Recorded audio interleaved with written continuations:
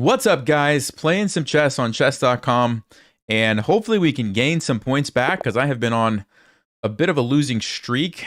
Maybe not the last, not the immediate game that I just played, but I think I lost 7 or 8 in a row prior to that. So hopefully we can get some points back tonight. Caro Khan, all right, let's go with the von Henning Gambit here with bishop c4. Ooh, that's not a move that I see too often. a6, what in the world is that? Well, obviously can't play bishop c4 like I wanted to, or we'll get captured. Yeah, all right. So I guess I'm just going to develop a piece instead. I'm trying to see what's the point here. They want to play like b5 and go for this setup, or what's the deal? I could still play f3 actually, which is the move that I would normally play. Yeah, let's do that. We'll stick with the setup. See if we can transpose maybe. Okay. So they're going for some sort of weird, like modern defense where this, yeah, I don't really know what's happening. All right, I'm not going to overthink this. Let's just develop some pieces here. Daniel, Alex, what's going on? Hangman, hey, Frankster. Good to see you guys. Let's go queen to d2, I think. So if I want, I can castle queenside here. Maybe we attack on the king side. We'll see what black's going to do first. Hey, Alan, how you doing? Hey, Connor. Merry Christmas Eve. Yes. All right. Do we want to take, or do we want to let him take here and go with the gambit? I think I'll just let him take. So now I can put the bishop on c4, which is where I usually like to go. So let's go ahead and do it. And we can transpose, actually, to some of the lines that I'm more familiar with. I really like when this f-file is open. We'll see if black's going to go for it. I don't think they will, but we'll give them the opportunity. We'll give them the opportunity.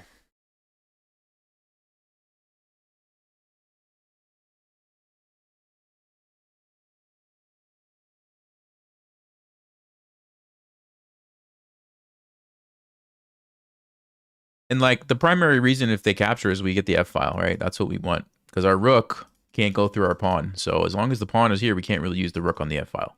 But as soon as it gets captured, we're good to go. The knight comes out, we castle. All right, there you go. This is great. That's what I was hoping for. And now I really could castle either way. Yeah. And oh, that's actually a blunder, I think. Let's see. Oh, maybe not, because my queen isn't there. Okay, I was going to say, usually you can take, go check, and you take the bishop, but my queen's not there, and we can't fork it because of this guy, so it's not a blunder. Okay, so I will just castle this way, I think. And I want to be able to recapture with the rook and hit the f7 pawn. But we'll see what black's going to do about that.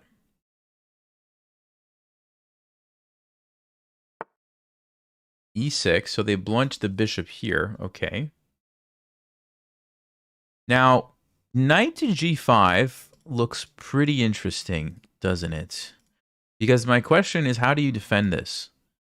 Knight h6 doesn't seem right with the queen and the bishop here. That just seems like a blunder. Somehow we'd probably just take and take. Yeah, so knight g5. Do you have another way to defend this? I mean, you could push it. No, you lose the pawn. Does black have any serious threats? Not really. Yeah, knight g5. I think...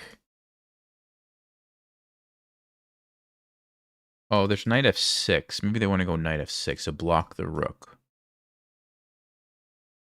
But somehow that still feels like, maybe we trapped the bishop. Like, it's just something about the position doesn't feel right for black. Yeah, I think let's go with knight to g5 here. I think we start with this. And I'm noticing the bishop doesn't have places to go to, right? Except here and here. But we can quite easily go h3 and g4 and trap that guy. No. Yeah, everything, it's blocked off. Because there was no pin, right? So I think black's in trouble. Let's see if they come up with anything here. Okay, they do go with knight f6, so they stop this.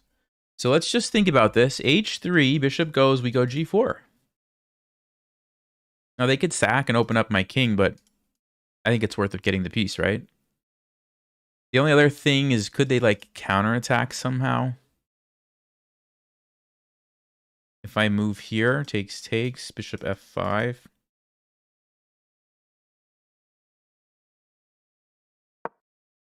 No, you know what I'll probably do against h6?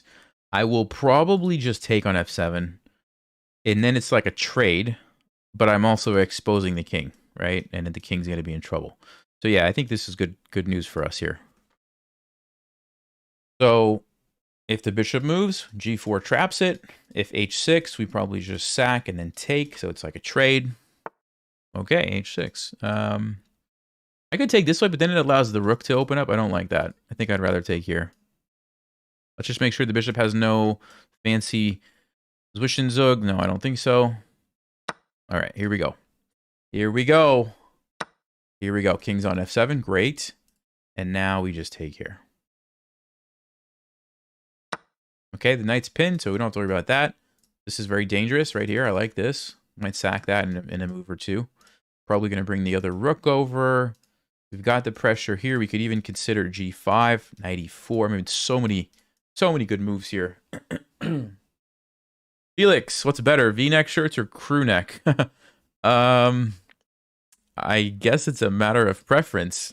I don't even know. Is this considered crew neck or V-neck? This is sort of like a small V-neck. You're asking the wrong person. Don't ask me about fashion stuff, please. I will not be able to help you. Just go ahead and say that right now. Okay, so knight e4. Got d6. g5 looks... Ooh, g5, yeah, because if we can take back with our knight, that's an amazing move. So knight e4 seems to be the move. Let's go. Let's go. You guys see what I'm trying to do, right? G5 attacks the pinned piece.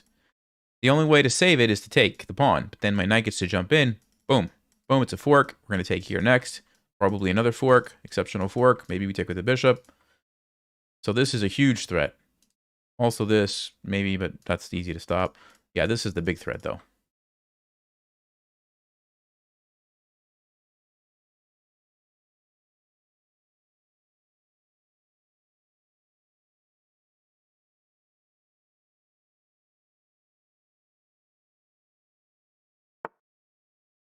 Okay, so queen moves, but that doesn't really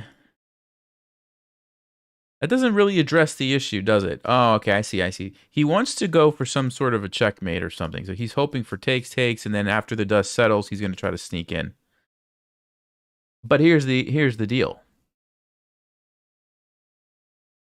Here's the deal. First of all, I could play bishop f4 right now. Or I could save that move for later. So g5 takes check, and then maybe we go bishop f4 and jump in after that. Yeah, that's probably the way. All right, so let's go ahead with g5. All right, we're trying to just win a piece. Okay, we go with the check.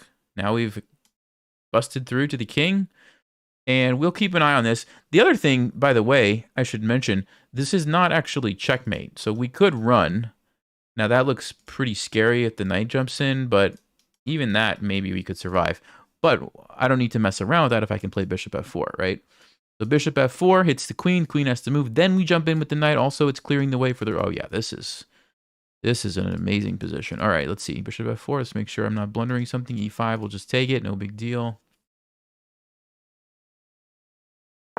Okay, so bishop f4. Tempo stops the threat. And then we could take that, or we could even just go rook e1. I mean, look at that. Rook e1, bishop, knight. Ooh, because we want to take with the rook instead. That's even more powerful, I think. This is a good start, guys. This is a good start. I don't see anything black can do, honestly. I mean, gotta move the queen, I think. I don't think e5 works. Let's say queen b6. Probably I'll just ignore that and play rook here.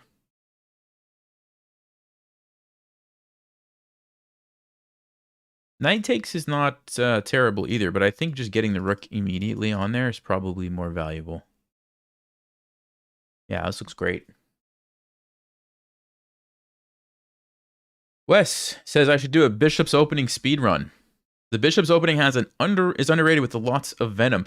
Yeah, you know what? You're right. I actually have played the bishop's opening some, and it is very dangerous, and there are some cool lines. Actually, one of my older courses, on my other course site, Actually, I go over some of those lines. I have like a white gambit course, and I talk about the bishop's opening. Yeah, it's good. That's definitely a good recommendation. Maybe we'll play a game with that later. Maybe we'll give that a try. Although it's been a while since I've looked at a lot of the lines, but yeah, it's still pretty fun. There's that it's like e4, e5, bishop c4, knight f6, d4. I think it's called a Urasov Gambit or something like that. It's really fun. Yeah, good recommendation. Thank you, Wes. Okay, so he's got the queen here, but that's defended. No big deal. We don't care about this pawn at all. That's the last thing on my mind. Let's go here. Let's just go here. There's like no way in the world.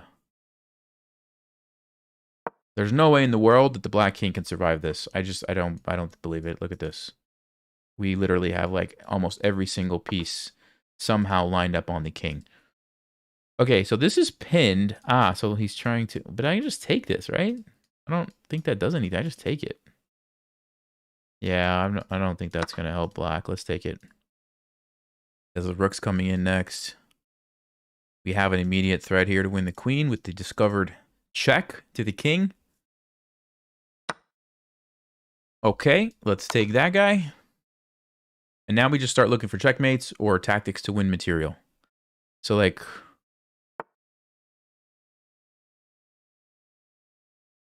bishop e6 obviously is a forcing move.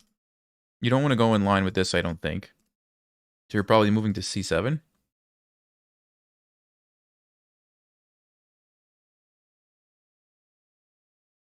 We could play queen f4. We could play... Oh, I wonder if there... Okay, hold on. Let's see if there's some crazy rook sacrifice. Check. The idea is to get my queen into the action. Let's see. Where does the king move to? I don't think you go here. That looks like you're going to get checkmated. So you would probably go... Here looks bad. Maybe here or here. Let's say d7. The queen can come in, but then you're going to run. Check. Yeah, you're going to get away. It's going to get away. So I don't think we sack the rook. I got to keep an eye on time, because I could easily spend all my time here and lose on time. So let's think about this. Knight e6 to hit the bishop. Knight e6 looks good. Bishop h6, though. Bishop h6, how do we deal with that? I move my queen somewhere. Okay, what if I just go queen f4? The idea is to go with check, and then the king can't go there because of this. Man, there's got to be like some amazing... All right, I'm going to go queen f4. Because it just looks to me like the king's escape route is like this, right? You get over here, now you're safe. So that's what I'm trying to prevent. You can't go there now because my rook can come in. So I'm threatening this. And I don't have to worry about bishop h6 anymore because I just take your knight. If you ever move the knight, I'm also coming in this way. But yeah, this is the big one here. Bishop e6.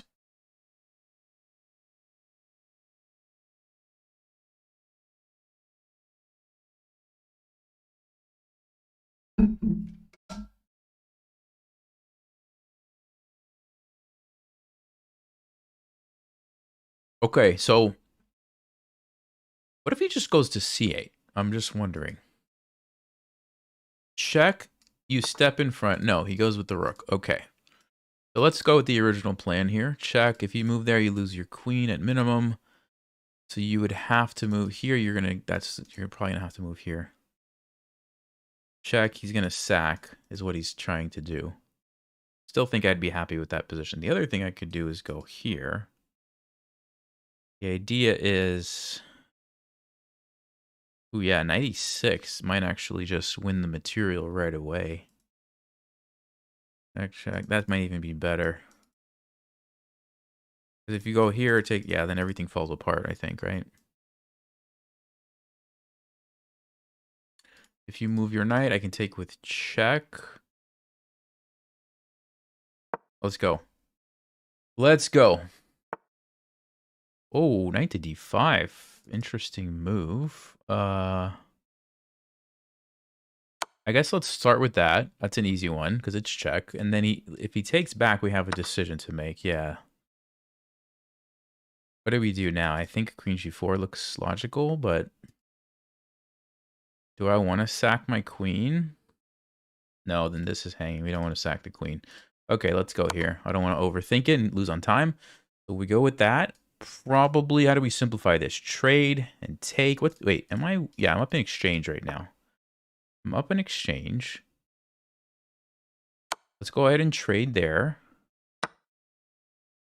Probably going to trade here. I could also... Let's take this one. Rob, hey! Thank you. I'll read that in just a second. I'll read that in just a second.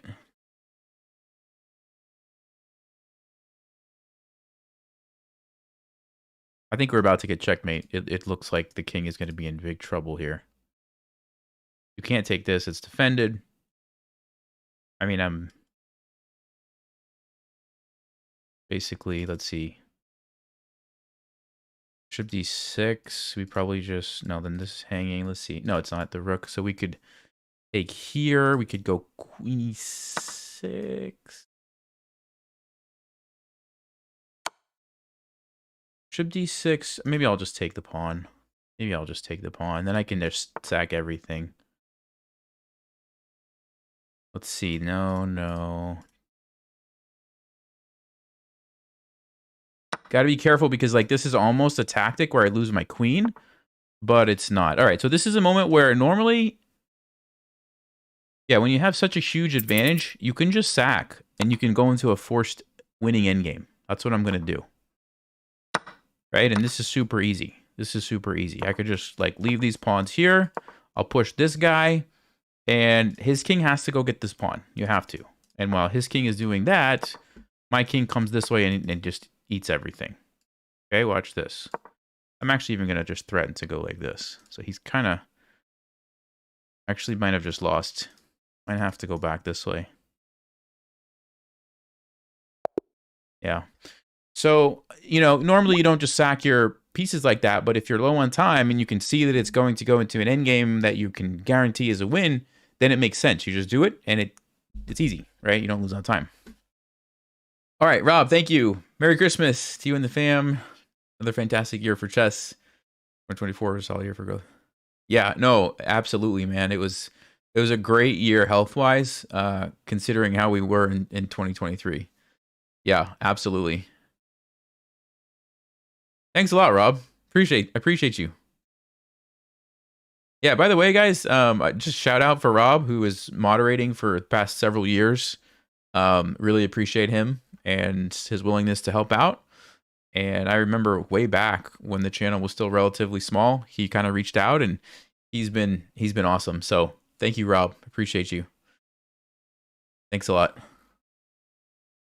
Yeah, everybody say thanks to Rob, if you don't mind. All right, cool. Good game. Let's check the game review. And okay, pretty nice game. We had a bit of a mistake here. Let's see what this was all about. So he messed up with the bishop coming out. And I should have played knight to g5 immediately, hitting this. Oh, you know why? Oh, okay, I know why. Because if you play e6, then the h3, g4 idea that I said can happen immediately, and my king's not even over here. It doesn't really matter. You just go for the bishop right away. You just trap it. Yeah, I didn't think about trapping it until later after he played e6. But Stockfish is basically saying you play knight g5, you don't force him, but you encourage him to play e6, and then you can trap the bishop.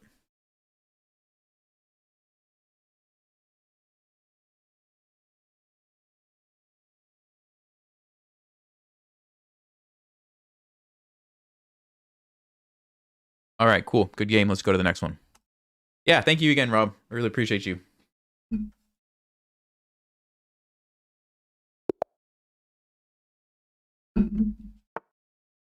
All right. Milos 303.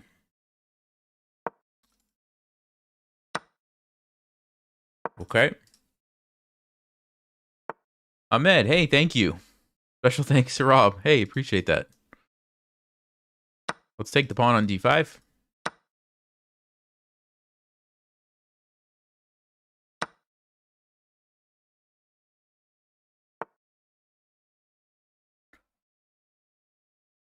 Okay. Wants to trade the queens. I'd like to do it on my terms, though, rather than developing a knight for white. Maybe I'll just go e6 for now and let him see if he wants to trade. Did I cure my gout? And if so, how? Yes. I mean, it hasn't come back, so I believe you would say cure is the right word. I just changed my diet, eliminated a lot of sugar. I don't eat sugar too much anymore. Just in general, like processed foods, you know, fast food, stopped eating all that kind of stuff. I eat more vegetables, just like a cleaner diet, basically. Drink lots of water, and yeah, I started supplementing. So like, I took a blood test that kind of shows, you know, if you're low in certain things and what you need to supplement with. And so I started doing that, and then doing a little bit of exercise, and yeah, a combination of that, and it hasn't come back. I have this theory, and I'm not a doctor, but hold on, I'll tell you my theory in just a second. What do I want to do with this bishop? I'm thinking f5, but I'm wondering. Yeah, let's go f5. So I have this theory that my gout was somehow related to when I had COVID, because it all just happened at the same time. It was like such a coincidence that like all of a sudden I just randomly have gout, and it happened right when I was having all this weird stuff with COVID. And so I have this theory that so uric acid is what causes gout. It builds up, right? And I was doing some research about it, and like uric acid in and of itself is not like a terrible thing. Like if your uric acid is too low, that can be bad also, right? So my theory is like something with COVID was going on, so the uric acid was like high to kind of deal with that, and that's what made the gout flare up. And then once I kind of got the COVID under control, then the uric acid went back to normal and the gout went away. So that's my theory. Like I said, I'm not a doctor, so I don't know if that makes sense or not, but I did a lot of studying, and that's kind of what I came up with as a possible theory. Let's just keep it simple, I guess, for right now. We'll just double up, I think, with the rooks here.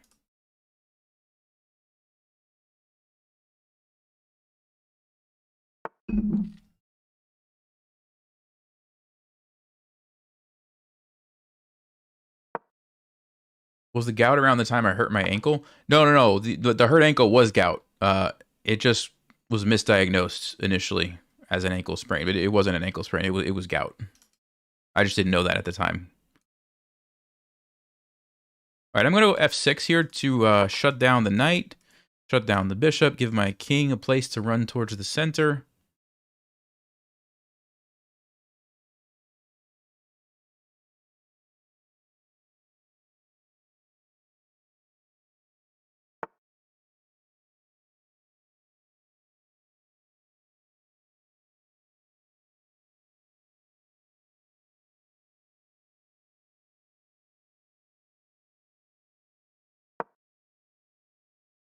Yeah, I cut out red meat initially too, and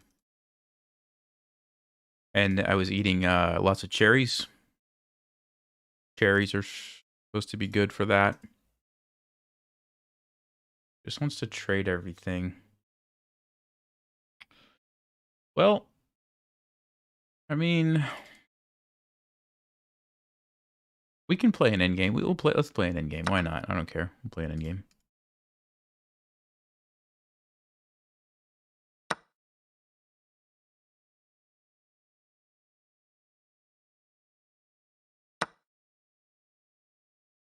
So it's dead even, but my experience has been that these Endgames don't usually end in draws. Somebody messes up at some point. Let's see if that's going to happen here.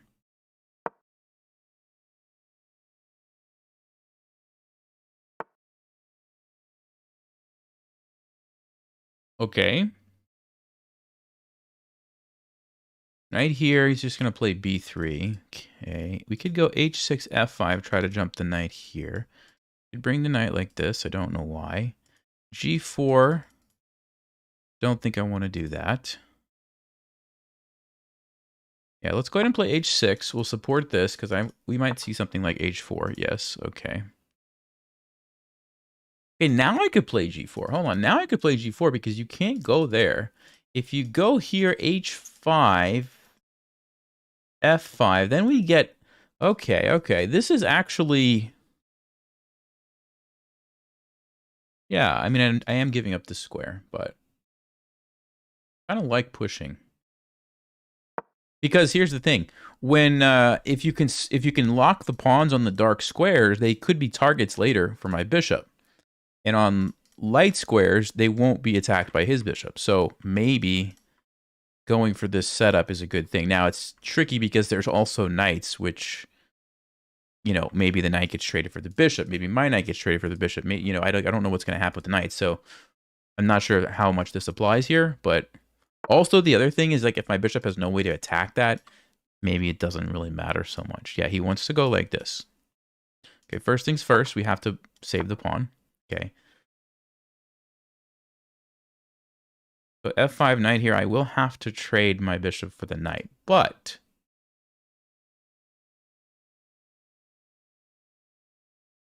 then we get to jump around with our knight. I think I like that. Because it's kind of a closed off position, I think the knight's going to be more effective. So I will do that. Now, if he goes with the bishop, okay, I don't want the knight to jump in, obviously. That just loses the pawn immediately, right? So here, if I go with the king, takes, knight jumps in, I don't have a way to save that. That's actually a problem. Yeah, that's a problem. So we have to move this. We do have to move this. Let's go back here. And how do we save this pawn? f5, knight f6, I guess? Okay, let's go with f5. And I'm probably going to put the knight on f6. Maybe we jump in here.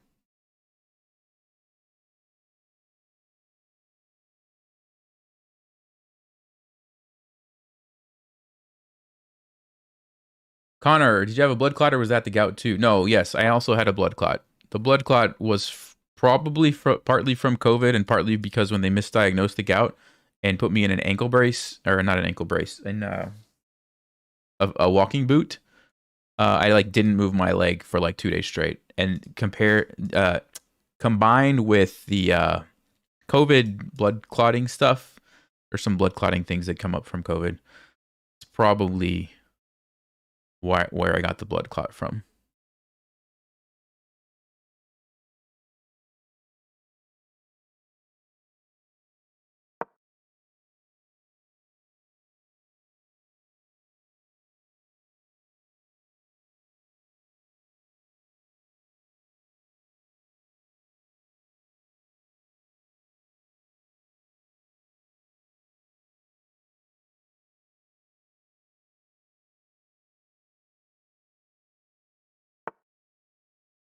All right, so now I could take it if I want and defend with the knight. The problem is I can't move my knight or I lose the pawn.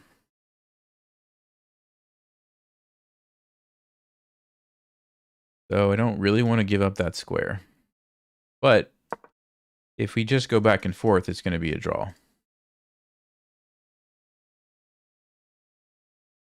Do I have anything else that I can do? Maybe c5.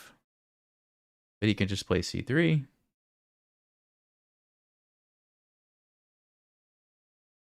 Knight f6. No, we don't want to do that. We do not want to do that. bishop here and then c5. Okay, I can do... Yeah, let's start with c5, I guess. Knight f4. Basically, I'm going to say... Actually, no. Maybe I should start with the bishop. What I'm trying to see is if I can get my bishop here to here to here to here. This is a bit risky.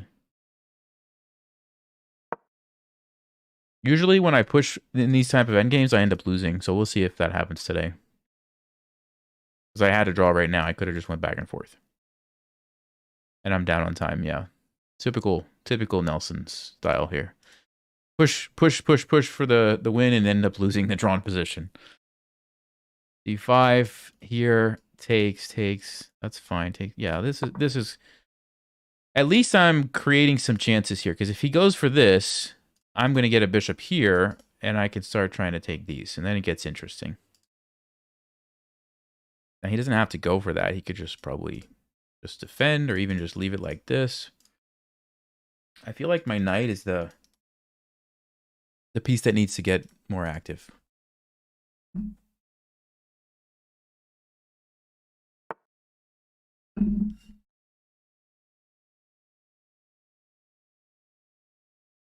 Yeah, he wants to come up and defend. So what if I go like this? That's a good square for my knight. He jumps in immediately. We take. Takes.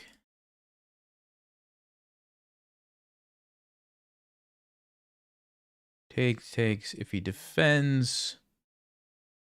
let's see. Yeah, actually, if he goes knight f4...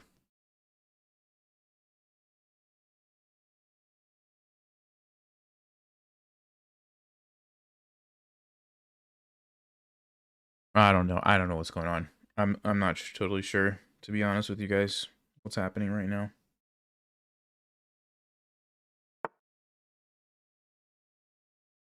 Okay. I guess he could have even just taken that, now that I'm looking at it. All right, definitely feel like my knight is better placed here, though. This is a good square for the knight. Kind of controlling all the important squares, right? So...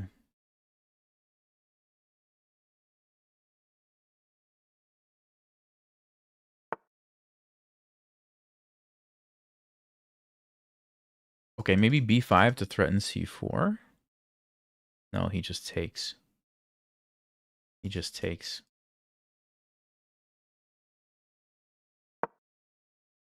I'm going to flag, too, if I don't pick up the pace here.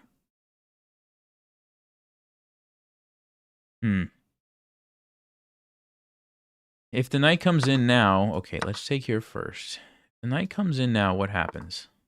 Probably have to take it. I'm going to take with the bishop, I think. Yes. Let's go here. Keep that from happening.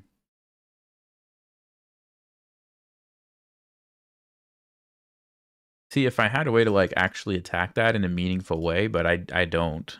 So... I wonder if we can try to trade bishops. I don't want to put the pawn on that color.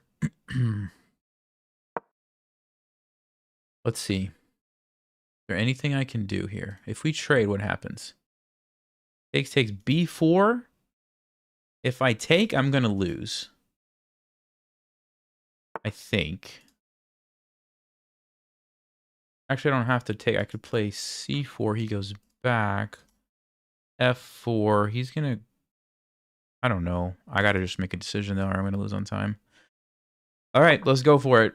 Well, let's go for the king and pawn ending here, guys, and let's see. I don't actually know.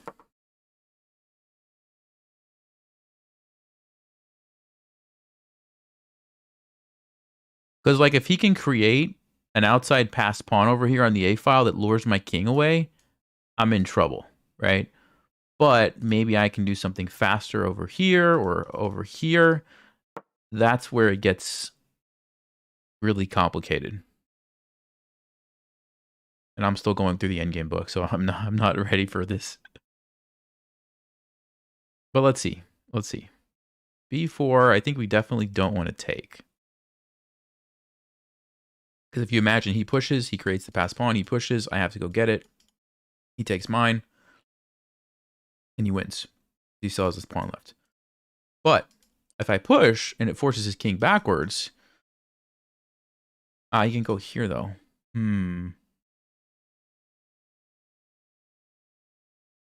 He just goes there.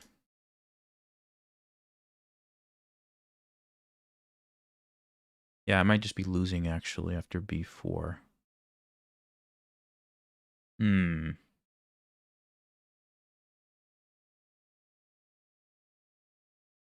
Check king here. What do we do? What do we do? f4, sack the pawn, run here. He jumps in. We take. He can push. We could take. He only needs 3 moves. I need like 5. I think if he plays b4, okay, that's probably a good move too.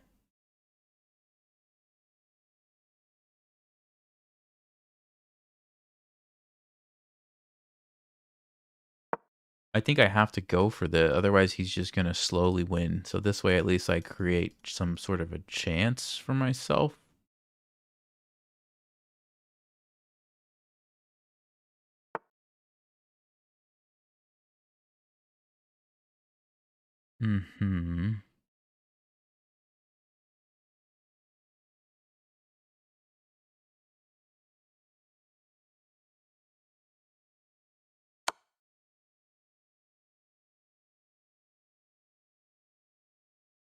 It's a little bit different now because now he has to go back.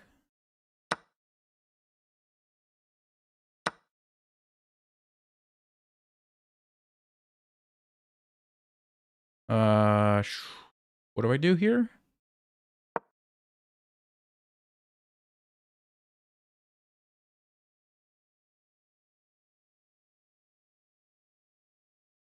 I wish I had like a few more minutes to think about this, but I'm going to play b5 and I think I have to go get it. Means I'm probably going to lose.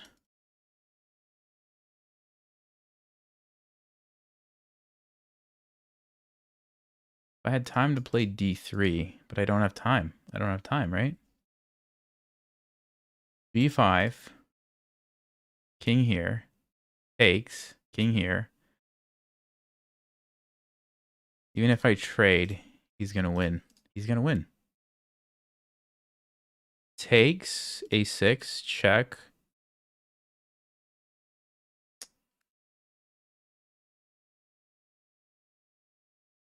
I don't see a way around this. Hey, why did he take? Why did he do that? I guess he's still going to win. Yeah.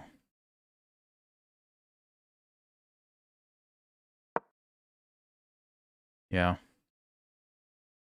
Every time, guys. I'm telling you, every time. Try to win the drawn position and you lose. Like, it's what I do. What I do. Yeah. Super easy. Yeah.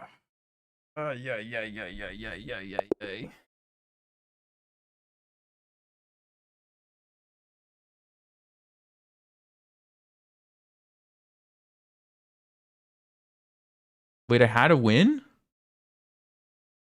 I had to win. What? All right, hold up. It was a draw. Even this is a draw. I mean, all right. What's the draw after b4? What do you do, Stockfish? What do you do? King d6. Only move. Only move. And if he pushes, this is a win. Because his king can't come in. And if he goes c4, wait, what? What? Why is this a win? Oh, it's Zugzwang? Oh, man, look at that. It's Zugzwang where he has to give you the pawn. Wow. Okay. Didn't see that. So that's if he plays b4. He didn't do that. He played a5, still a draw, and I still have to go with king to d6. So getting my king over immediately and leaving the pawns, this was a terrible plan. This was a terrible idea. Okay, so if I would have just gone here, and let's say he goes b4, this is a win for me. Wow. King c6, king b5. Interesting. Even though he can get all these pawns, I'm going to be faster. That's incredible. I'm going to be faster. Yeah. Because he has to just spend so much time. Wow. So just bringing the king back was the, that was it. That simple. And if he goes for this, what happens? Now you play d4, and he has to go back to guard this pawn, and you win. So he has to play c4 only move. See, this is why these endgames are so tricky. There's all these like ideas, and you either have to like somehow understand them, or you have to be able to calculate all these moves, and it's not easy to do, right? Like, all right. So anyway, back to the game. I played this, which was a losing move. He blunders, and I have a win in this position. I have a win. The move is, all right, you guys tell me what the move is. Go ahead. What's the move? One move wins for black. I did not play it in the game.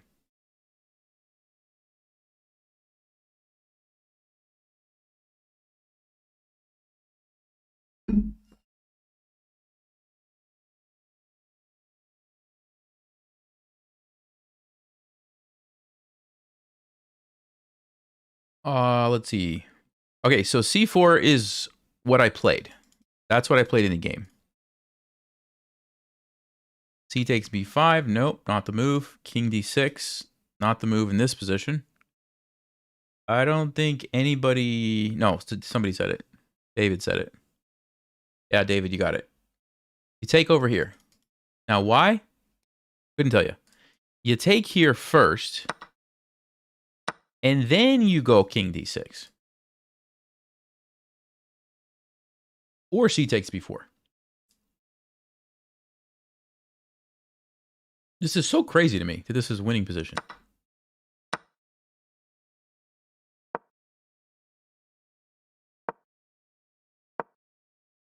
Because you get there in time. And if this happens, again, it takes him longer and you win because of this. Wow. That's all I had to do. Just bring the king over. I don't know why I didn't do that. I don't even know why. I played c4. Okay. And even here, I'm still fine if I just bring my king back. Although it's draw. I panicked. I was like, I'm going to lose. I have to do something crazy. And I played d4. But I don't have to panic. Go here. Go here. And just move back and forth. And if he ever pushes, now I win. Now I win the game. Believe it or not. Look at this. How do you win this? Aha. But I mean, realistically, like, there's no way you can calculate this with 30 seconds on your clock. Even if I had like 5 minutes, right? It'd be difficult to calculate all these different lines. Because you kind of have to see them ahead of time. You can't just like, go down one path and hope it works out. You have to calculate. Crazy. All right, so my critical mistake was d4, not bringing the king around to stop the pawn right away. And now it's a totally different story. Because b5 at this point is different. Oh, you know what the difference is, guys? You know what the difference is?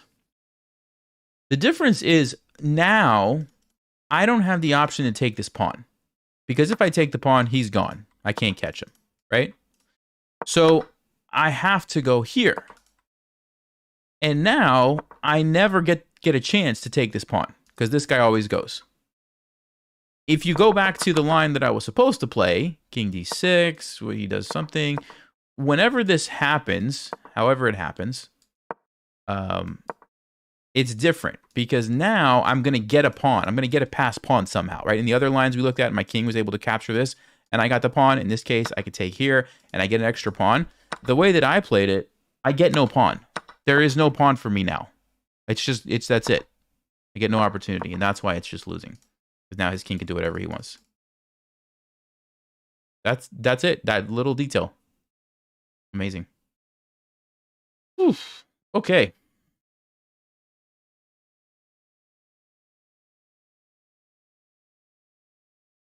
Wait, Rob, are you being serious or is that a joke? Like, was that an actual position from Soman's book? Or you're just saying like he covered a similar situation?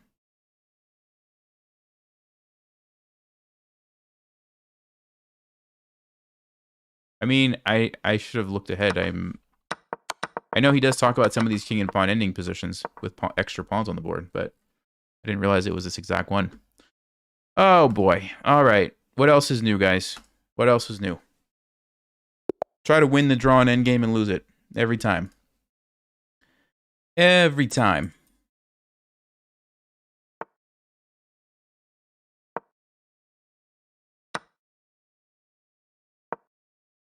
You know what? I probably shouldn't go for those end games all the time. I think I'm better at like the middle game in these attacking positions. So I should probably try to steer clear of those types of situations from a strategical standpoint. Because I mean, I've lost a lot of games like that, right? A lot of games like that.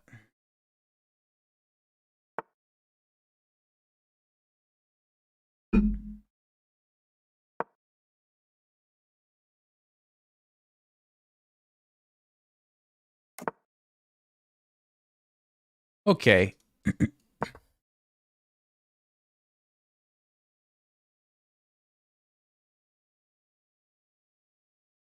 I'd like to castle. All right, we got to do it. This is the way.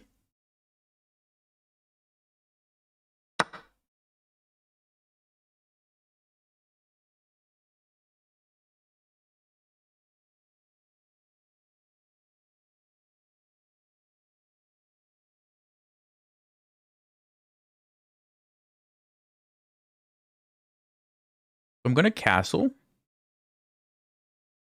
Also going to try to get my bishop here. Also might try to push these pawns at some point. Maybe bring the knight in. We've got a lot of things we can do here.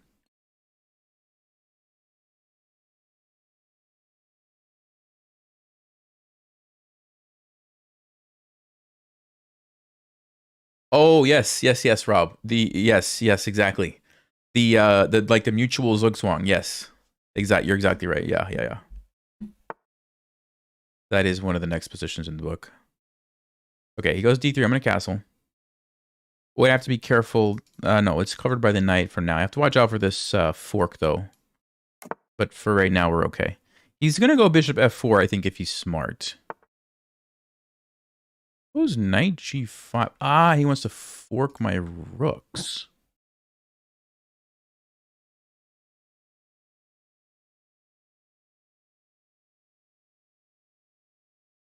Okay, let's see. Can I go queen f5, queen g6?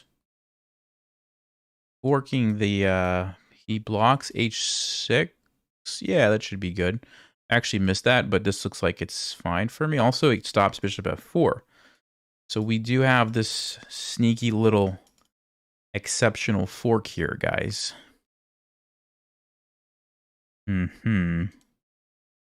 Yeah, you don't want to do that because h6 wins the knight at the end. So what's he going to do instead? He probably didn't see this. That's a hard move to see, probably.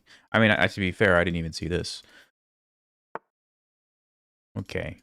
Does that change anything? Check. Now he brings the other knight, maybe? We can't take, because there's that bishop g4 that I was talking about, right? So this is a big threat. This is a big deal.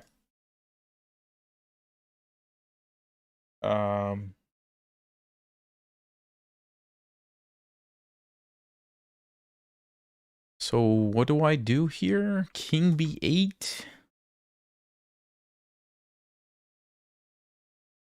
Or e6? Let's say I go e6.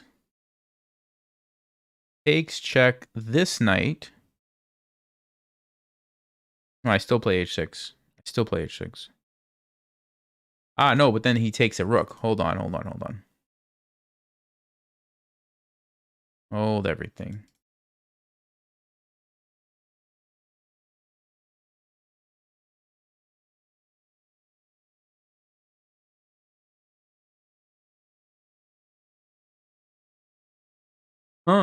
Interesting, interesting. Okay, oh, what if I do, okay, what if I go queen g6? Queen g6 pins the knight temporarily, also defends the pawn, and gets away from the nasty pin. That must be the move. That must be the move. Because what he wanted to do was take and then defend with the other knight, and even if I played h6, he was still going to grab a rook, and I was going to lose material that way. Now, maybe it was still playable for me because of his king, but this might be better.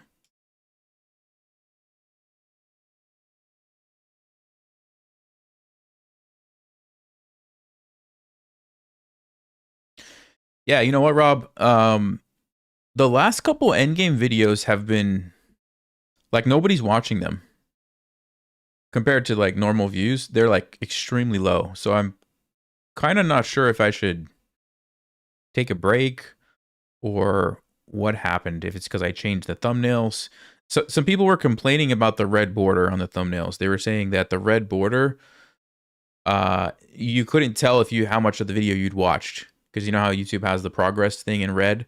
It was like covering that up when they would go to like the home page. So I tried changing it and it's like, I don't know if that's what it was or if the just not interesting topics or what, but like nobody watched it. So I'm not even like sure what to do about that. Okay, hold on, hold on. Is he not just blundering something? He wants to go bishop h5. I get that. He wants to go bishop h5, and then when I move, he wants to take. But you know what?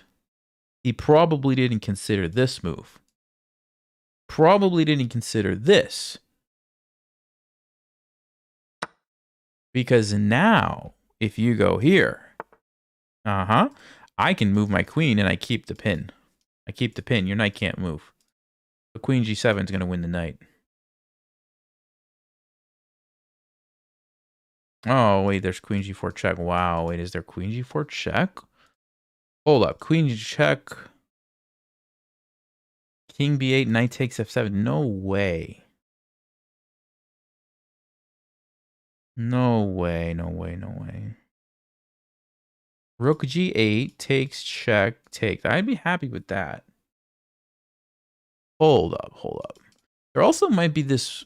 Oh, but no, f5 is not going to be good because I'm not attacking the knight. This is crazy. This is crazy. Queen g4 check. All right. I might have to just go for it here, guys. Let's just calculate. e6. He's going to take here. I'm going to take his queen. Or am I going to play rook g8? Does it matter? It might not matter. Maybe I need to play this first. So let's say I do that. He doesn't want to take because... Well, maybe he does, actually. All right, hold on, hold on.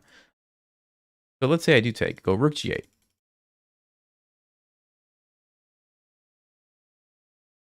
If he tries to play f3, we have f5. If he tries to take my rook, I take with the check, and then I take him. So I get the 2 pieces for the rook. Now I sack the piece.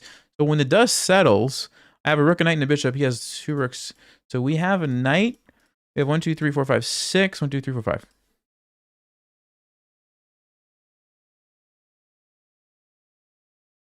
So we have a knight and a pawn for a rook.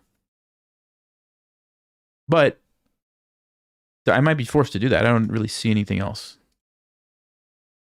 I don't really see anything else. f5, he can just take if he wants because I don't even have this.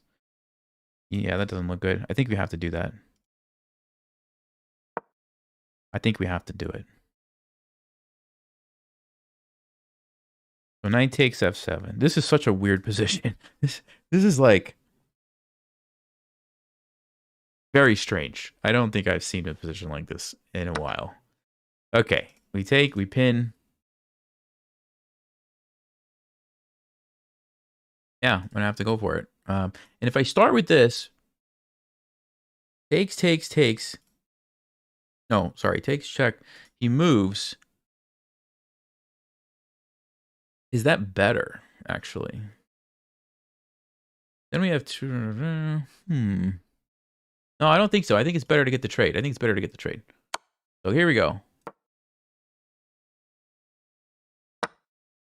Okay, he's gonna take here.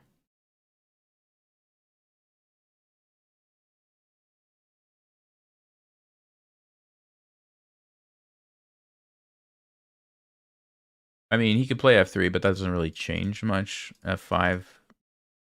Actually, yeah, that might even be worse for him. So we take this, and then we take this. So, knight and a pawn. But his king, it's not really that weak, because I don't think I can do anything with this. Maybe. Actually, hold on. There might be a little something here. Maybe a little something. Bishop's coming out. His king is cut off. If we get the knight over there somehow, there's a lot of different ways to do this, actually. Yeah, hold everything, guys. We might... I mean, okay, a knight and a pawn for a rook is not like the end of the world, just by itself. But if you get counterplay, sometimes it's actually good, right? And this might be a situation. This bishop coming with tempo looks pretty dangerous. If king h3, h5, and then we like somehow try to get our knight over there. Okay. I think I want to go here with the check. I want to develop it, so may as well do it with a check, right? Oh, he goes f4. Okay. e5. e5 looks nice. Got to speed up a little bit. I don't want to get too far behind on time, so apologize if I stop explaining everything.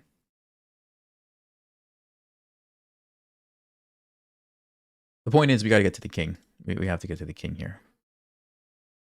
If you take me, I could take either way, actually. Probably the bishop. Yeah, probably the bishop. Okay. I guess I'll defend. If he goes rook g1, what do I do? Do I play f5? Or do I just trade and grab the pawn? Let's go f5. Because then we can fix our pawn structure here and still grab the pawn. Actually, no, king g3. Take. Yeah, I don't know what's happening there.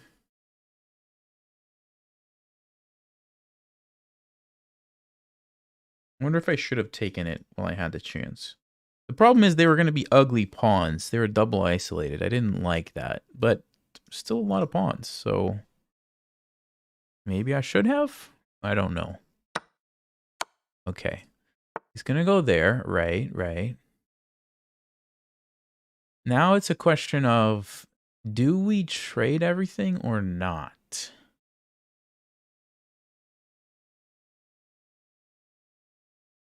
I'm going to go on the offensive here because I have this and I also have this. This would be an exceptional fork, I think. Yeah, this would be an exceptional fork, guys. Yeah, I guess this would be an exceptional fork too. So we have the potential here. I forked the forks. I forked the forks with my knight. That's what I did. Because now I get this one. That was an exceptional. That was an exceptional fork. It was a fork threatening a fork and a fork. So yeah. Oh my. That was insane. Knight b4 was insane. Wait, what? Takes. No, so I do this. Wait, what?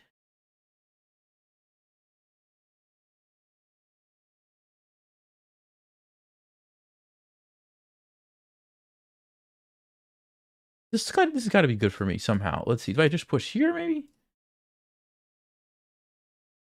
Yeah, let's do this. He's gonna go back. We could go check. Can also grab this if I want to. Not sure if that helps me that much because he has rook b1 and I have to worry about this kind of stuff. So I might just leave that, actually.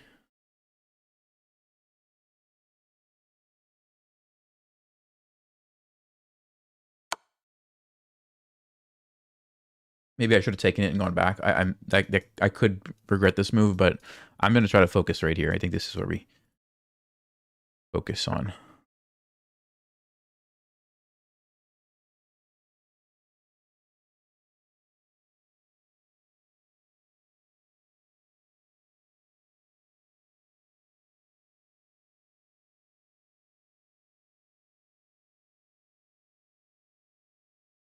Come on.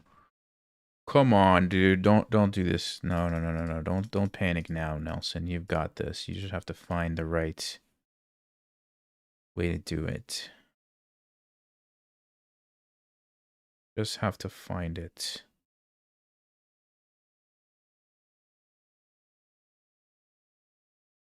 Okay. I don't know if I push because he's got this. So how do we stop that? I bring the knight back to defend. What do I do? What do I do? Bishop in. I could also run with my king, which I really want to do. I think the king's got to get up here. I think that's what we got to do. Could be wrong. Just feels like my king needs to be on f5. These pawns are dangerous.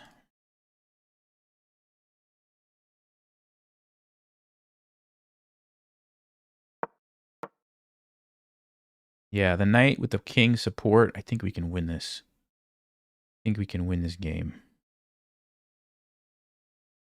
As long as my king gets up here, we're in good shape. I think. Could be totally wrong. But this looks scary for white.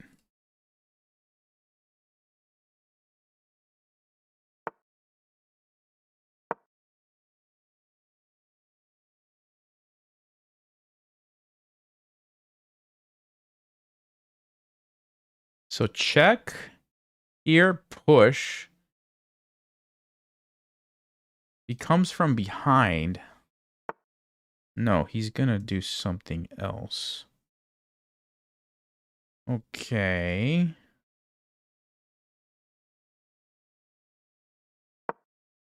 Let's try to set it up. Let's try to set up the knight to support here. Knight h4, g3. Yeah, because this is what we need. This is what we need. Do I check first or do I... Let's go with the knight first. So we're setting it up. If he wants to sack, he's not going to be in time, right? No, I don't think so. Here. Yeah, we're good. So here we go. We got g3 coming, guys. So g3, the knight is supporting the pawns. King's coming up. I mean, this is looking really good. This is looking really, really good. There it is.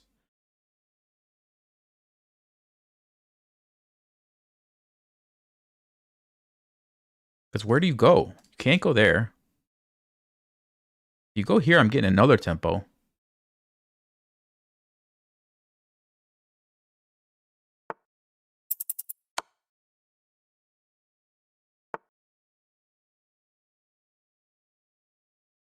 Here.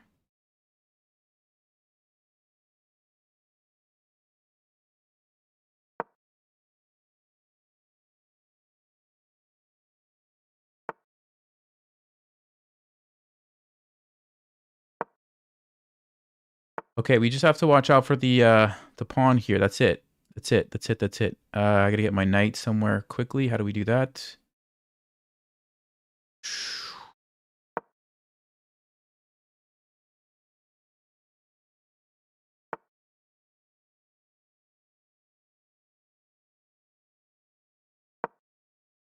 Stopping the rook. I think he wanted to pin me.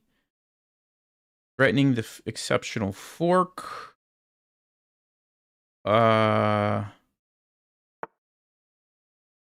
Stop that. He'll threaten this.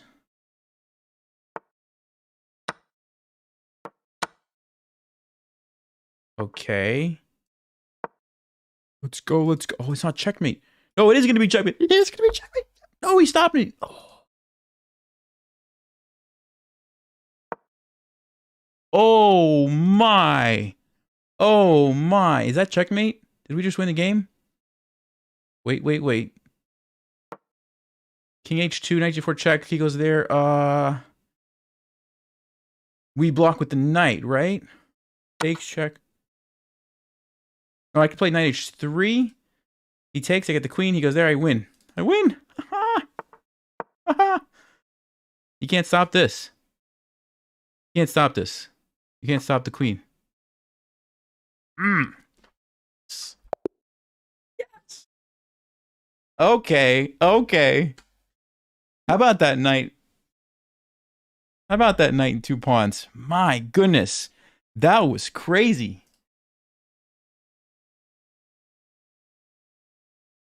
That was so crazy. Oh wow, we were like never losing this game. That was pretty good. All right. Oh man. Let's just go straight to the end game. I just want to see that. That was really cool. Yeah, so he messed up somewhere. Yeah, I actually thought he was going to bring his rook down and he didn't. And I think the reason he didn't was because he was worried about this check, and then he moves, and then I'm going to like start taking his pawns. But then he can check me here. He can like take these things. And this was, yeah, Stockfish says it's a draw. That's what he should have done. But he got scared about that. So I think he was just trying to wait a little bit to keep that covered. But it allowed me to position my knight. And now you can't stop this. Now you just can't stop this. It's too powerful. Oh, that was a blunder. I had to bring the king up. I had to bring the king up first. And the reason is because why? This is crazy, guys. This is crazy. He has to go rook D. No, E1. Rook E1 or D1. E1. Okay, so let's say rook E1. I was probably gonna move my king at this point. Ah, he gets a blockade. That's what the problem was. So what I needed to do was move my king first. Go with a check. And then push. And then come up. And you win. So I messed it up. But he didn't see that. And somehow we got the knight around. Nope, that was the wrong move. Knight F5 was the move. Why? Why knight F5? Knight E3? Are you kidding? You give up the knight just to clear the way for the king? Ah, so you can do this. And he can't stop you. He just can't stop you. He goes here. Doesn't matter. F2. He goes here. He's going to get a queen. But I get one first. If he takes, you take back with the check, and you have time to stop this. So he would probably get his own queen. Oh, but then I take here a check. Or even get another queen with check. Look at this. Oh, man. Stockfish. Stockfish, stop it. Stop it. You can't take this. Oh, man. All right. So it was messed up by both of us. This is still a draw, somehow. This is still a draw. This is amazing. Nope, he had to go rook d4 check. He had to go here. I move. And then he can push. I take, he takes. And then I have to go stop this pawn because I don't have a way through. Wow. Isn't that... Because if I go here, he sacks it. And he wins. He wins because I can't get through. Wow. What a crazy game. So, he missed it though. And he pushed. And now it's check. It's a forced checkmate. And oh, I missed it again. Same thing. He's got rook d4. Now I saw it. And now it's over. It's forced mate. Knight f2, yeah. I'm glad that I found this. This is really nice. This is really nice. So if he doesn't bring the rook up, you checkmate with the pawn. So he has to pin you. But then knight f2, I'm threatening the rook, but I'm also threatening here. Checkmate. So the only way you stop that is by sacking your rook. Yeah, and then we saw the game. You can go here. I get the queen. Checkmate. Oh, amazing. Amazing.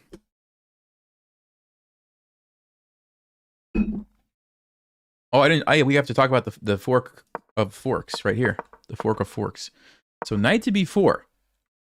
Forking this and this. So we've got multiple things. Stockfish says the best thing was to take here. Let me get the fork. Move your rook. Let me take here with check. Move your bishop. Let me take this. And we have a relatively equal position somehow. Okay. He decided to save that pawn, but that allows this, which is still a relatively equal position, which is crazy. Was it better to take this pawn? No, it actually wasn't. Not because of rook b1, but because rook h1. He sneaks over here. Yeah, okay. It's getting crazy. All right, guys. I am going to let you watch a sneak peek into my Breaking 1500 course. Okay? So, I haven't done this before, but in theory, I should be able to press this button over here, and it should just start playing it. Okay? So, let's see if I did this correctly. Hey guys, in this lesson, we're talking about the overloading chess tactic. So overloading is when one piece, one of your opponent's pieces, is doing too many things at the same time. It's trying to defend maybe 2 things, but it can't, or it's trying to defend 3 things, but it can't. Something along those lines. And if you can force that piece to choose, say, okay, it has to keep guarding 1 or do something for 1, and then it can't do the other thing, you can sometimes just win a piece. So in this position, white has just played the queen up here. And if you look carefully, this pawn on f2 is actually defending the queen, but it's also defending the bishop. And we, as black, has the queen there and the bishop. We have both of those pieces attacked. They're both defended by the pawn, which means the pawn is overloaded. So how do we take advantage of that? Usually you want to start with the high value piece. So in this case, it's the queen. We're going to trade that. And then at the end, since they have to take back because we just took the queen, now the bishop is undefended. We simply get a free bishop. Okay. And the reason you have to start with the high value piece in a lot of cases, or the one with check or something, is because if you start with the other one, well, then it gives white the opportunity to trade queens first and then recapture. And we didn't really take advantage of the overload there. Okay. A lot of times you'll start with the largest piece or the one that puts them in check, something like that. Okay. That's the idea. And it's really straightforward as far as understanding it. It's one of the tricky ones, I would say, to actually see in a real game because you kind of have to be paying attention. And sometimes the overload is not obvious, right? Like I'm telling you, hey, it's the pawn. It's right there. But finding the piece that's overloaded in the middle of a game can be tricky. All right, let's take a look at a couple of easy examples to start off with. So this position, white has just played rook takes b4. What should we play here as black? All right, if you had a chance to look at that, so the first thing you need to do is identify the overload, and in this case, you can see the queen is actually defending the knight as well as the rook, and we have both of those pieces attacked. So again, which one should we start with? Probably the higher value piece, and in this case, it's also the one that, we don't want to allow this trade with the check, so it's another reason why we would start over here, and then we force white to capture us, and then the knight is no longer defended because the queen left. You simply take the knight. Okay, so same idea, just another setup here. All right, let's go to the next one. All right, so black plays bishop to h3, and now we have an overload tactic. What's the move for white? All right, if you had a chance to look at that, so the queen on d7 is the piece that's overloaded. It's defending the knight. It's defending the bishop. We have both of those attacked, and so we have to choose one to start with. Now, obviously, we don't want to start here by giving up our queen. That doesn't make any sense. So we would have to take this way. And we lure the queen away, and then we grab the knight for free. Okay? One more relatively easy one, and then we'll jump into some intermediate level. All right. Black has just moved the king. It's now our turn. What should we play? All right. Well, if you had a chance to look at that, so there's actually a checkmate on the back rank here. if the rook has to block because we simply take it. So for example, if I go here, that's just a checkmate. So you didn't need to understand this mating pattern. So if you weren't familiar with this mating pattern, maybe this one was actually a little bit more difficult. So don't feel bad, even though I said it was easy. But if you knew that, then the question would be, okay, but I can't go there because the knight, or the other rook, I can't go there because the knight. And you should have been able to put, 2 and 2 together and say, wait a second, this knight is having to work double time, or it's overloaded to stop both of the rooks. So how do we fix that? Well, we sacrifice this guy to get the knight out of the way, and then it's clear for the other rook to come in and deliver the checkmate. Okay? And we did need to start with that one and not this guy, because now we don't have checkmate. It's it's just not as good of a move. It gives black time to do something. They can just defend their knight, and the game goes on. Okay? So that's the idea for that one. All right, let's jump to some intermediate levels. So here, white has just played knight to d2. It's our turn. What should we play here as black? All right, well, if you had a chance to look at that, so this is what I was talking about, where sometimes it can be tricky to identify which piece is overloaded. And in this position, it's actually the rook on e1. And how do I know that? Well, the rook on e1 is defending the bishop, so that's pretty obvious. But it's also defending this guy, because if I use my battery to start trading stuff here, white's going to need that rook to recapture at the end of it. But if they do that, well, it leaves this guy undefended. Okay, so a little bit tricky to identify the overload there. But once you get to this position, now you can kind of see the rook is either stuck. He has to stay here guarding the bishop, but then we got that for free, or he has to take, but then we can do this. Okay, let's go to the next one. White has just played queen to d3. What should we play here as black? All right, guys. Sorry to cut that off, but I was trying to do it at a good moment. You at least got to finish the one example. That keeps going, and then they get harder, advanced master level. And then there's I think there's 20 lessons just inside module 4, which is the tactics module, that are just like that, except on different, different types of tactics. And then there's a bunch of other modules too. So it's got a lot of content, but that's just kind of an example of some of the stuff in there. So, whoever said, I don't remember who it was, but whoever was like, hey, this would be a great time to play some Breaking 1500, thing. Thank you for saying that. Cause I used to just have nothing when I would take breaks. So whoever said that, thank you. Hey, Steven, how's it going? Okay. Cool. Let's go ahead into the next game. We got some points back there with that epic win. That was a good one. That was a good one. On screen. No, on scene. On scene commander. Ooh. Ooh. I'm going to play them, but let's just keep an eye here on this commander. Knight f3. I guess we got to take it. I guess they're going to go knight to g5 here. Is that what's happening? Oh, knight to e5. Okay, I'm not familiar with this one. Can I just go knight to d7? Is this a bad move? Is this a bad move? Am I falling for some kind of crazy trap here? Check, g6. You jump. Oh, I don't think so. Bishop c4, e6. Because what I want to do is just trade off this knight, and then you have no problems. Let's see. I don't think that this is a bad move.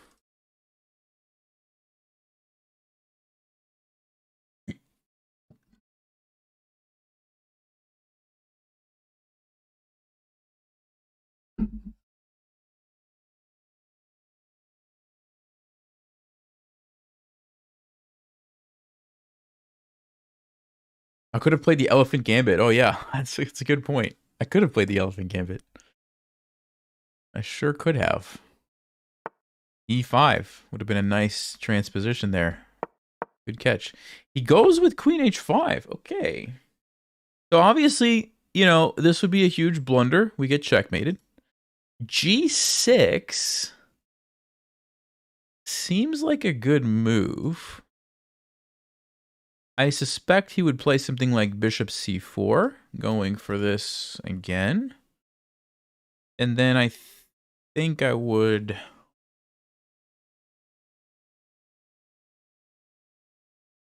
Let's see. Takes, knight f6. Yeah, that should be fine. I could also just take it. I could just take it.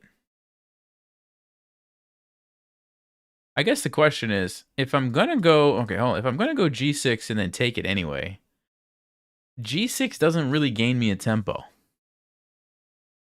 What if I go g6, bishop c4, e6? Queen moves. Oh, then you lose your knight. Am I missing something here, guys? g6, what is he gonna do? Take this? I just take it. I'm not seeing it. I'm just not. Queen g5? No, that's no good. You get forked. Am I missing something? Like, what's the deal? What's the deal?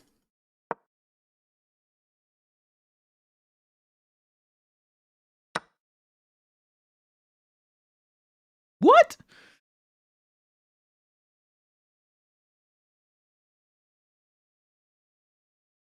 Don't I just win a piece? What's going on? What's happening?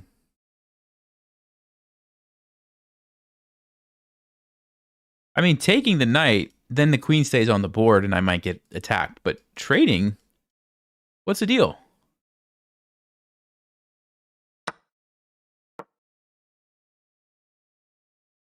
I don't see it. I don't see it. I'm sorry. I'm just up a piece. I mean, yes, to be fair, I have some double isolated pawns. Okay, fine. But is that really his plan? Just to give me double isolated pawns? You sack a piece to give me double isolated pawns? No. No, I don't believe that. Let's just develop. This is great. This is great. We've survived the opening. We have definitely survived. There goes one of my isolated pawns. He's got 6 pawns. I've got 3 healthy pawns, and these are probably safe. This one might get captured, let's just say, in theory. So yeah, 3, 4, 5 against 6. We're just up a piece. We're just up a piece. So just a question of how do we develop our pieces now?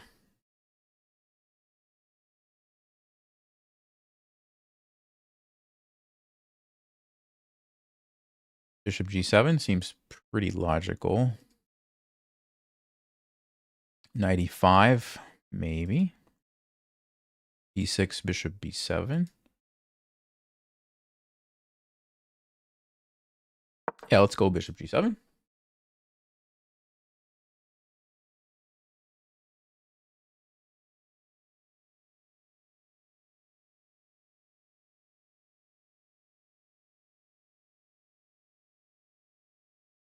Yeah, I don't know what that opening was all about. It just seems like we just got a piece. I don't quite get it.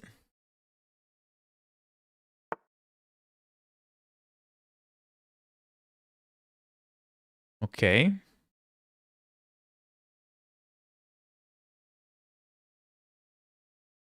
He is going to be able to bring both of his rooks to the center here. So let's think a little bit carefully about how we want to develop. Maybe knight e5 here.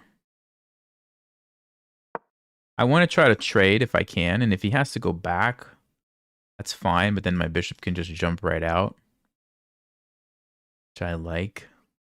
Yeah, bishop e2. I think we just go bishop f5. Check. I think I'll just move my king over here. Oh, this one? Okay, now I'll go c6. And now I'll go c6. Gain a tempo. Now he could castle if he wants, right? Here, bishop f4 is a bit annoying, although I think we're fine. Or I don't even have to worry about that. I just go king e8. Yeah, I think I'll just do that instead. No need to allow any shenanigans here. You just slide the king over. Bishop now has to move, probably back to e2. Okay, great. And then we can keep developing. Maybe bishop f5. Bishop e6 looks like it could be problematic. Let's go bishop f5. I could go bishop g4 first to try to bait him to play f3, then go back. Does f3 help him or hurt him? Let's just go here. I don't think it matters that much. Although on f3, you can't take my pawn, but not that I care about that pawn. I don't really care. That's fine. We'll go here. Yeah, he's going to take the pawn, but who cares? Who cares?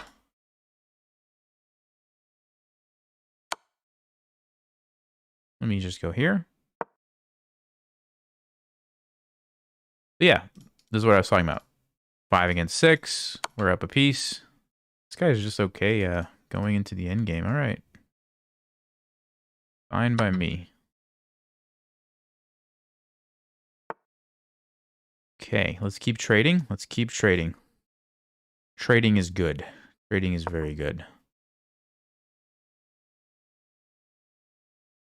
Well, I should clarify. Trading pieces is very good. We don't want to trade all the pawns. We want to keep some pawns on the board so that we can win, you know, with the queen later. Because if you trade like all the pawns, I wouldn't be able to win, right? I'd have like a knight and a bishop against a knight, let's just say, if the rooks and the pawns got traded. So you don't want to do that, but as long as we have a couple pawns, we're in good shape.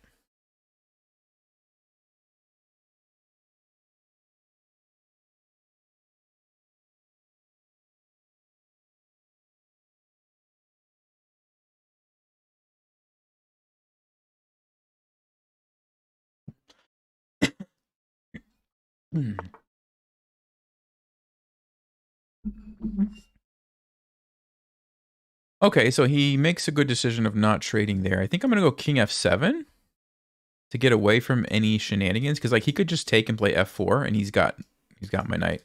So yeah, we have to get away from that. So let's go here. But the nice thing is he can't check me. Okay, f4 I don't think does too much.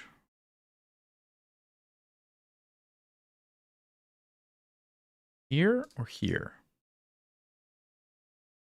Let's go here. Threatening the pawn. And he defends. Check. Checkmate. Yes. Except nothing defends my bishop. So close. All right. We can't do that, obviously. So let's just go back. Axe the knight. Okay. Good. Trading is good. I'm happy.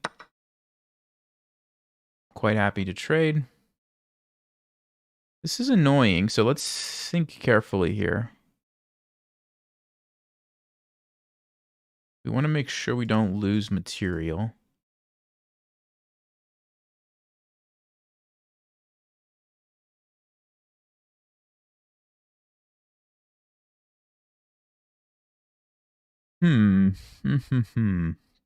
Okay, I have an idea, actually. I have an idea here. I'm going to go here, and when he checks me, I'm going to go back this way. And my rooks are connected and on good files, and the pawn stays defended. Yeah, that looks like a great plan, actually.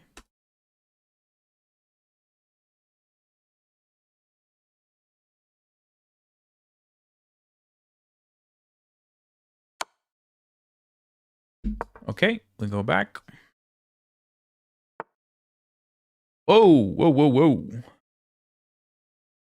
There's a fancy move.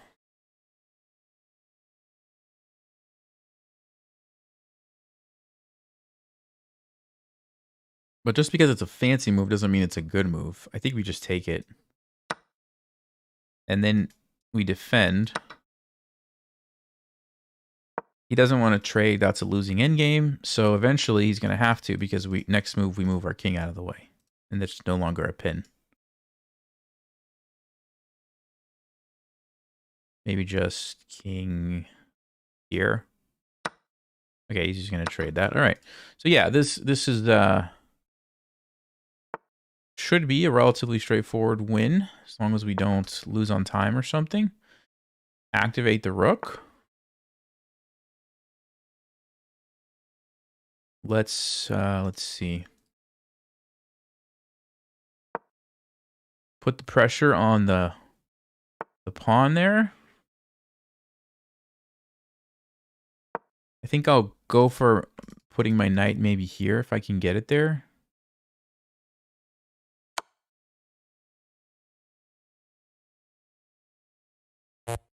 Let's see. If he goes in, I want to be able to defend. So let me go this way.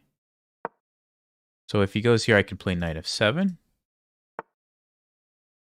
Okay, I think I'll still go knight f7. Now we can hunt this pawn. Okay, he sees that. All right.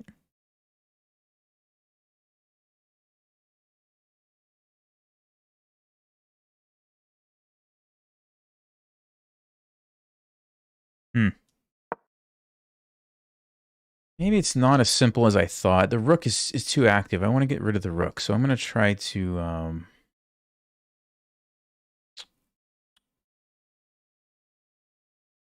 going to try to do that. How do I get rid of the rook here?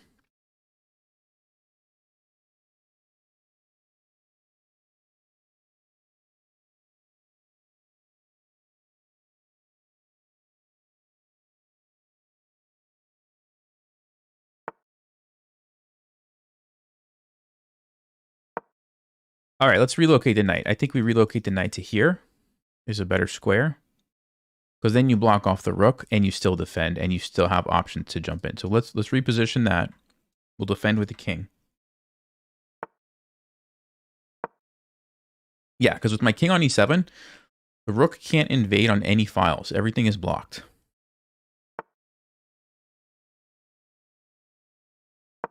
Okay, great, great, great.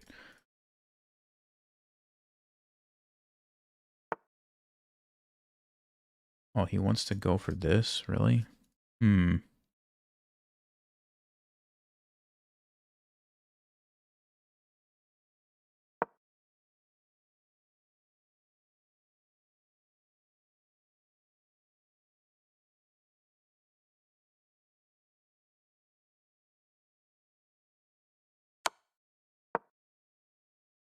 And now you can't check me because of this.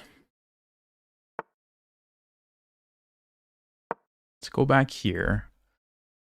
I don't want to lose on time, so I gotta pick up the pace a little bit.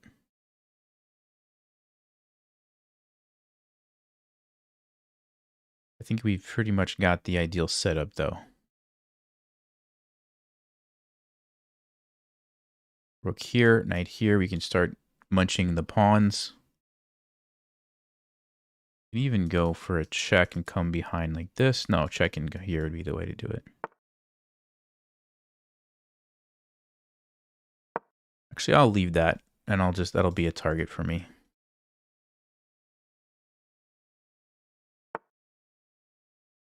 Mm-hmm.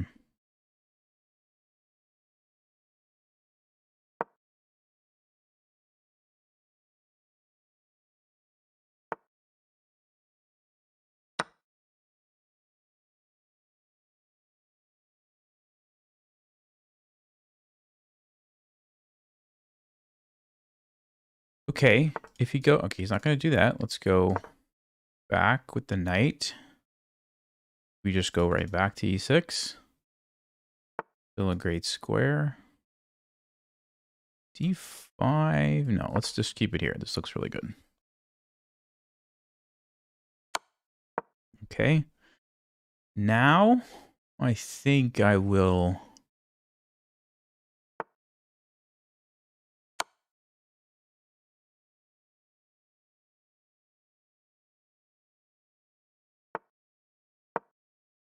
try to go knight f4 and take this pawn next.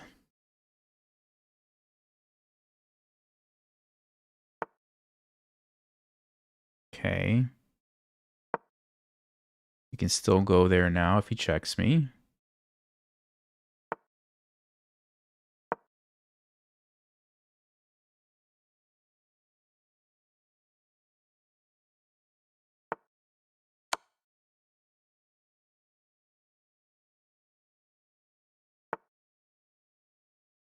Let's just go back. Probably defend my pawn next. Okay, if he's not going to attack it, I'll take this one. Actually, now I can even... Let's just push that. Take here. Yeah, we've got this set up. This is perfect now. Even if we lose this one, probably doesn't matter. probably doesn't matter at all.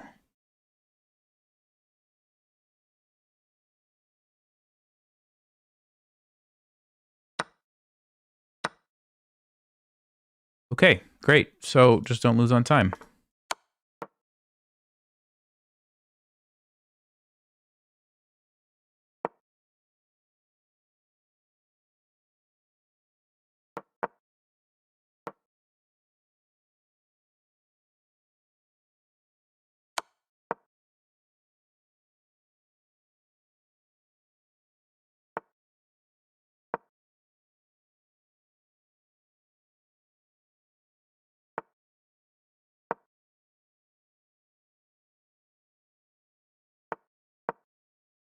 All right, let's bring over the knight and good game. Or should I say, good night. Good night.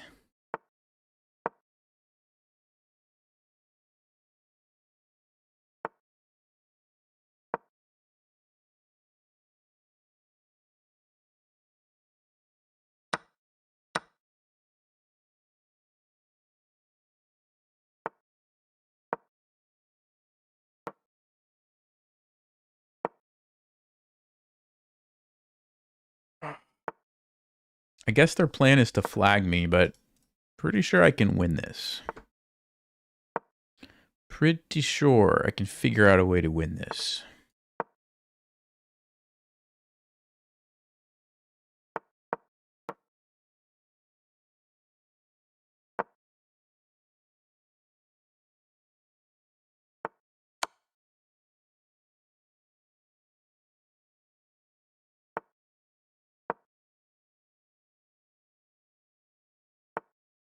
So you just have to do a waiting move because we would like to go here and checkmate. So we just do a waiting move, forces the king to move, and then it's just a simple king and rook checkmate.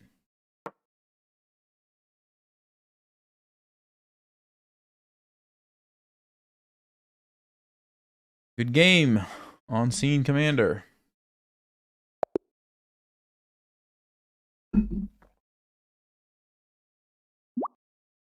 Alrighty, let's take a look. Okay, okay, interesting. Very interesting. So their opening was weird. 95. Oh, 97 is the top engine move. Okay. And on queen, yeah, that's just a blunder. That's just a bad move. G6. And that's also a blunder because of this. So I played the opening great, and then it was just a matter of not losing it from there on out, which I think we did a pretty good job of.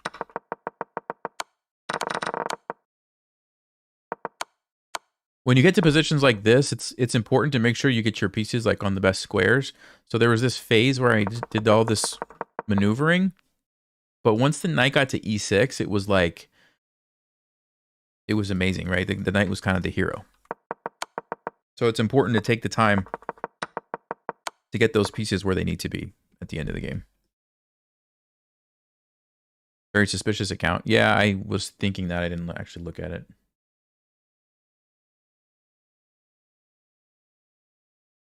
Yeah, it is. They have some very high accuracy games. They've actually played quite a few cheaters too, which is interesting. Yeah, it's weird. I'll give you that. I don't know. Very weird.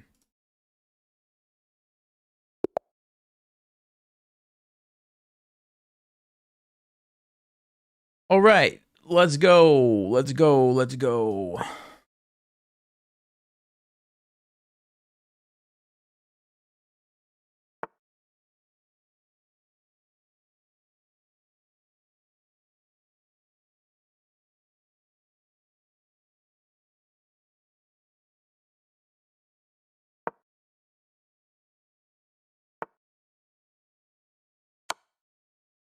I kind of feel like I need to learn some new lines here. I don't feel like bishop b5 check suits my style anymore, to be completely honest with you guys. Like, I like to play aggressive, crazy, attacking games, and this is just not the opening for that.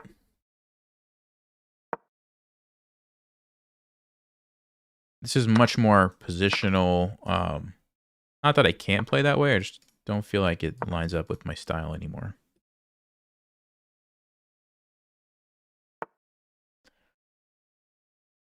All right, let's castle. Let's go bishop e3 to defend the knight from the tactics. f3 to keep the knight from coming in.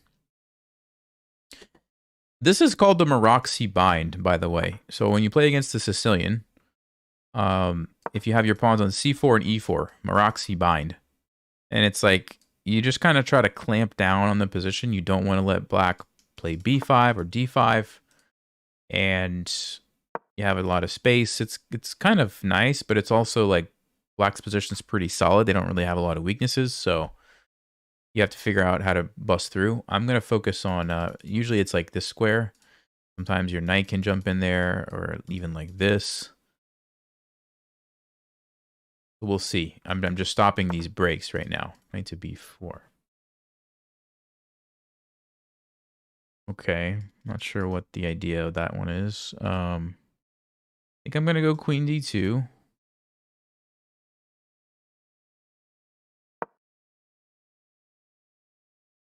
Battery. Sometimes we go over here and trade off this bishop. You don't have to, but can. Usually the rook goes on b1 to defend this pawn. A lot of times they'll like try to attack it. So like rook on b1, rook on d1, and then you just kind of go from there. a5 is a nice way to clamp down on the pawns, but it also could become a weakness. So that's why I'm like hesitant, because right now it's not a weakness, right? There's no way you could take that pawn. As soon as I push it, if my rook ever leaves, you know, it could just be a target, right? e6, okay. That being said, I still might do it to make way for knight a4, b6. Still might do it. He wants to play d5, though. Let's see what happens if he plays d. Maybe I should go rook d1 first. Yeah, let's go rook d1 first. Get a rook ready to go on the break. Okay. I could pin this. Might be a little bit annoying. Do I have any... Actually, do I have any tricks with my knight moving? No. I don't think so. Let me go ahead and clamp it down. Let's clamp it down. Actually, now knight a4 is a good move. Knight a4 is a good move because knight a4 hits the knight and threatens the exceptional fork on b6. So that's a tricky threat, actually. We'll see if black's paying attention. We will see if they're paying attention. They probably have to go knight c6 now. Or move this rook somewhere, maybe. Yeah, they're paying attention. Or listening to the stream, one of the two. Who knows? I'm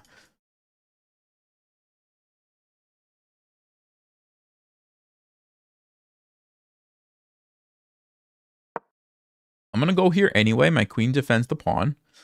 But more importantly, I want to go for this fork. Yeah.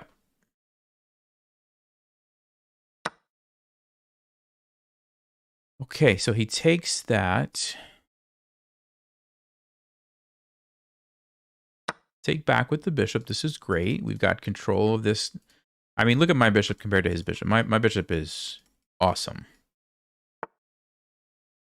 You can also jump in here with the knight or the bishop.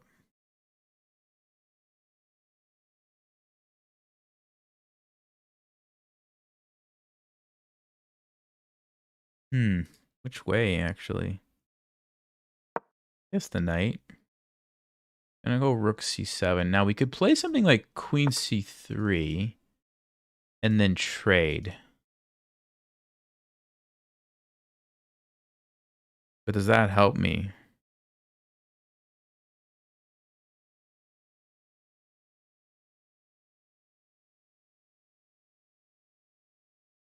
Oh, wait a minute. Whoa, whoa, whoa, whoa, whoa, whoa, whoa. Whoa, whoa, whoa, whoa, whoa.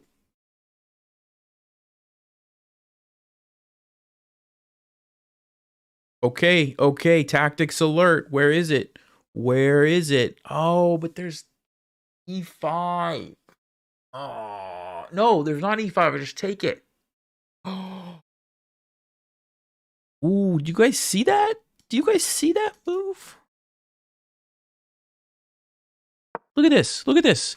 I'm threatening to take his knight, but he can't move the knight because of this. Only thing is e5, but I just take e5 because of this. I think we just won the game. Oh, but there's h6. I forgot about h6. Wait a minute. Wait a minute. h6. No, that's too crazy, right? That's got to be too crazy. Sack the queen. His rook is trapped, so that's actually not crazy. With the exception that my rook is hanging. Oh, if my rook wasn't hanging, that is too bad. Yes, of course he sees it. Man, we almost had it, guys. h6. What?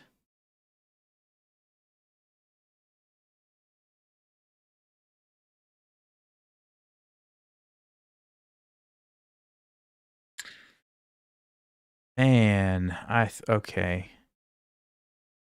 That is just too bad. Because if I go here, it's just not the same. Without the pin, it's not the same. He just moves his knight. Just moves his knight and laughs at me. Queen h4, there's g5. All right. Oh, the good news is this is a committal, thing, and he's weakened his king side a little bit. So it's not like all bad news, I guess. I just thought I had won the game. Man. h6.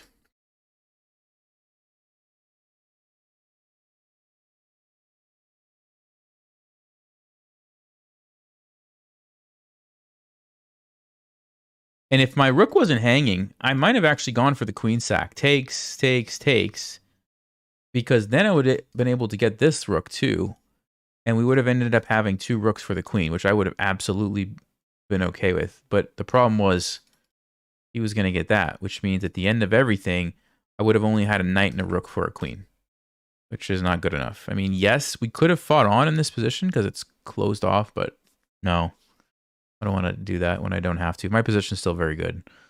And we did create some weaknesses. We might be able to, h4, somehow take advantage of this now. So, even queen b2, and then trading off the bishop and then attacking over there, it'll be even more weak.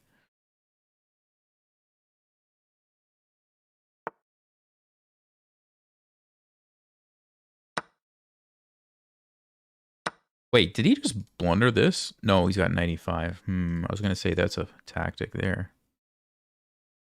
But 95, f4, h4. I mean, we've got some good ideas here.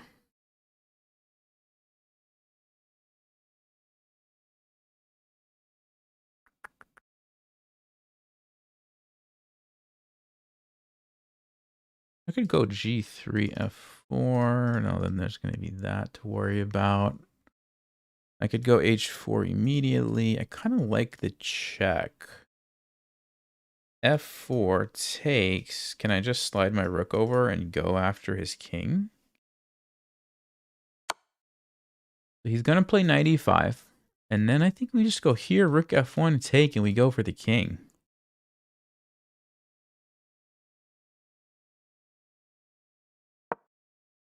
I think that's what we do. Oh, queen c5. Shoot, I keep missing these moves, guys. Queen c5 forces a queen trade. That's not what I want. I don't want a queen trade. Man.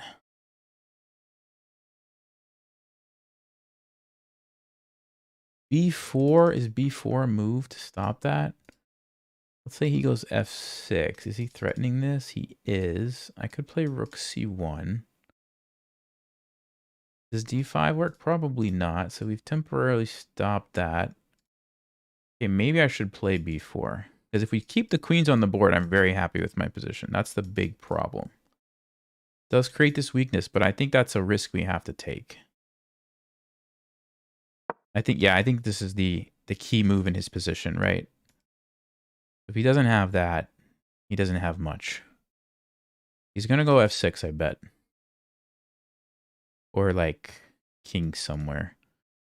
Probably f6. Then we defend so that we don't lose a pawn. And then we try to come over and attack the king. Maybe I have to spend a move to get away from this. Okay, he moves the king. Interesting. So yeah, let's go rook c1. Defend that. And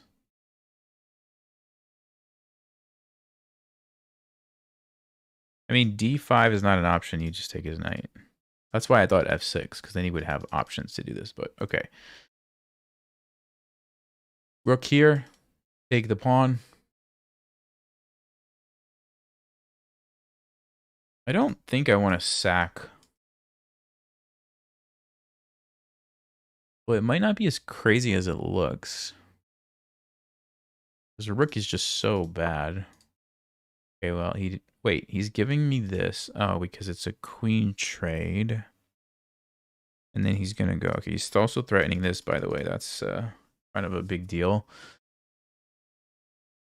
Okay, Yeah, how do we feel about that endgame?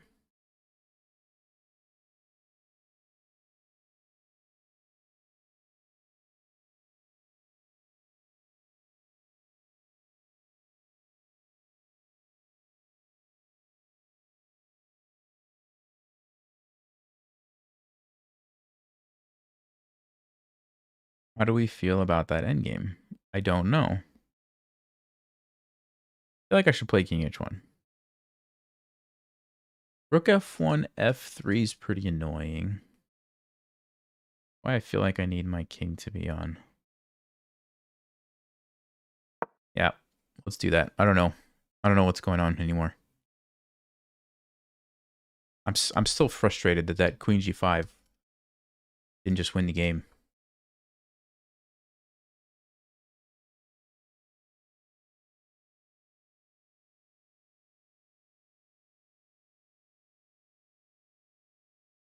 All right, got away from the pin.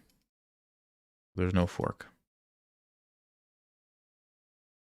I guess my plan is still the same. Rook f1 and over here. But we take this too. But then the pawn that I sacrificed, it looks like it's helping black a lot.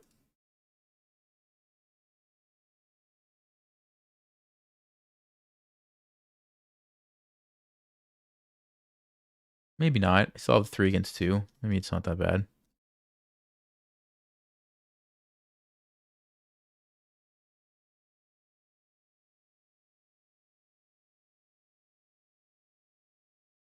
Yeah, this is a very tricky position. There's like a lot of different ideas that black can choose and that I can choose.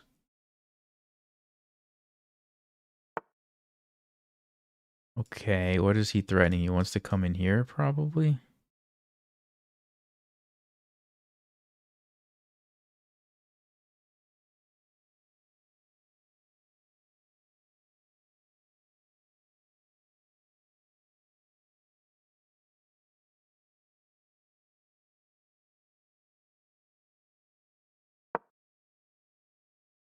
So if he takes, I take e5.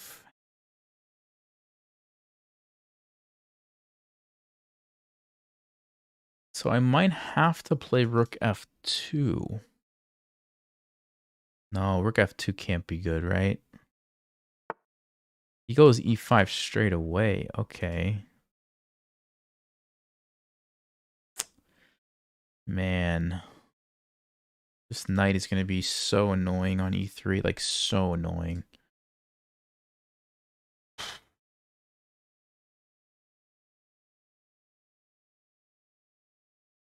I do have g3. There's f5. This takes. Really difficult to tell what's going to happen. Or I can go for this. My knight will be amazing on d5. Ah, shoot. Do we leave the queens or not?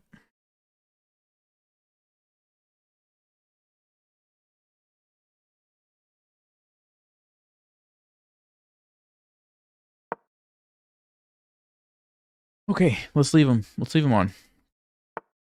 Let's go here. I don't see how black busts through immediately, so...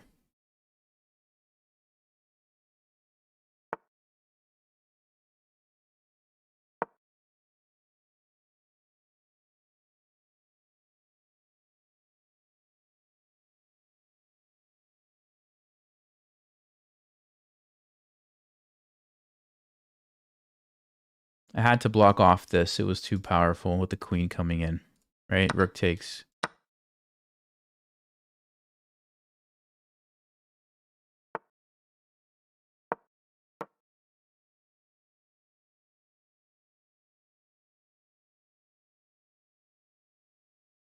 gonna try to catch up on time.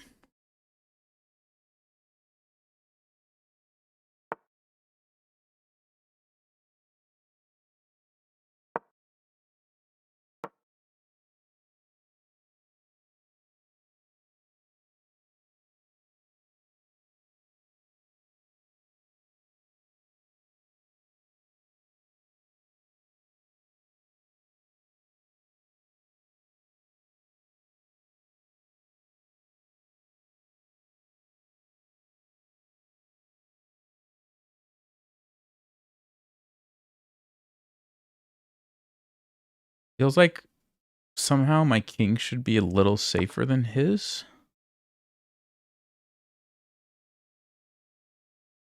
Can I take this? Am I missing something here? He goes queen g5. Ooh, queen g5 is a nasty move, actually. I'm going to keep the rook defending here.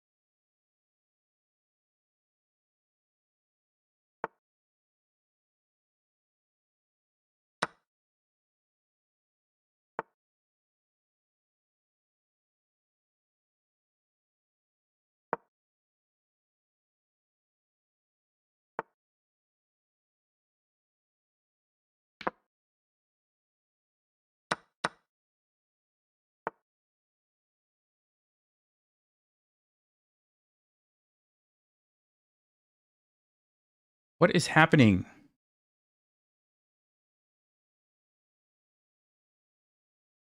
Shoot.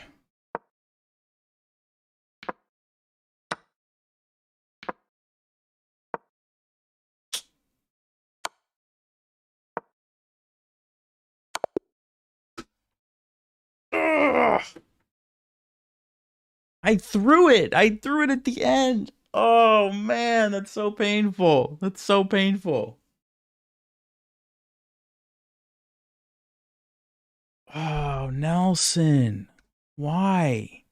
Why did you do that? I should have slowed down right here. I didn't have to just go for that. I don't know why I did that. So dumb. If I would have, like, let's just say right here, taken a moment to figure out how to, like, somehow stop these. Yeah, just, like, bring my queen back to help. I was going to win this game on time. I was totally going to win this game. He was going to flag. And instead, I just gave him the easy, super easy plan.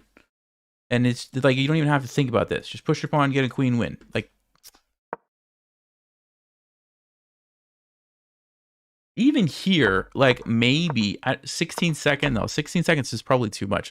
I was thinking about sacking the rook and then going down here and like sacking the other rook and then going here but 16 seconds is probably too long. If it was like 5 seconds, that might have worked. Can't believe I did that. And then here, I guess I could have survived a little longer if I played queen d4.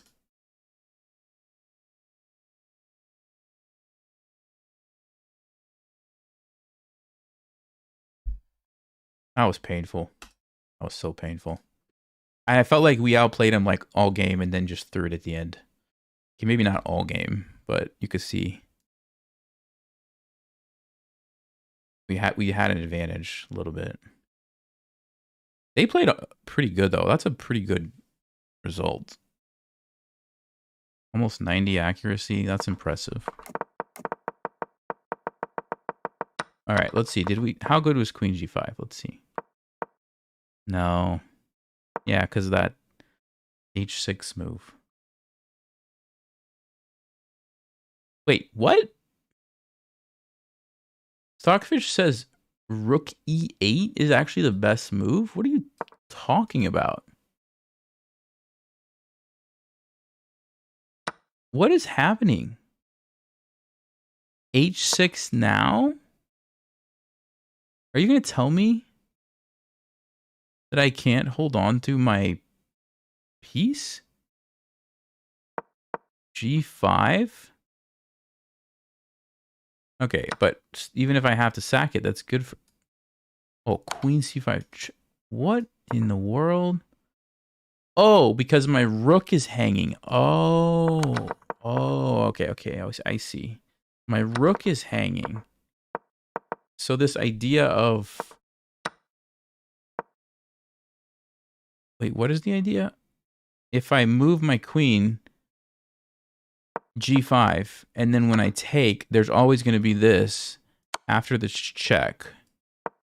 You can actually take back with the tempo, and then you take... Wow, okay.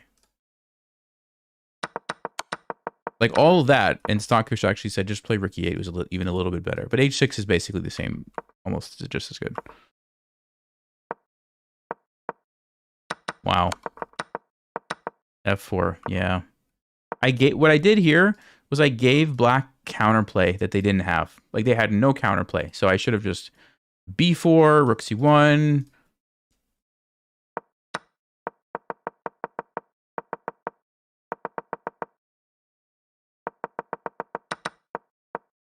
Some games hurt more than other ones. This one really hurt. I felt like I should have won this one.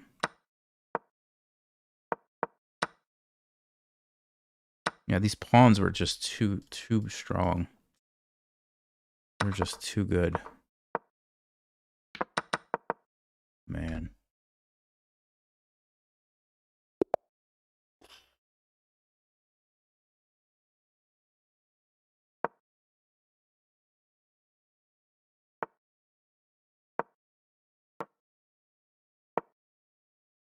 Let's see if they know about this.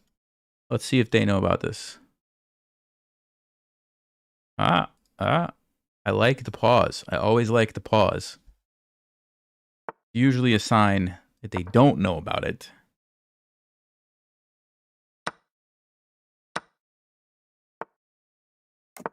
Okay, so they go for the super passive option. I don't have a problem with that. Like this bishop is bad.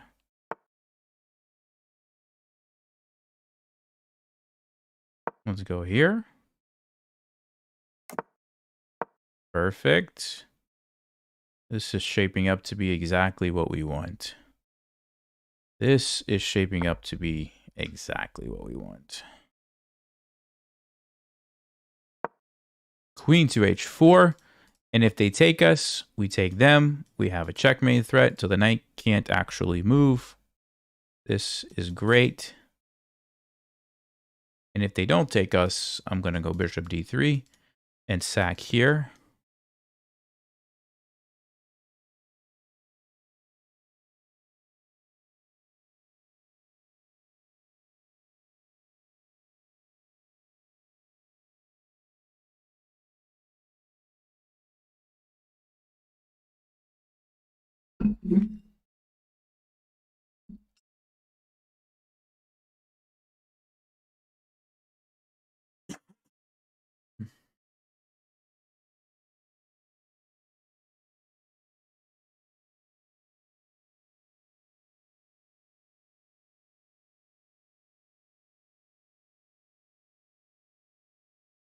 Smith-Morra Gambit against the Sicilian. Okay. That's actually a good idea. All right, guys. So here's what we're going to do. Well, we have two options. Option number one. Option number one is bishop to d3.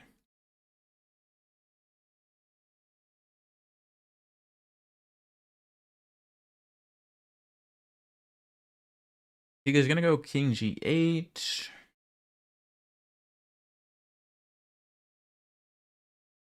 Let's see.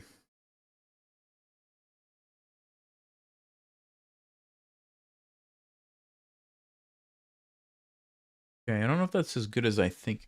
The other thing is we could knight e4, and the idea is we just want to get rid of the knight. Because then this is checkmate. So knight e4.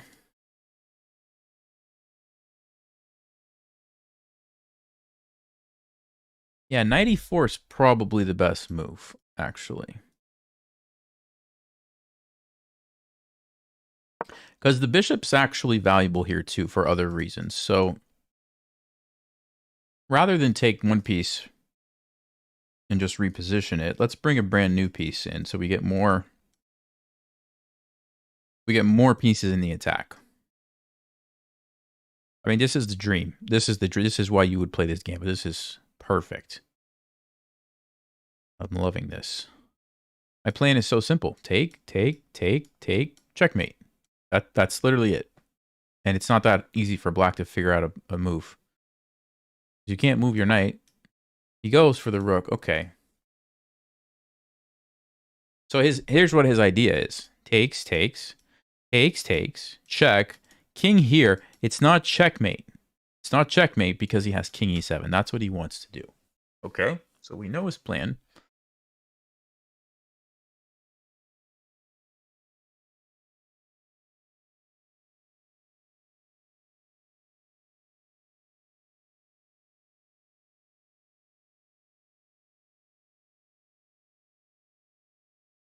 I feel like I've had this like exact position before.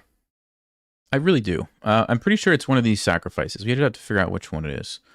If we take on e6 and he takes me back and we go check, he has to move here. We go check, mate, game over. Okay. So if we take, he's not going to take. He won't do it because it just loses immediately. So if we take, his queen is under attack. Let's say he moves his queen to b6 or a5. What did we accomplish? Well, we got rid of a pawn. Now we can go back to g5 and we have this threat. Okay, that's pretty good. That's pretty good. Now, if his queen's on b6, we have to worry about that. We move our king. We lose a piece. That's not good. Not good. Now, it might still be winning. No, probably not. Actually, no. Then we have the check. So we don't lose a piece. All right, so we don't lose a piece. Hold on. So, but we still lose a pawn. Does he have any moves? Maybe. All right, let's just pause for a second and think about this one. Because this one might be more powerful. Because you hit the queen. You also threaten queen h8. If he takes me, I'm pretty sure it's game over. Knight check. If the king goes back, the bishop comes in. If he goes here, that's mate. So takes, check. He has to go to f8. We win the queen, we win the game. Yeah, so knight takes f7 must be. So let's just say he ignores it with some like queen move. Do we have a force to win? Check. He takes. Knight check. He goes to g6. He goes to g6. No, can you actually survive doing that? Hold on. So knight takes f7, queen moves. What do we do instead? What do we do instead? Do we go knight g5? Maybe we go knight g5. There you go. Knight g5, and that should be a win. So, I'm pretty sure knight takes f7 is just the best way to do it. Yeah. Woohoo!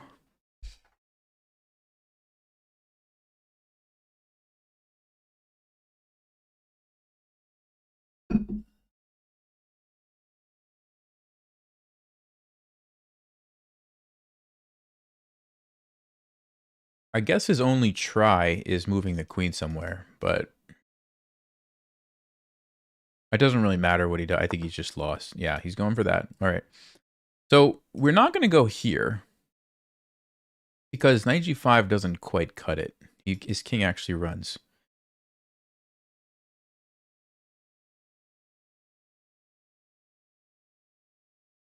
Oh, wait, I say that. We have h4. Hold on. h4. He goes to here. We have queen g7. He goes here. We have g3. He goes...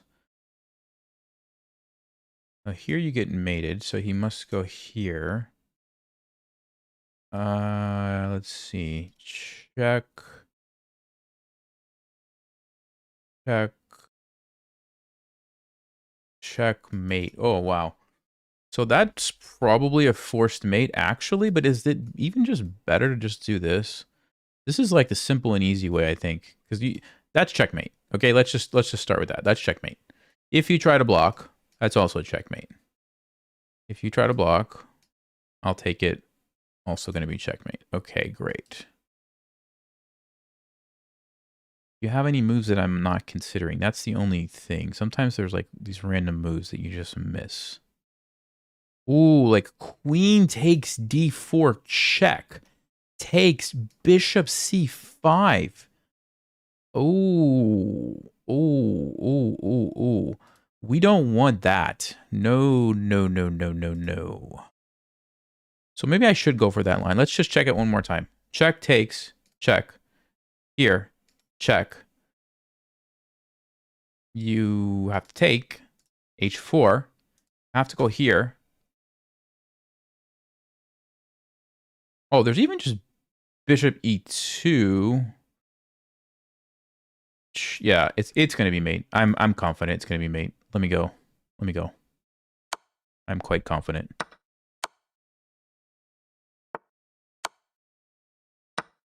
Okay. h4 I think is the only move. Oh no, I actually have this move too. Hold on. So we could take here. King has two options. h4, king has one option. Then we take here. You can't go there, it's checkmate. So you have to take at that point.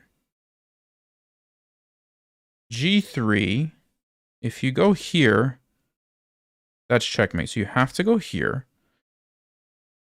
Check.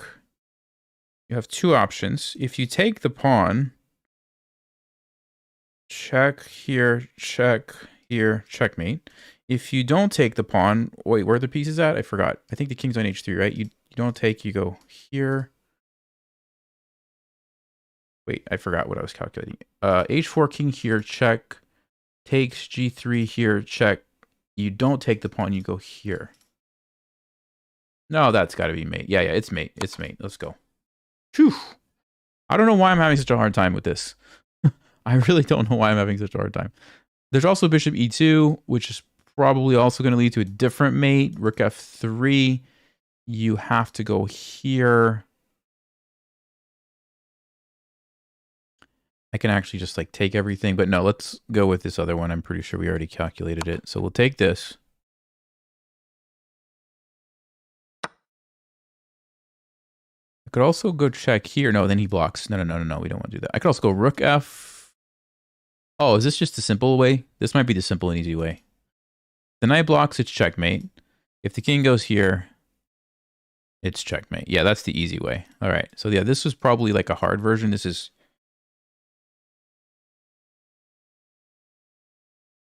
the easy one.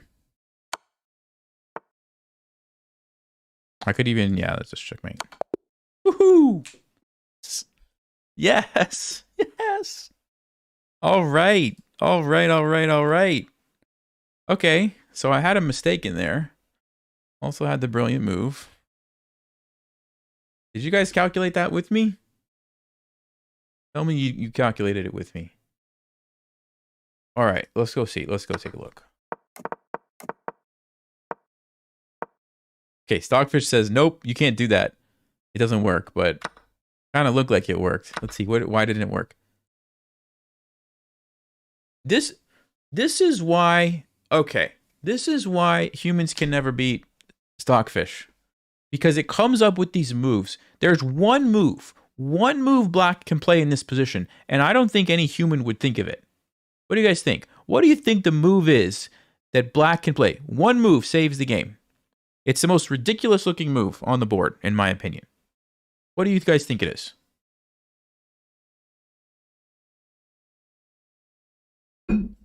No cheating. Don't look at the engine. Don't look at the engine.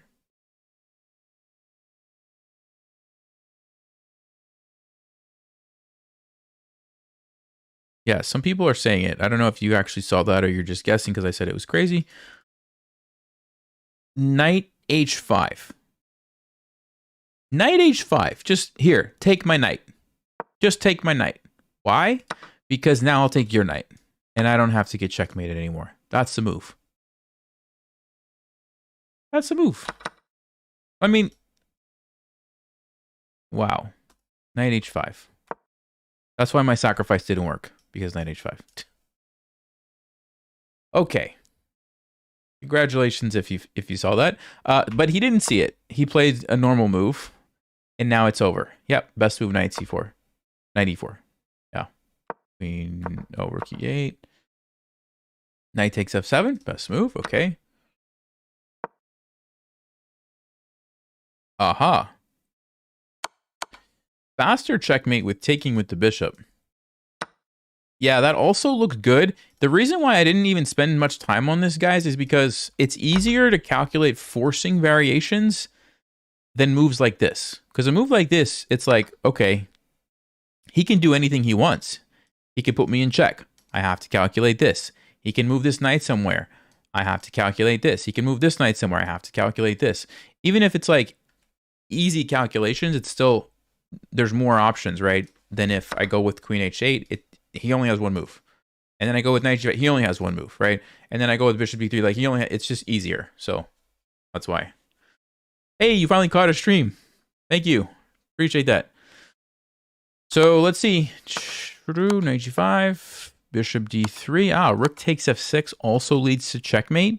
Somehow it just takes longer. I guess it doesn't really do anything, so there's no reason to do that. But bishop d3. Okay. He takes h4. Yep. King g4. Queen takes g7. Yeah. And like I was saying, g3 does lead to a checkmate. It's just a slower one. King h3. Check. Takes. Queen h2 check. Oh, that's not the way. It's what is it? Queen f4. This is the fast way. Okay. There you go. All right, cool. That was a fun game. Let's go to the next one. That was a lot of fun.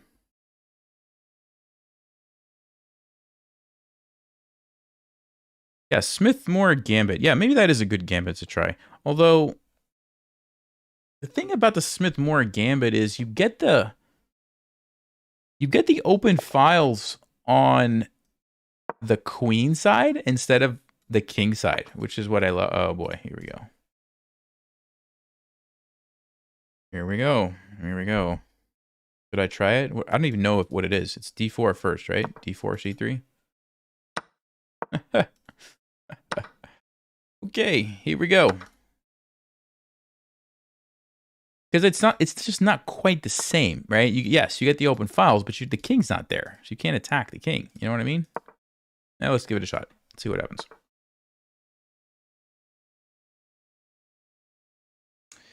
Let's see what happens. Does he want to play d5? Like, should I try to stop that, or is that a bad idea?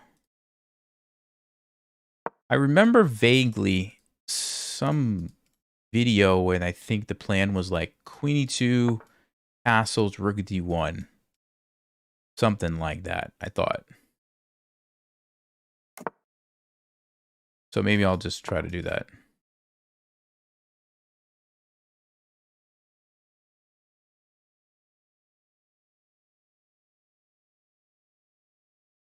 Unless there's some other thing I should be doing. like knight g5. Is knight g5 a move here? Hold everything. Knight g5 is really interesting, actually.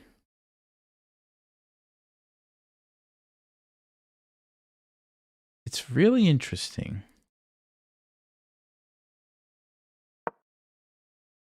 The reason it's interesting is because it seems like black wants to castle. And now maybe I go and checkmate them if they do that, right? There's also some other ideas. Which, let's see if we get to see those. Like, I wonder if I can even play bishop e3.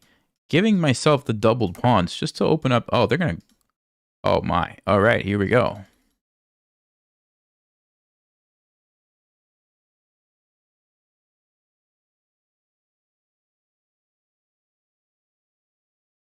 Hold everything. Hold everything. So we take there. Take there.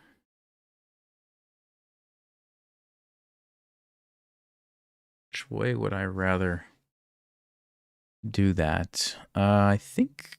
I'm not totally sure. I'm not totally sure. Dun dun dun. Dun dun dun dun dun. Yeah, I don't want the rook to be involved. All right, let's do it this way. This was my other idea, guys. This was my other idea.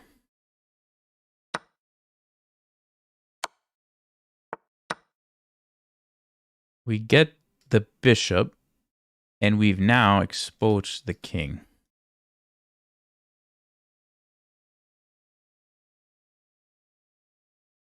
We have now exposed the king. Okay, plan number one, we plant the queen on d6 to stop any d5 breaks. Plan number two, we come back over here and we look to somehow get the rook to checkmate. Let's go plan number two.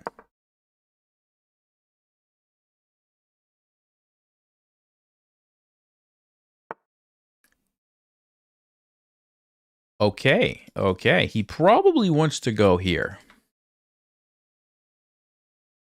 I'm not going to allow that. Nope. I don't think so. Not today, buddy. You have to wait for Christmas before I let you play a move like that. So, okay. F4, rook up and over. Maybe even F5.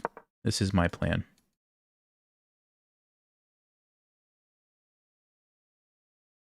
Yeah, this looks great, actually. This looks really good.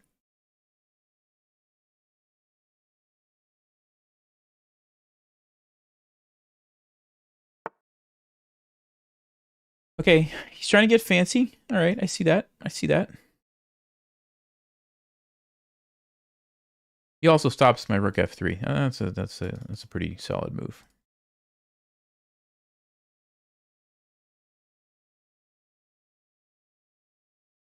Yeah. Now, I could ignore it and just play f5. I could do that. Let's just say, hypothetically, that he takes and I take. I'm very happy with the way that position looks. So if he trades, I'm also quite happy. If he moves the knight to e5...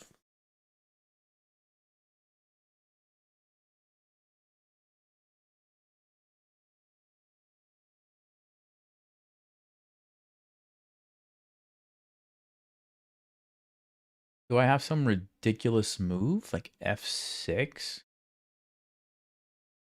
Some ridiculous move like f6?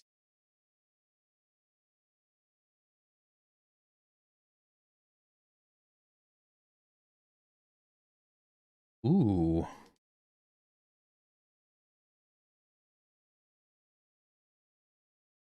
Okay, hear me out. f5, 95, f6. What's the threat? Well, I'm going to just take. I'm going to go check. I'm going to go bishop f6, checkmate.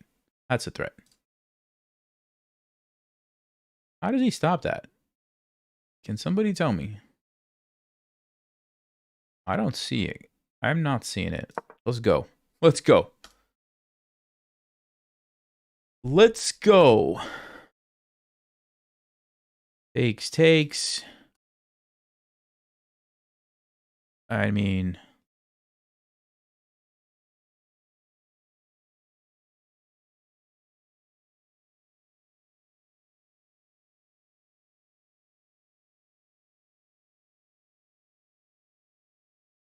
this looks super dangerous. This looks super dangerous for black. You know what else, by the way? There's also this idea of rook f4, rook h4.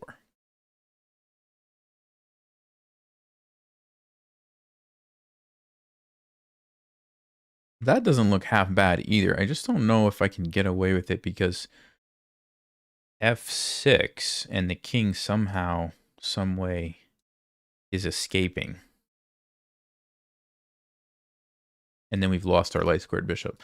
So I think probably more valuable to go with the f6 plan.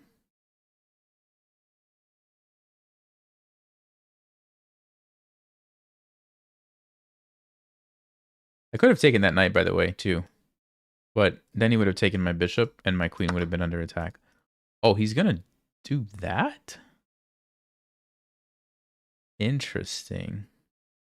But he was that scared of that. Okay. Let's see. We might just have a simple move here, like bishop d5. Oh, well, all right. Maybe I should start with taking there. We take here. That doesn't look that good for me. Taking here. If he takes, I take. I win a piece. That's pretty good. So that's definitely an option. If I go bishop d5, though, I'm hitting the rook. If he saves his knight somewhere, I take that. If he goes for the check, who cares? I go in the corner. Still has to move his rook, and I take here. So that's probably a way, too. But this one looks just nice and simple and easy. You just take it. He's going to take you, and you take his knight. You get 2 pieces. And I don't think there's much to worry about. Now, he does get bishop b7. Maybe he gets a little bit of counterplay. Maybe. But not much. Rook's coming up and over. I don't think so. So that's probably good. Probably good. Bishop d5, I just feel like there's some move I'm probably missing. I don't know if I am, but bishop b7. Takes. Maybe not. Maybe this is the best move, but I think I'm going to go with the other one. Hopefully this is not a mistake. Make sure queen c5, it doesn't do anything. d5 doesn't do anything. Yeah, this is good. Be good. Taking advantage of the pin, okay? And I'm basically saying, look, you get me, I get two knights for 1 bishop. I get 2 knights for 1 bishop. That's what it comes down to.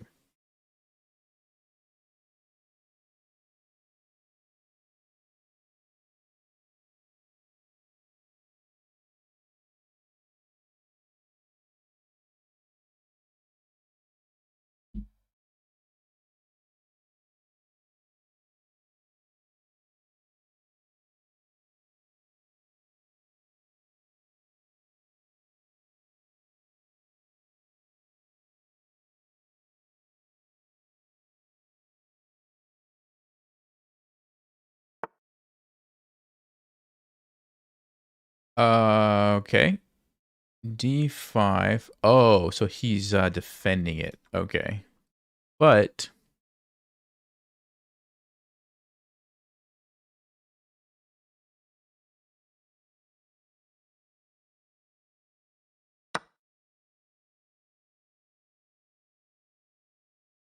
oh, is his idea queen c5 now? Ooh.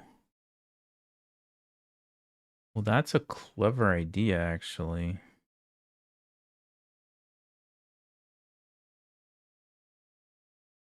Hmm. I didn't see that. I didn't see that. Hmm.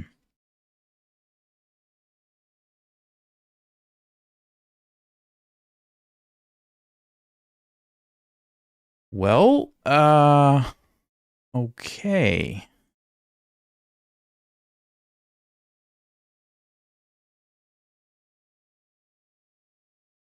I'm gonna go rook f2 because I think we're gonna get some trades, and I want my I don't want my king to be in the corner. I want it to be able to come out. Yeah, I didn't see that. That's a good idea. If I take and he takes, do I have any tactics?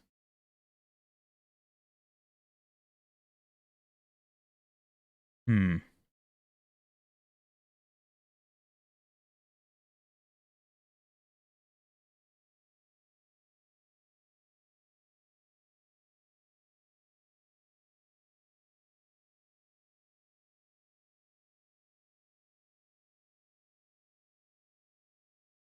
Yeah, I guess I do. I guess I do. d4.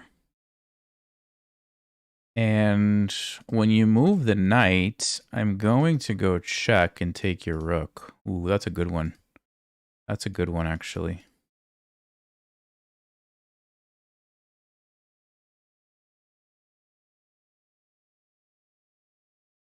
He might have bishop b7.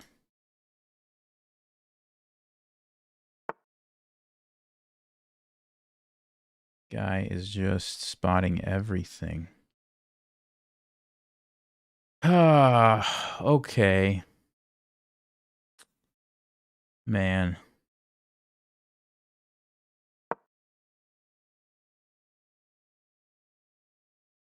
Still trying to make this work. 96. So like here, here, and then here. What a crazy position. And this is just a mess.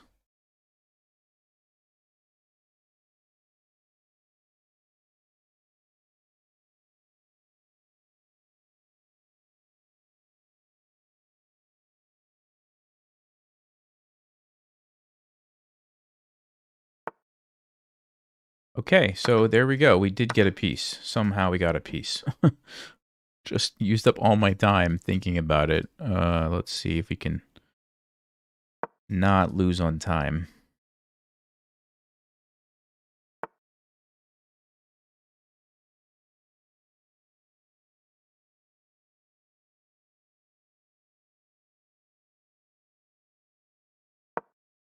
Gotta watch out for these sneaky tricks.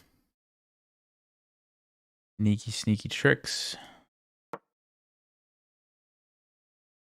This is still not necessarily easy to win because he's got a pawn and he's got very active pieces. Now, if we can force some trades...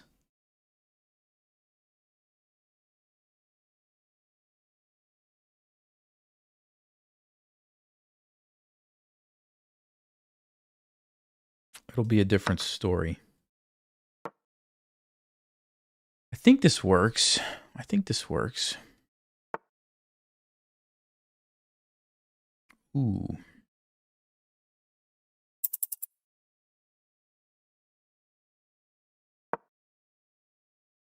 Yeah, this is a mess, guys. This is a total mess.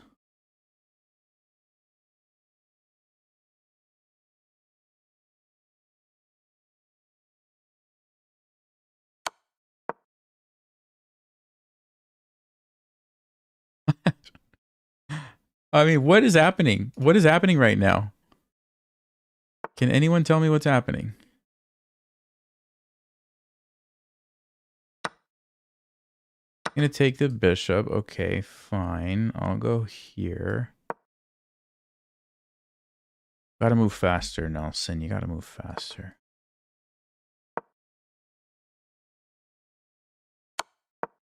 No, of course. Of course.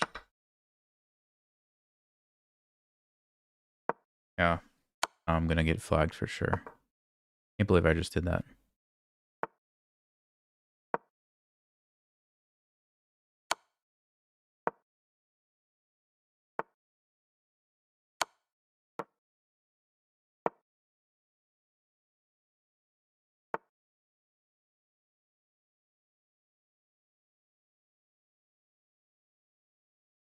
Man.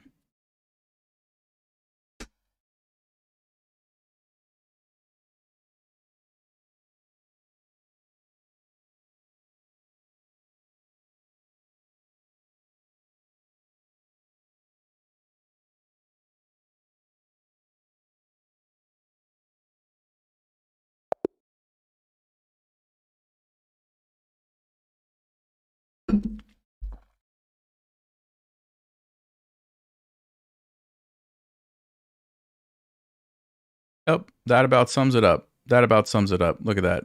Boop. Blunder. Man.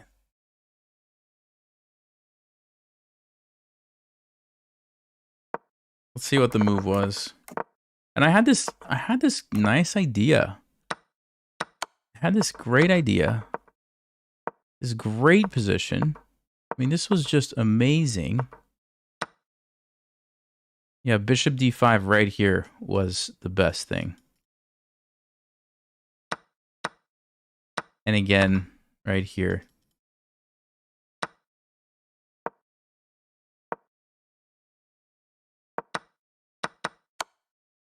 But even so,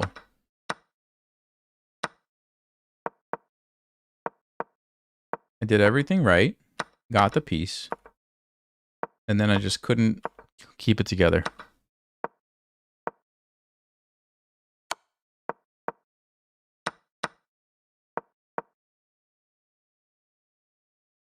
I needed to go check and check. That's it. You forced the trade. There you go. That was it. In my mind, I thought that I was safe getting over here. I just didn't calculate enough. Yeah, if I would have saw that, this is super easy to see. Easy. Now you're just going to win. Ah.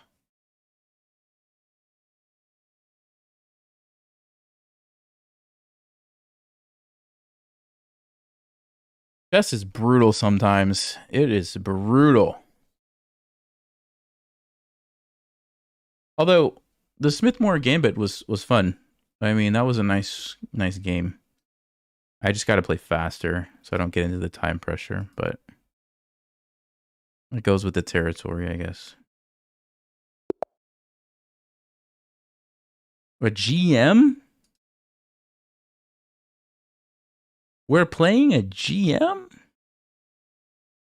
Whoa. Okay. A GM that's rated lower than me. That's great. That's great.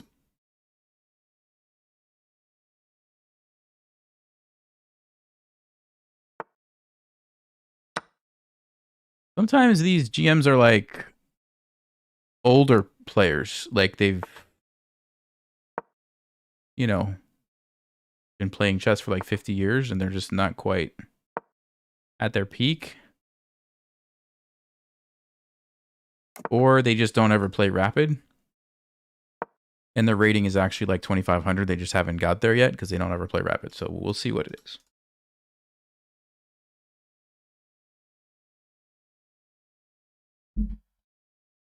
Yeah, maybe he's 96. Yeah, maybe so.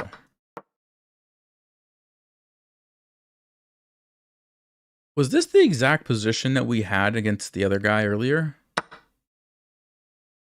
I think they played some pawn move. I castled. They went here. Remember that one? We did all this dancing around with the epic win at the end. Might have been this exact position, actually. I think it was. All right, let's see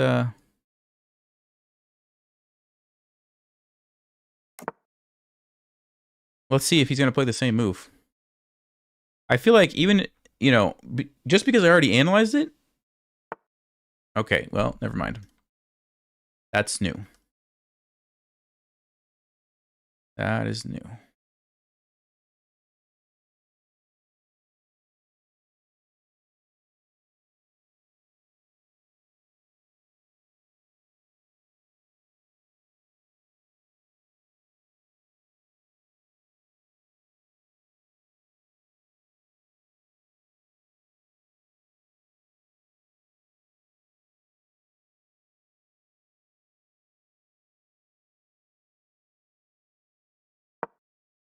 I guess we go e6, so we stop any ideas of the bishop coming there, and we let our bishop out to go to d6.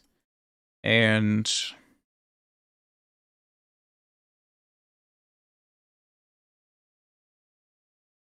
I could also I don't know, like h5, g5, like throwing these pawns forward maybe, but I think I want to get the bishop here first. I think. Or maybe I could go straight to c5. Okay, he's going to do this. Let me go back.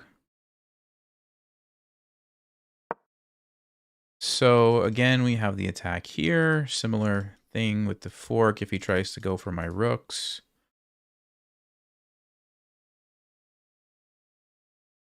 So it's similar to the other game, but a little bit different with the bishop on f4.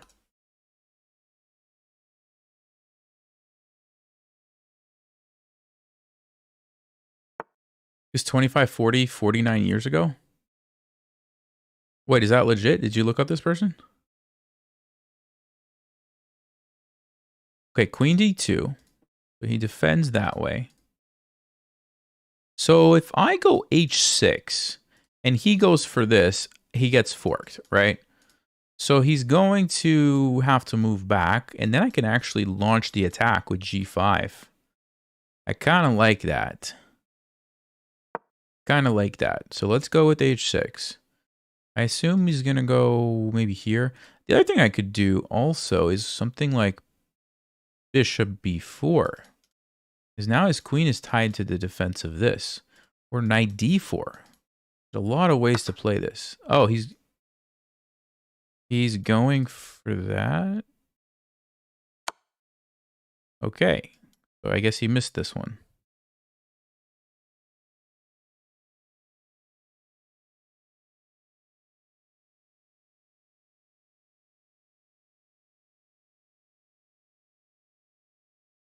Oh, he's currently 82 years old. Okay. So I guess at some point the tactics start going downhill. Which, honestly, I feel like that's already happened to me a little bit. And I'm only in my 30s. So I can only imagine, you know, tack on 50-something years or 40-something years.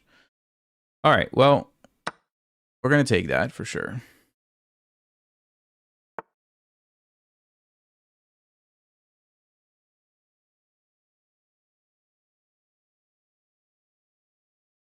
Okay, first things first. If I go here, he's going to go bishop f3. So what if I play knight to d4 now, stopping that, and then we're threatening this next? How does that sound?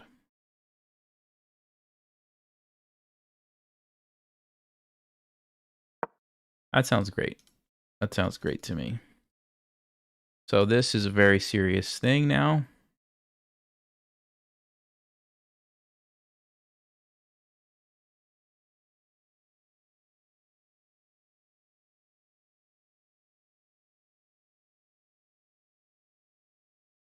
Robert, this is chess.com.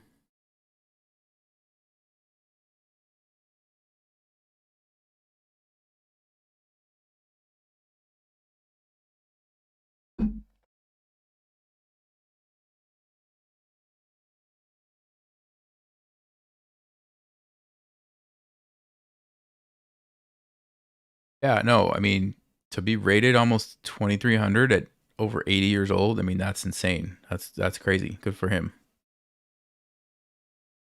You know, they say chess, like, is good for Alzheimer's and dementia and stuff. It, like, prevents that. Yeah, I mean, he's pretty sharp. He knows what's going on, right? He knows what's coming.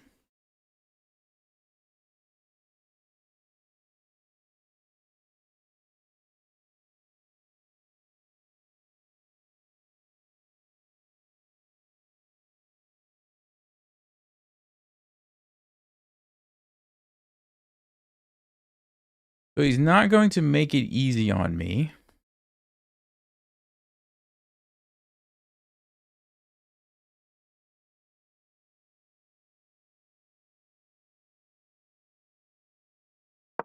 I'm going to go for the knight to f4. Because clearly he wants to play rook h1, right? So knight f4, you kind of have a problem if you're white. Because if you take me, I open up the king. I don't think that really helps him, does it?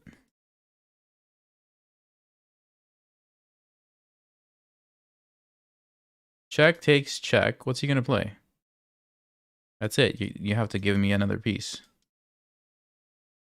You just have to give me another piece.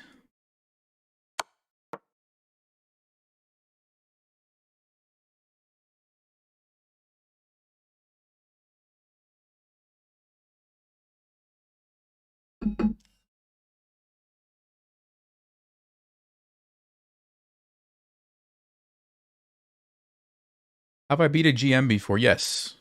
Yes, I've beaten a GM in an over the board tournament. It was it was a while ago. It was when I was still playing at UTD, which would have been a good like 15 years ago probably. But yeah, it was like some 20, maybe like 24, 2500 GM. And I won with black, I think. But yeah, it's only a couple times. I've beaten a couple of IMs. I've drawn another GM. Alejandro Ramirez, if you remember him. I drew him. He wasn't too happy about it. I remember that.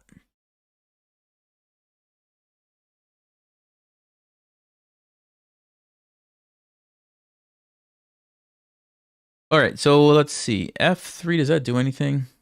Takes. No, why would I do that when I can just take his knight, right?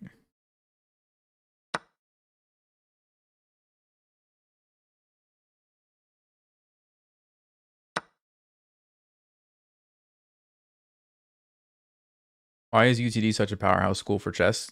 Because they give scholarships, so they like recruit like the best players from around the world to get a full ride essentially, and then you play chess for them. That's like a big part of their program is the chess team.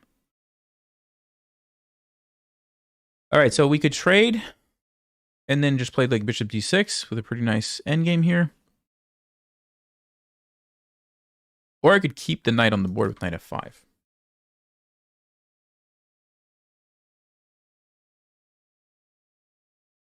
Or let's go bishop d6 first, and then we'll make the decision about trading after white figures out how to defend this threat. Seems better. Never heard of UTD. UTD is University of Texas at Dallas. Sorry. That used to be like the only school. No, actually, let me rephrase that. It used to be UTD and UMBC, I think, University of Maryland, Baltimore County or something like that, that had like two chess teams. And then it was like a bunch of schools started like kind of growing their chess programs, like Texas Tech and I think UT Brownsville and like some other places too. So now, I mean, 15 years later, like there might be more schools now that have good chess programs. I haven't really kept up with it, honestly.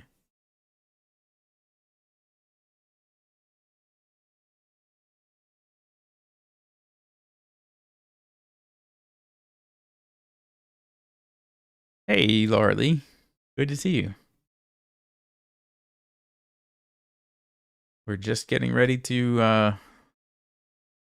I think, make this GM resign. I think they're in trouble. You just have too many weaknesses here that you can't really deal with all this stuff.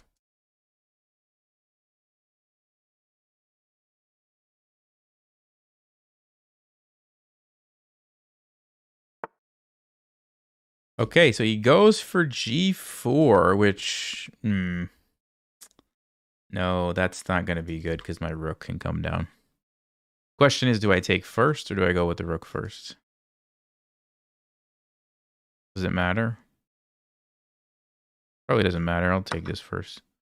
Because now if you take back, you get skewered here. If you don't take back, I just got a free piece. So you can, I mean, either way you look at it, yeah. There's the...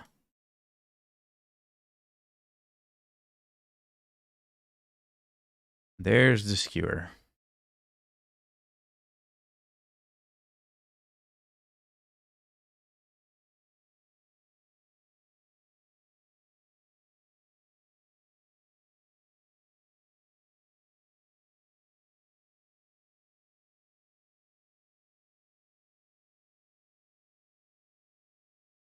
What's the lowest rated person you lost to?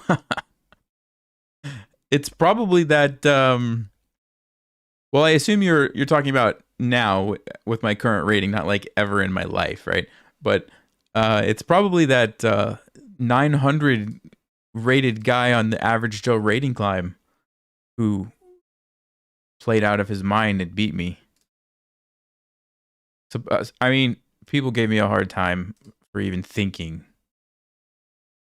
that maybe he was, cheating at some point. But yeah, I mean, 900. Everybody was saying like, no, 900s play good games sometimes. I'm like, no, they really don't. They really don't. I mean, to be fair, I didn't play like a great game, and I was talking, and I got low on time, and I did blunder my rook. But even like, I was thinking about that game actually the other day, and I was like, yes, something was fishy about that person. You just, yeah. Anyway, I don't want to. Never mind. I don't need to keep talking about that. But that's probably the worst loss. He was like 900 something, and he beat me.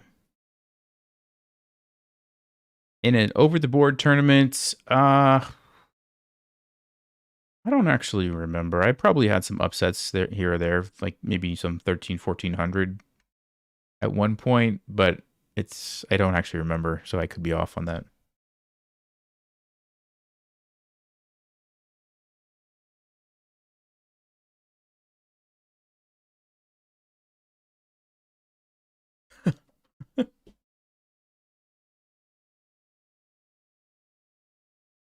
Wait, my opponent helped create the opening system known as the check. No way. He's got a wiki about him? How about that? Wow. Okay.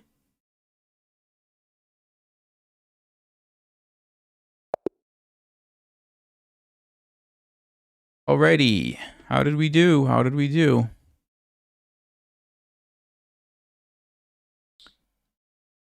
Okay. Beat a GM, 89 accuracy. Not too bad.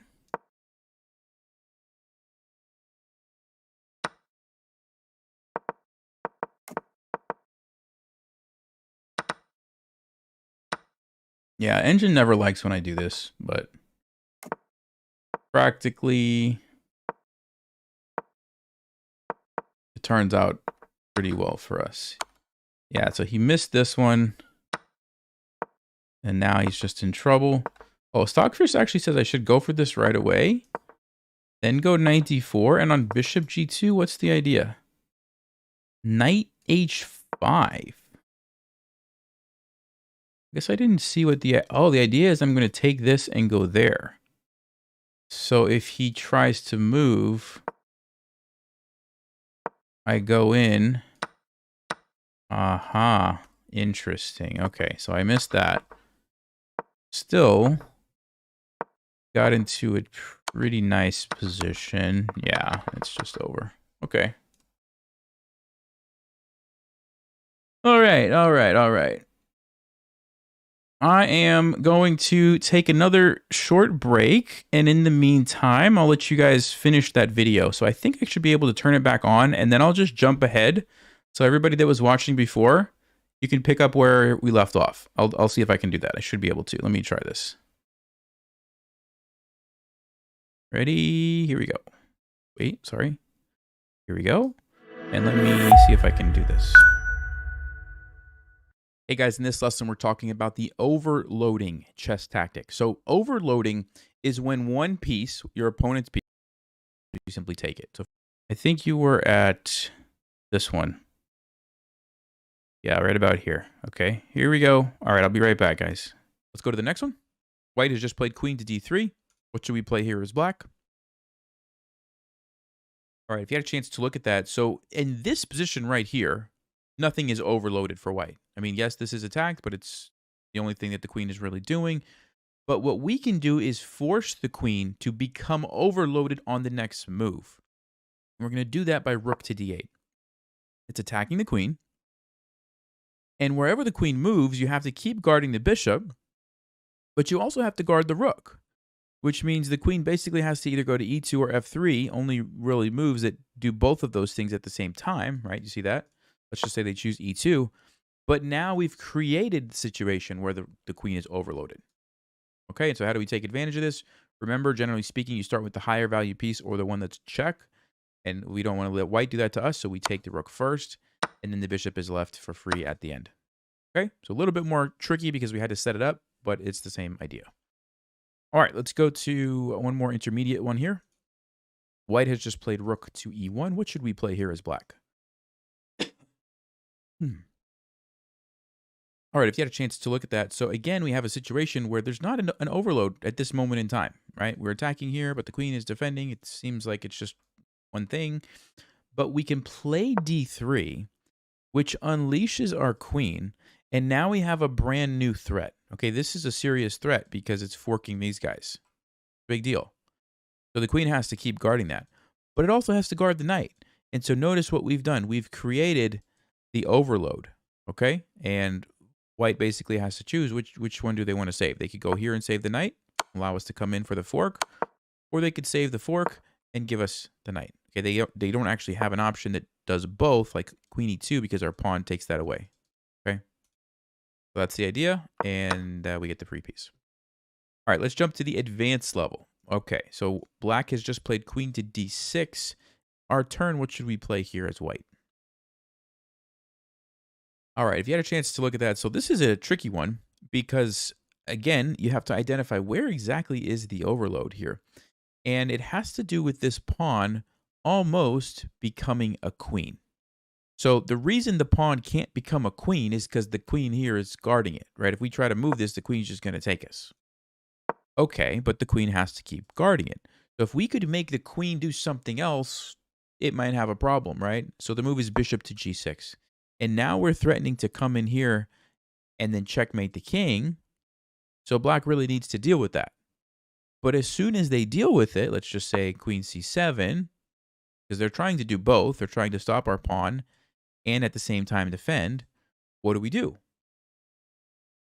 We just do the trade. We force the queen to move because it's overloaded. It can only do one thing. Once we force that, guess what? The pawn is gone. The king's too far away. The bishop's on the wrong color, right, to stop us, and we simply get a new queen.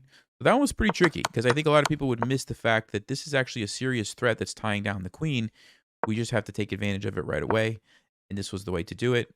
Of course, this is pinned, which is also another thing. Bishop g6, kind of a hard move to consider. All of those factors play a role in this one. So let's go to the next one.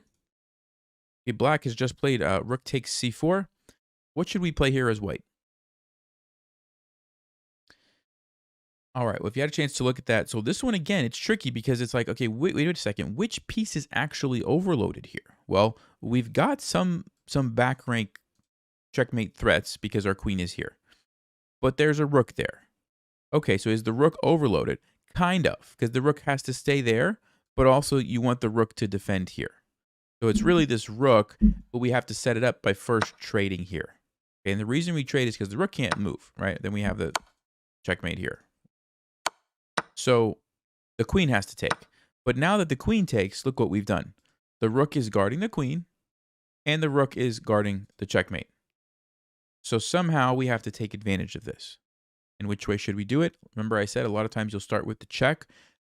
Usually you want to just think through both options and see which one works better, right? So like in this case, if we took the queen and he takes us, this is no longer checkmate because we just gave up our queen, right? So that's clearly not the way to go. So if you go the other way, what happens? Well, it's basically checkmate as far as the king is concerned, can't move, which means the rook has to take, but then the rook is no longer defending and we get the queen. And that's a good trade, right? We lost the rook, but we got a queen.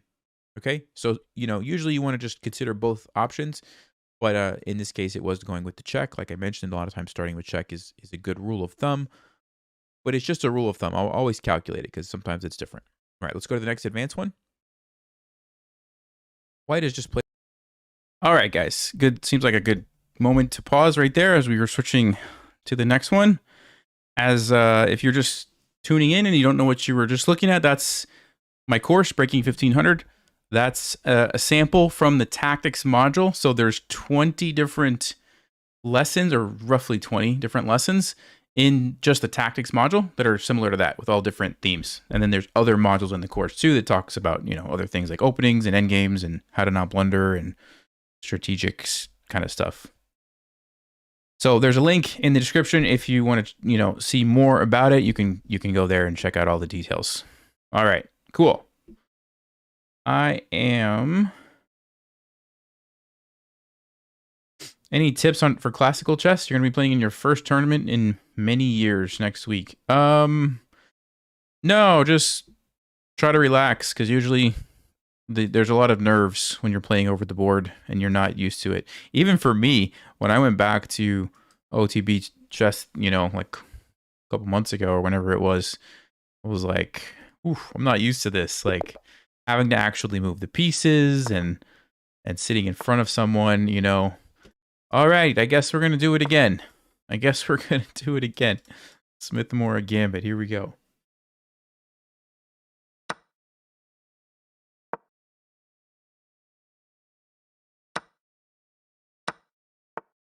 Okay, I think last time we played knight f3. I think I played bishop c4, which... Does that make sense here if he can play b5 against me?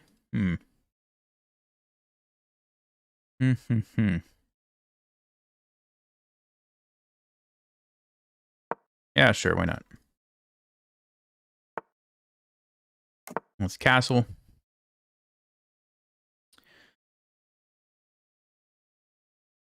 I mean, I could play a4 to stop this, but then we do give up the b4 square, so I don't know if it's actually worth it or not. Okay, so let's develop this bishop somewhere. Maybe f4. Okay, he's gonna go for that. I mean, I don't know how bad I want to keep this bishop. Usually I want to keep it, but I could also just go for like the really speedy development here and get the rooks in right away. Let's do that. Let's go for the quick development. You really want to spend all this time just to trade for that bishop? Go ahead. I'm going to have 1, 2, 3, 4 pieces and I'm castled and you literally have no pieces. Like there's no way that can be worth it, right? I just can't believe that. So see if I'm right. I mean, look at this. Look at this. I have to, right? Question is, can we do it before he develops his pieces?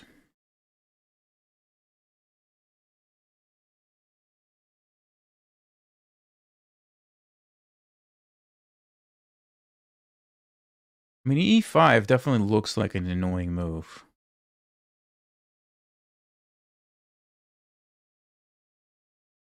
Because you can't go knight f6. And do you really want to go here? I don't know.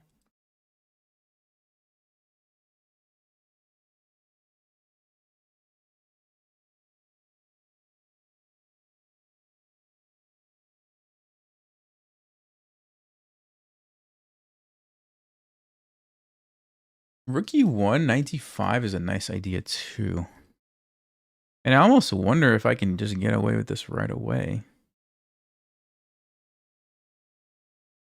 Which rook do I start with, guys? Which one?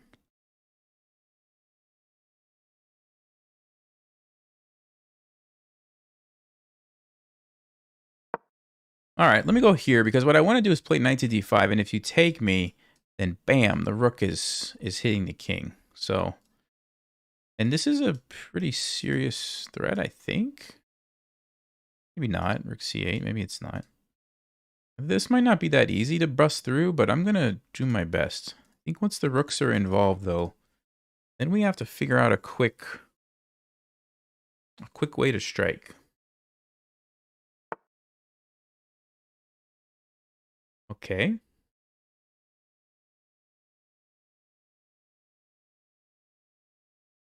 So takes, queen d7.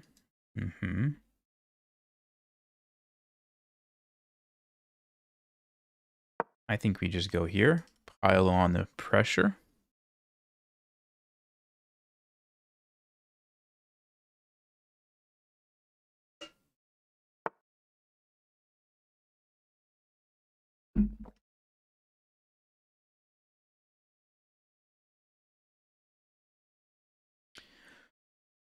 queen to b6. So he gets away from the pin. He deals with any tactics here. Yeah, this is probably the moment when I would want to play knight to d5. Takes, check. If you block with the bishop, what am I going to do? Or if you block with the knight?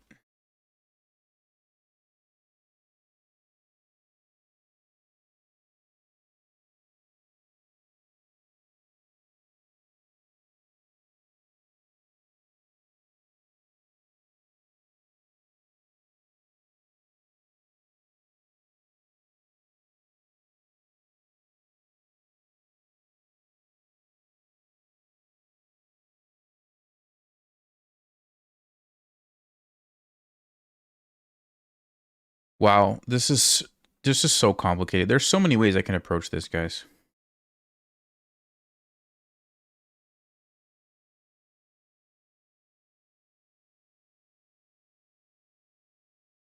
There are so many ways. Like, even knight g5 is interesting. Trying to just sack here. Like, knight g5, knight f6, takes, bishop e7, then we're probably winning. This one I'm just not sure about. I just don't know what I'm doing after he just, like, moves, maybe. Or even just bishop e7. I mean, it definitely looks good, but I don't want to play knight g5. I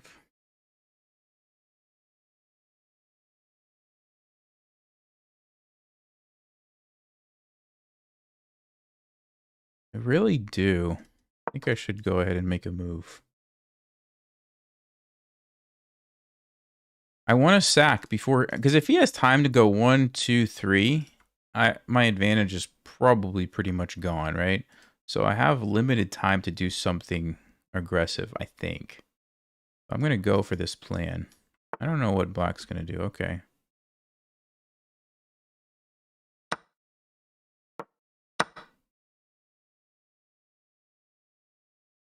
So here we go.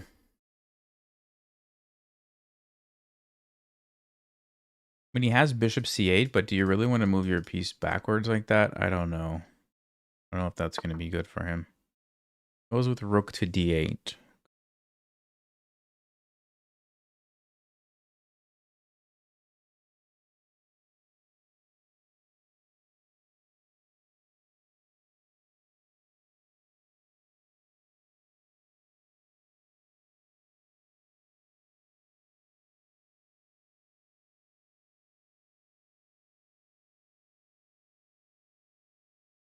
So there's knight d5, takes. I don't.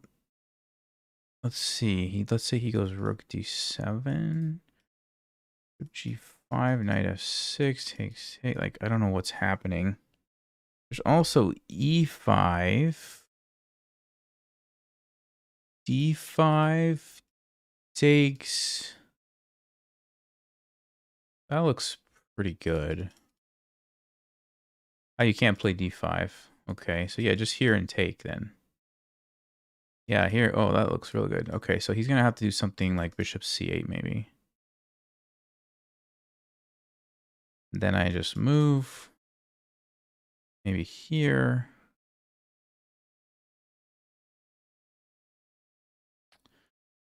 e5.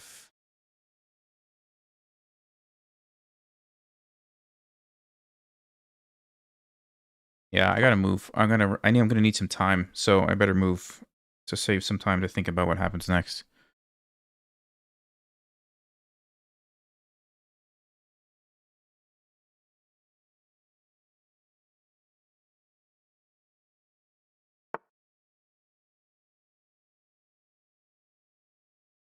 All right, obviously we don't want to get checkmated, so that's priority number 1. Knight d5 actually stops the checkmate and adds pressure here. Or knight e4. f3 would also work.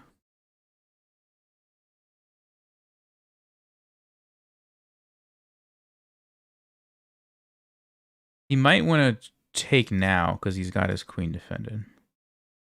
The 95 takes. Do I have a move, actually? Maybe not. 94 takes.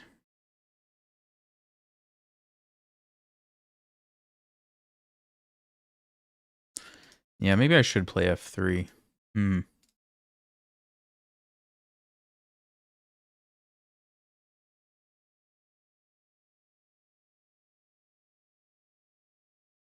Oh, why is this so hard to figure out? Okay, let's go, Nelson. You got to do something here. You have to do something.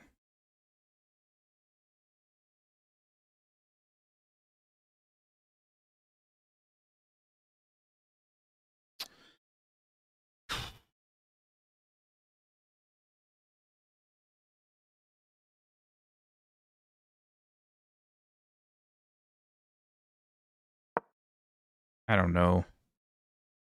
This maybe was a really good move because now he's got options with this pawn that he didn't have before, right?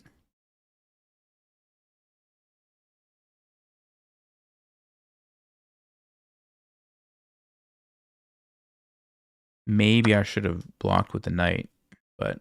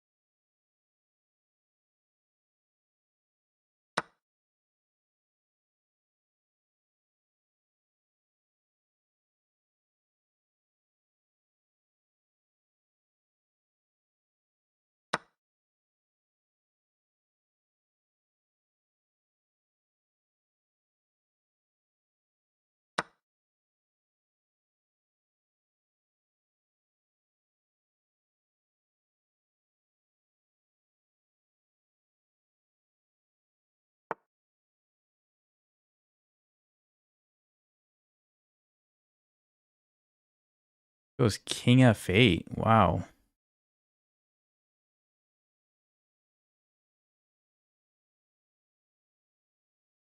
Okay, so he really wants to go here. So let's stop that because that forces a queen trade. That's what we can't have. We can't have a queen trade. Also, I have 1 minute. Man.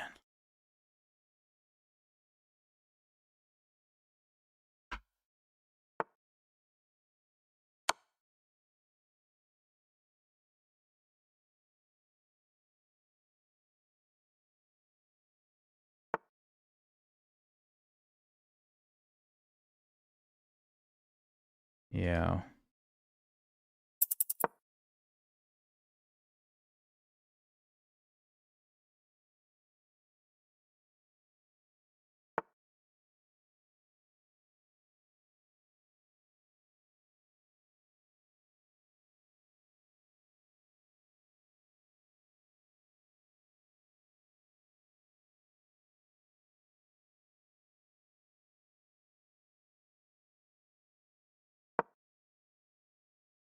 Every line I was trying to calculate, there's always like a queen trade. Like, so I want to be able to move my knight, basically.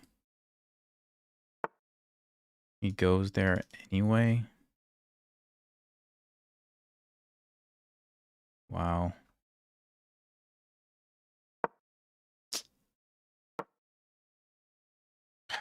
How does this guy not even have to think in this position? It's crazy. He just doesn't even have to think and he can just survive somehow. Man. I'm going to look at this and Stockfish is going to tell me I had like 15 missed wins. Watch. It's going to be crazy.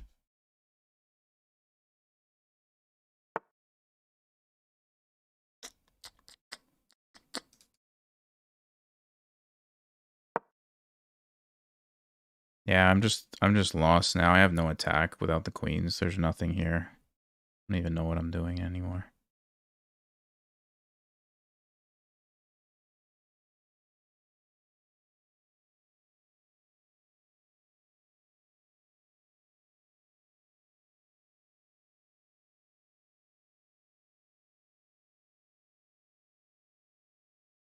Guess I should bring my king this way, but...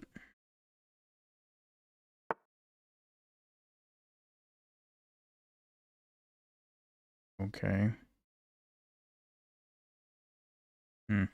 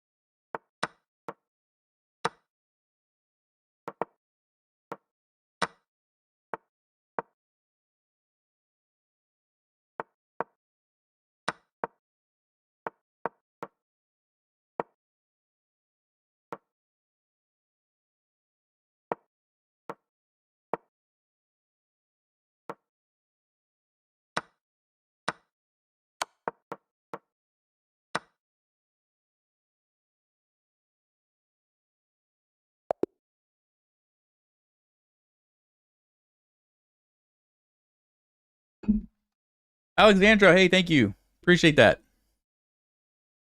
I'm glad you're enjoying it. All right, let's see if we had any missed wins.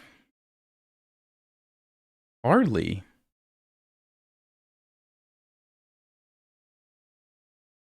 I just don't understand how people can play positions like that without even thinking. It's just, it boggles my mind how you can do that. Anyway, let's see. What should we have done? Was my sacrifice totally crazy? Best move is A4. So you're basically saying, I'm going to take your pawn. If you take me, you lose a piece. If you try to push, I just take it.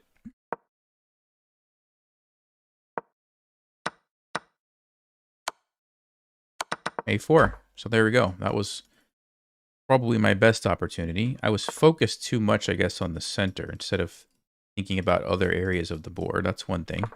But let's see after this. Was this super crazy? No. Stockfish says it was a brilliant move. Knight to D5 was the winning move. Not E takes. You take with the rook. I guess you're just going to double up and take here. Is that the idea? No. Rook G5. I never would have thought about this. What's the point? What in the world? Now E5. Knight E4. What? Takes. What is happening? I can't take the queen because there's a checkmate? So I have to take this so I can block. And then we get this position. And this happens. And I'm up a pawn.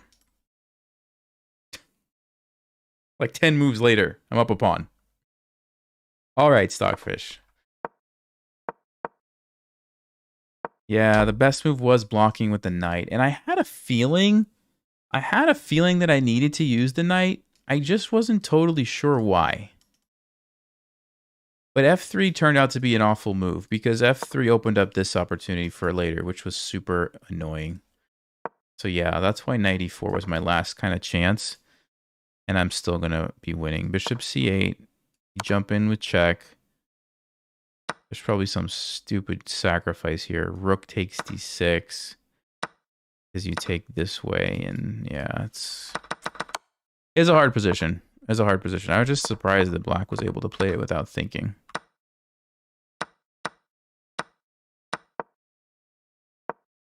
They weren't really playing the best moves. They were just good enough, and I didn't see what to do.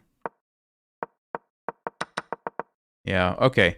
I like the Smith-Morra Gambit. I just need to study some of the lines so that I don't get into so much time trouble because I have no idea what's going on in the beginning, so I'm spending way too much time.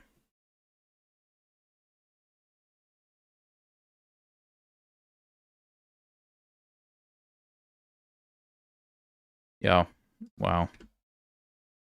think I'm just losing points. It's kind of crazy. All right. Well, I've played this person before. Okay.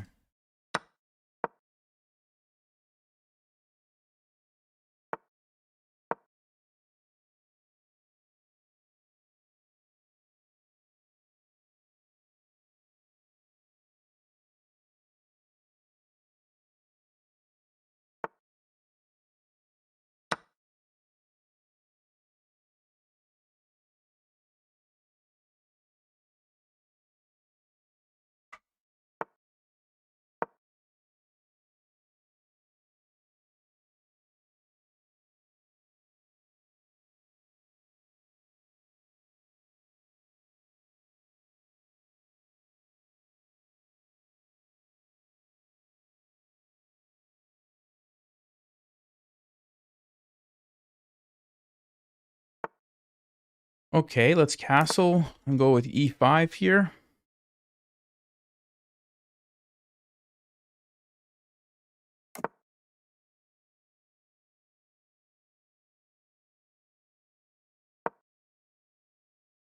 That's really interesting to me how most of the strong players play c4, and then most of the like sort of strong but not quite that strong players play c3 first. Now he goes with the c4. Interesting. Interesting.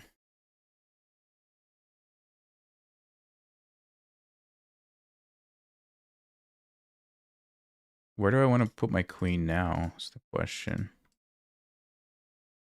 e4, knight c3. Maybe come over here.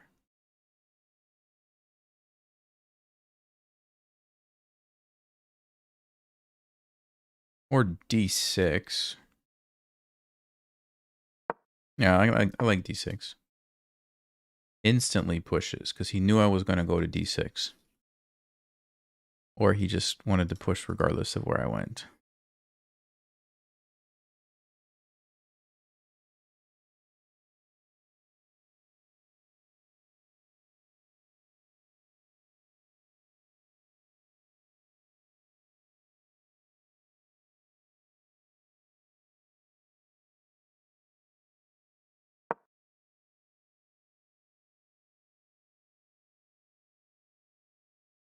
So sometimes when they push, this could be a target for me. So let's see if we can take advantage of that.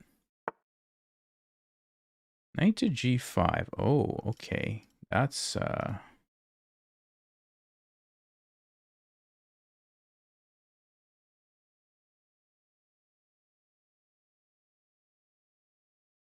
wow.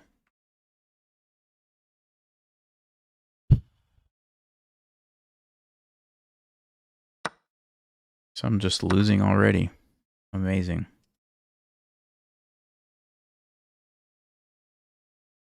Amazing.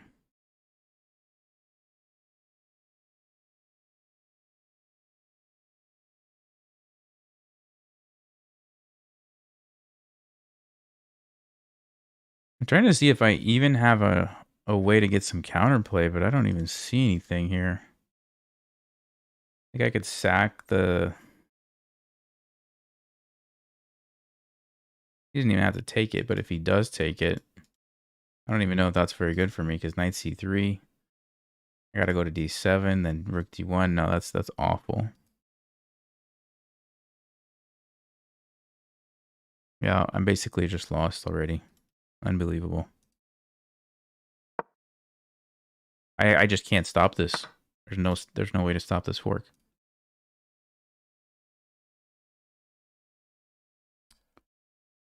All right.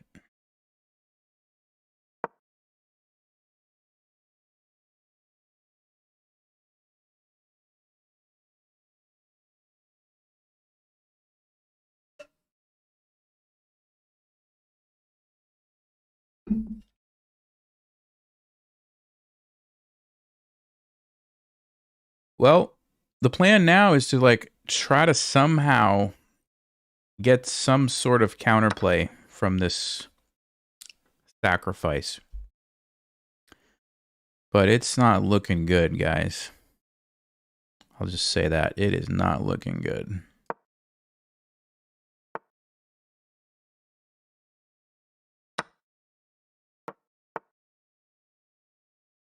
Why is this person playing like it's a bullet game? Maybe that's going to be their problem. Maybe they'll blunder something.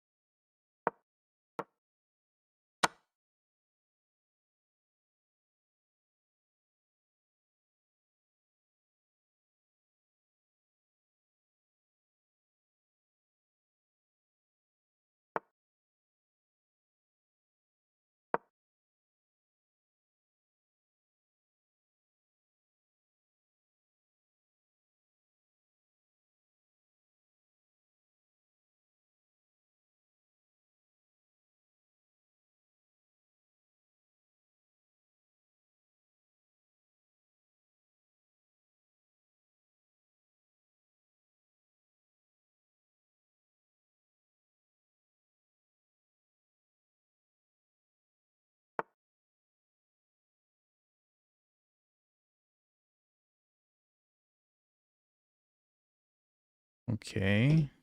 Hmm.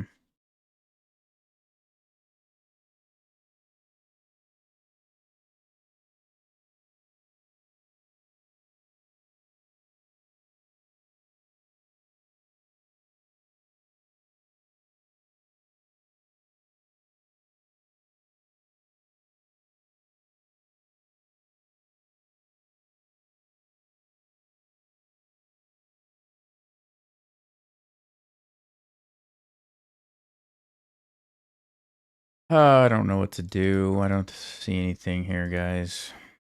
I just don't see anything.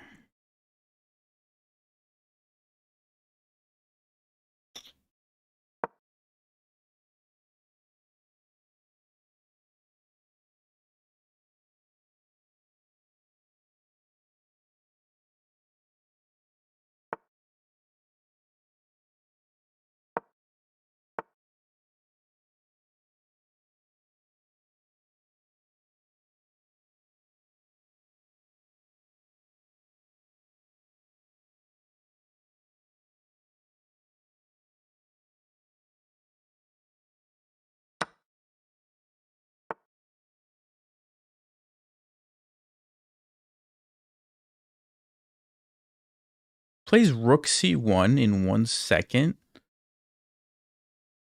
Who does that? Who does that?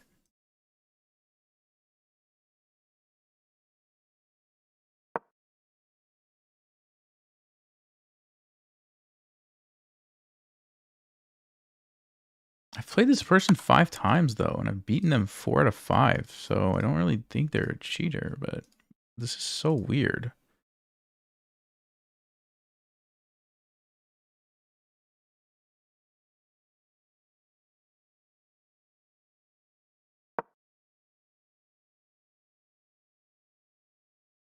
Like, why would you not even consider taking with the pawn? You just, like, you just know that you don't want to instantly?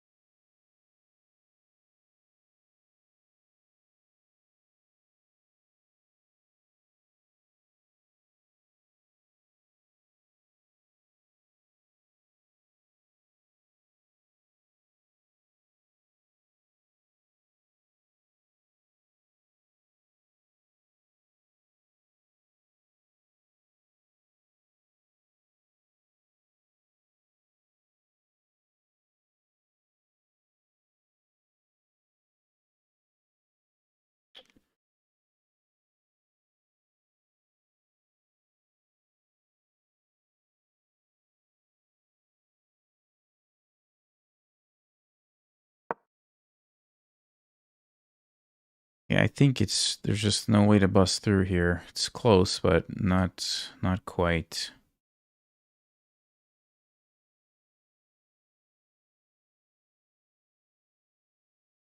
Maybe F4.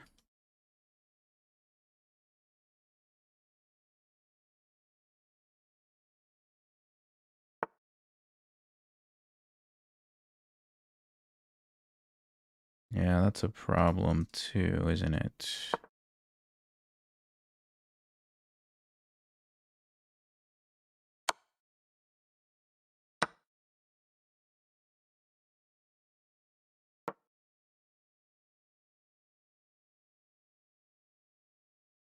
See, like is this person just they just always play like instantly and hope it's not a blunder, and sometimes it is?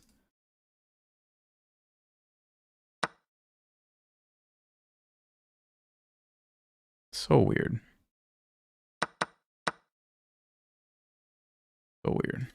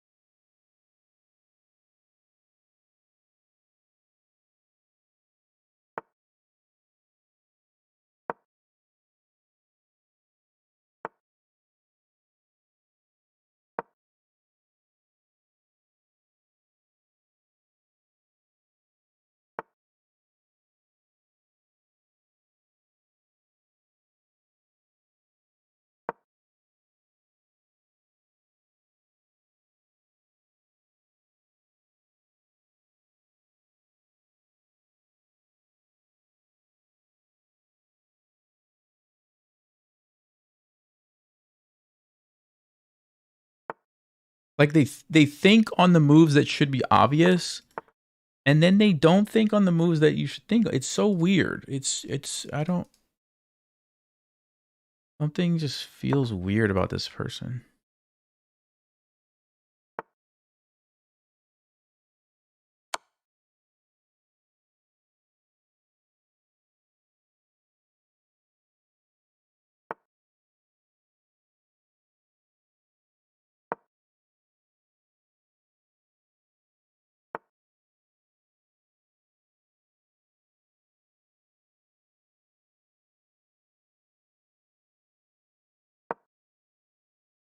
I think this is going to be winning.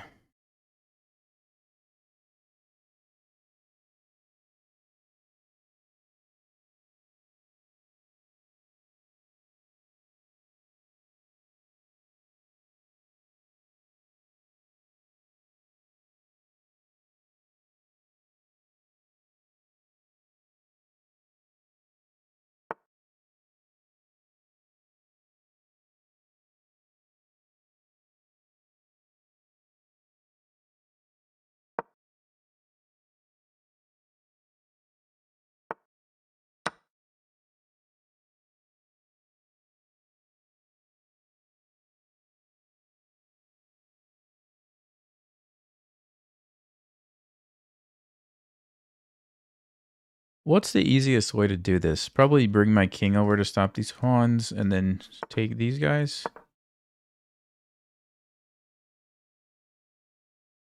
Or maybe just check.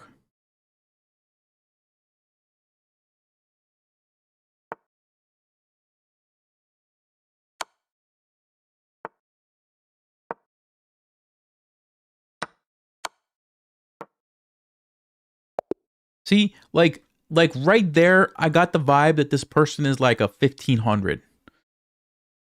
And then earlier in the game, I got the vibe that they were like a super GM. You know what I'm saying? Like, that's so weird. And I think I remember this happening with this person before, where I was like, I'm losing. I'm totally losing. Wait, they blundered something and I won. I remember that. See, that's so weird, right?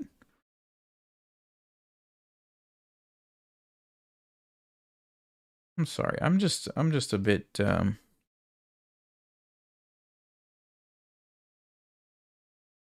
1600 bullet player.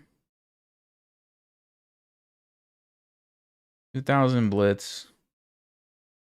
2200 rapid. I don't know.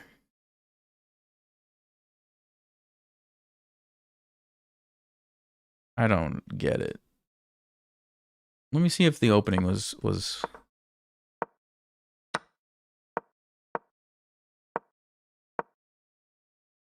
D3.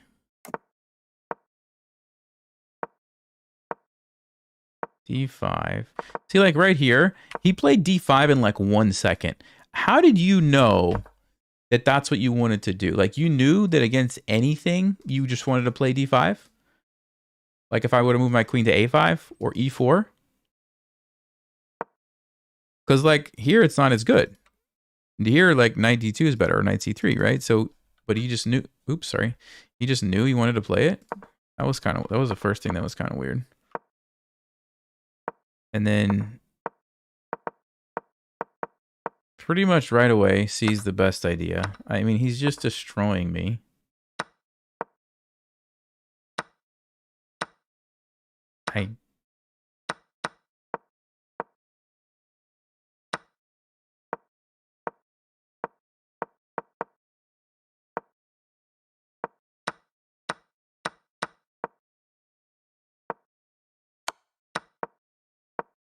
I mean, maybe he just likes to play fast and doesn't think through things. I don't know.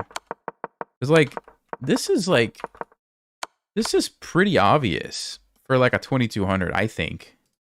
I think this is pretty obvious. Is it really that tricky? Like, I don't know. I don't know. I'm not saying he's cooking rice, but it's a weird player. It's just a weird player, maybe. Anyway, I'll take it. I'll take the points.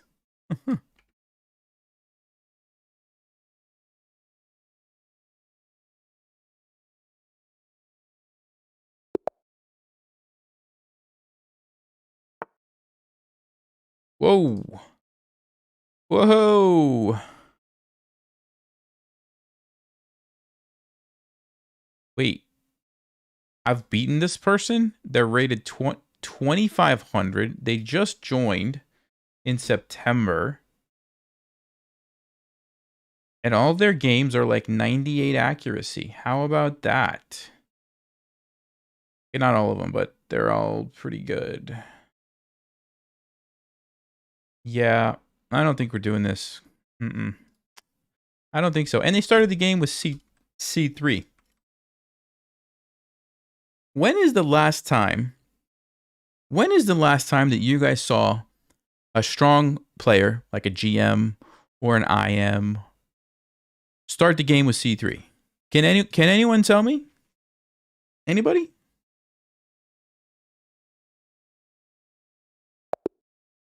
That's a first for me.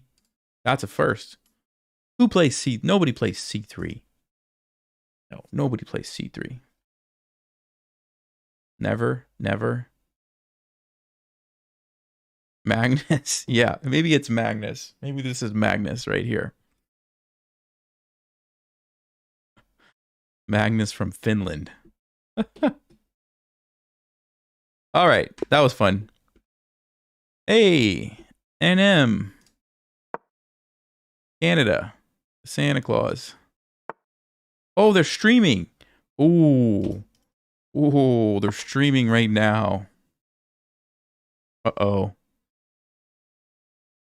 Maybe I should have gone with the normal stuff, but let's go. We've been having fun with this one.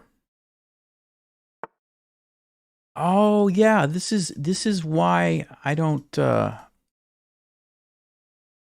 this is the problem. They don't accept it. What do you do against this? Now you have to figure out something, right? I have no idea. I have no idea. What do I do against this? Do I push? Do I push? Sure. Sure, why not? Do I attack it?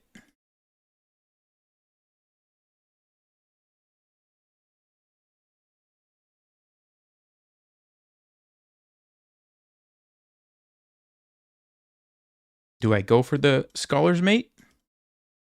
That is the question. To Scholar's Mate or not to Scholar's Mate? Do I sack the bishop? Do I sack it? Nope. I don't think that's the solution here. I don't think that's the solution.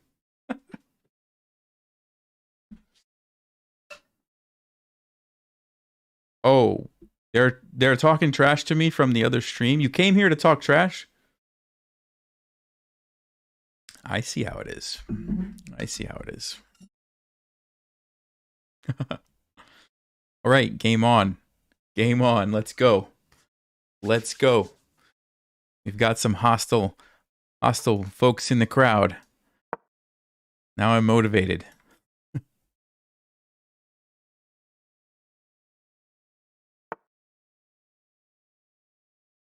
Okay, d5 is an annoying move. I think we should take that pawn, probably. I want to keep the lines open for the Scholar's Mate idea. Let me go ahead and... I think I'll castle here. I could take this. If I castle and they take me, though, do I like that position? Takes, check. And it doesn't look awful. But maybe I'd rather keep the queens on the board. Bishop g4, though, and if they castle... No, they're not going to castle with the c-file. Maybe they will. Alright, let's do it this way. I just didn't want to trade queens, you know? You know what I'm saying? You know what? No, it's too late now. I was going to say maybe I could have gone like queen e2. Like castles takes queen e2, sack another pawn just to really have some fun. But anyway, too late now. Don't cross the stream.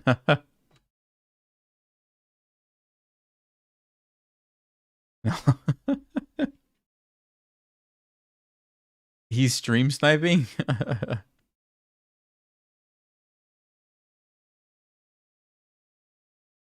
You can castle there in Gambit style?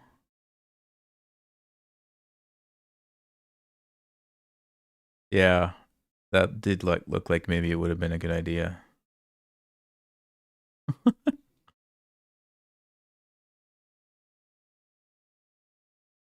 Should I go watch his stream, see what's going on? Oh, bishop e6. Interesting move. Obviously, we don't want to take it. We don't want to get pinned. So I think the only move here is the castle. That just seems like it's got to be the way to go. We'll take here.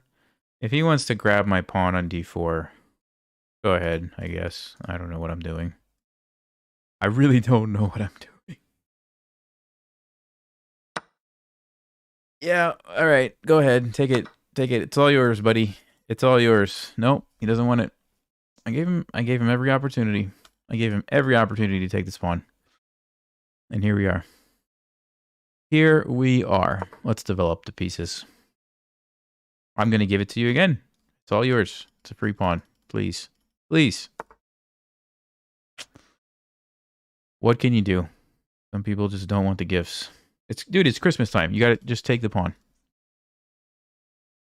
All right. I could go knight b5, but I don't really know why. What does it accomplish for me? I don't think too much. How about knight e4 instead? Does not want my gift.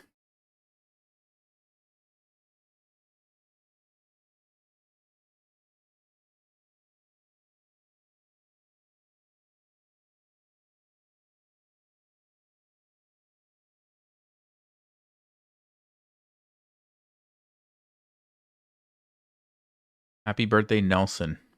Thanks, Donnie. Not my birthday, but thank you anyway. Queen d5. All right, so he wants a queen trade. I really don't want to trade queens. I really don't. But if I don't, I have to move like here. That's an awful move. Or here. That's an awful move. Here. That seems like maybe an okay move. Oh, boy. What to do, what to do. I don't want to trade queens, buddy. Not today.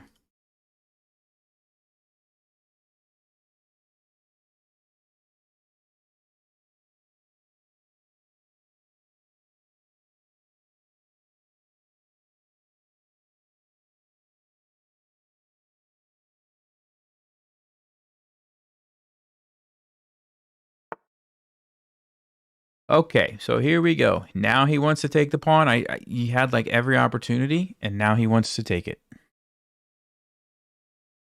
I'm not sure if the gift is still available. I have to think about that.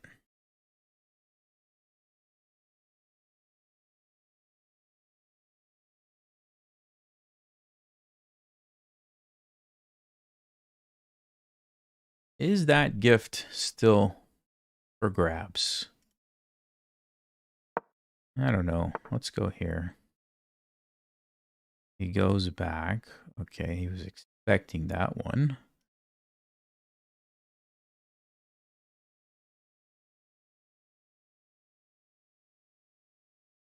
I have a plan here, guys. I have a plan. Let me go bishop f4.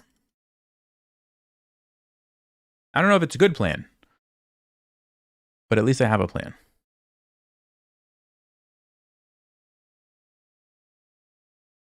The gift is back on the table. He can have it. It's all his. Go ahead.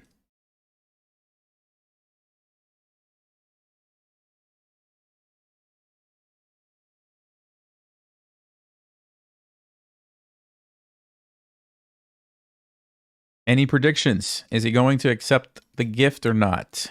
Is Santa Claus going to accept the free gift?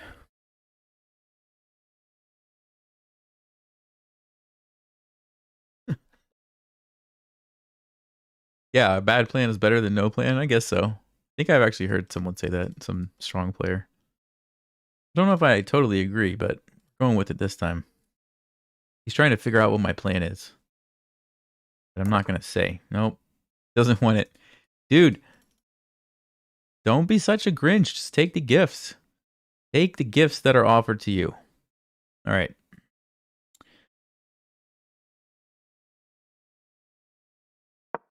I guess I have to take it back. He didn't want it. He had his chance, and he didn't want it. So here we are. Wow. Chess player lol. 10 more moves and he will crush me. Okay. Thank you for the prediction. Move 27 and I'm going to be done for. All right. Got it. Move 27, huh?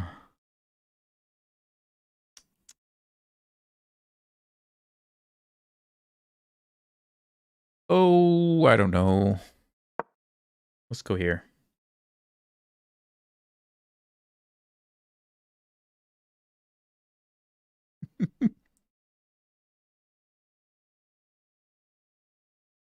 That's right. The gift that keeps on giving. Yep, there it is.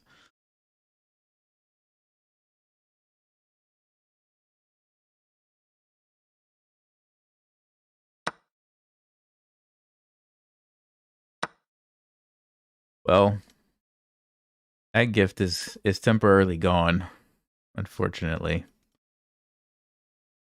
So let's see if we can find a new gift for him. What could it be?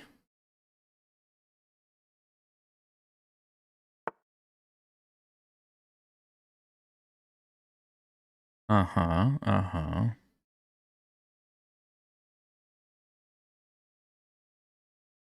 Let's put the rook here.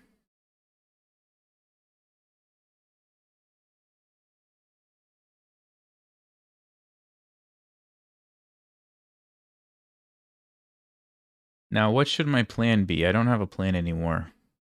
I need at least something. Something. My plan was to give him the gift, but he didn't take it, so now I'm just like...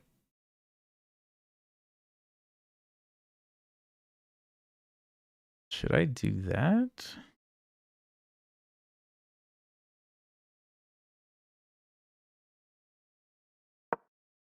I don't know. Let's play h3. When in doubt, push a pawn. That's what they say, so... b5. Okay, okay. I think I have a gift for him. I think I have another gift. There's my gift. Take it. Take the gift. It's a new gift.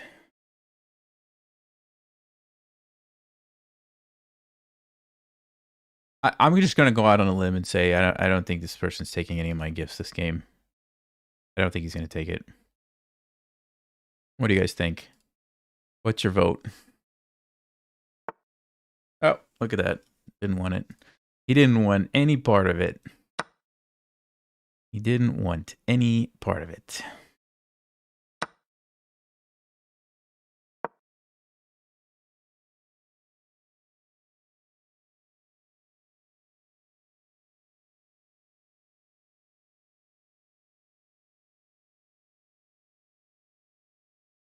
Maybe he'll give me a gift. I don't think he's going to give me that one, though. That'd be a pretty nice gift.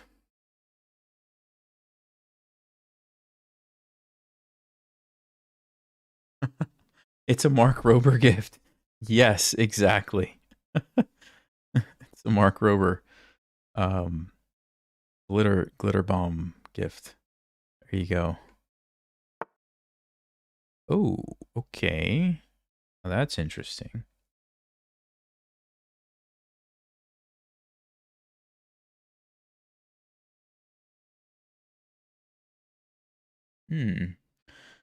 So if we take this B pawn, how do I feel about that? I think I'm okay with this trade, actually.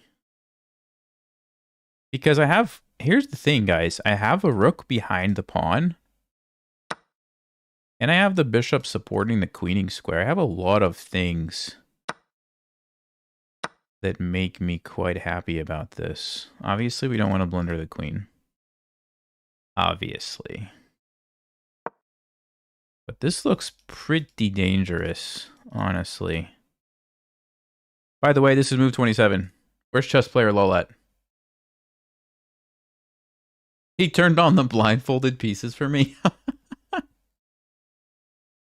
Okay, all right, all right. You better turn them off. You better turn them off quick.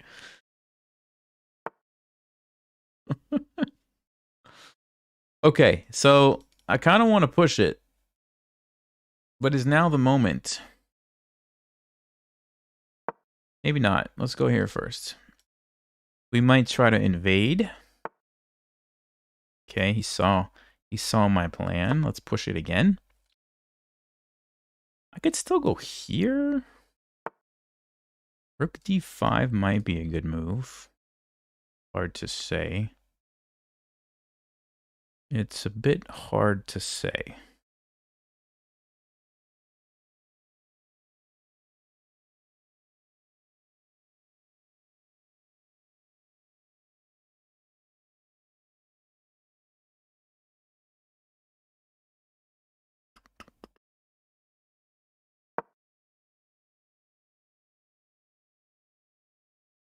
I have another plan. Now, is it a good plan? I don't know, but...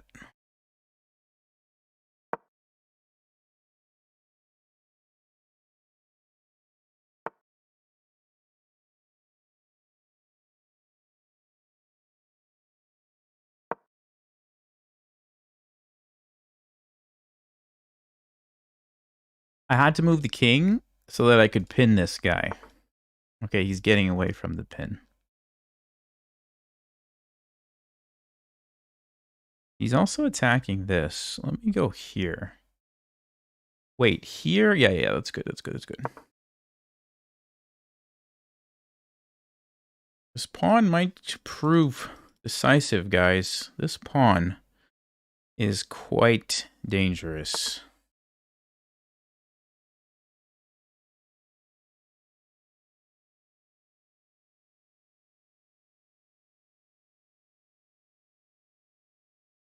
Okay. Okay.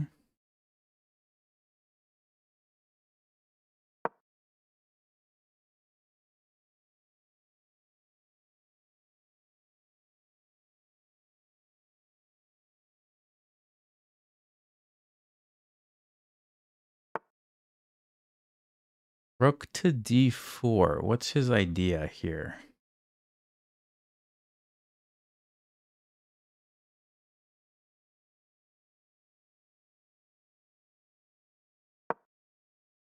Rook d2? We're going to go rook b2.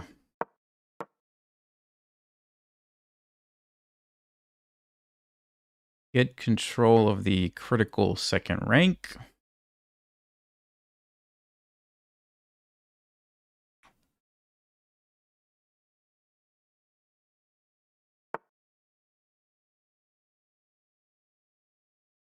He decides to keep the pieces on the board. Let me go back to C4 then.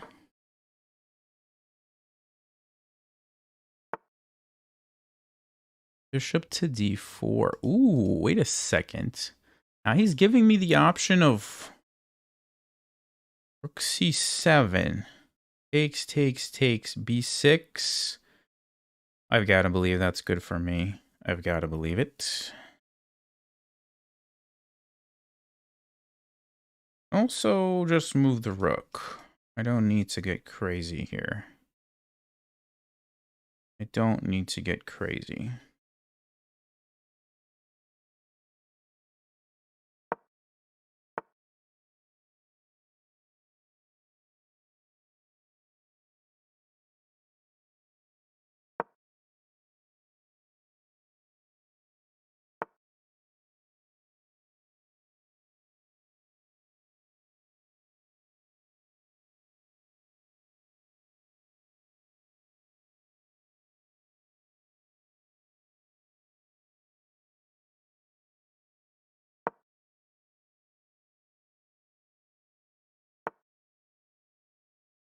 Let's see. What can we do here, guys?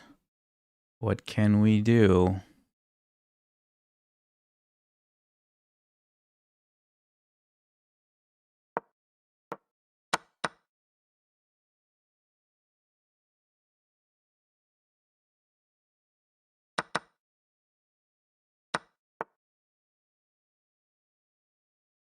That's a good move, I think.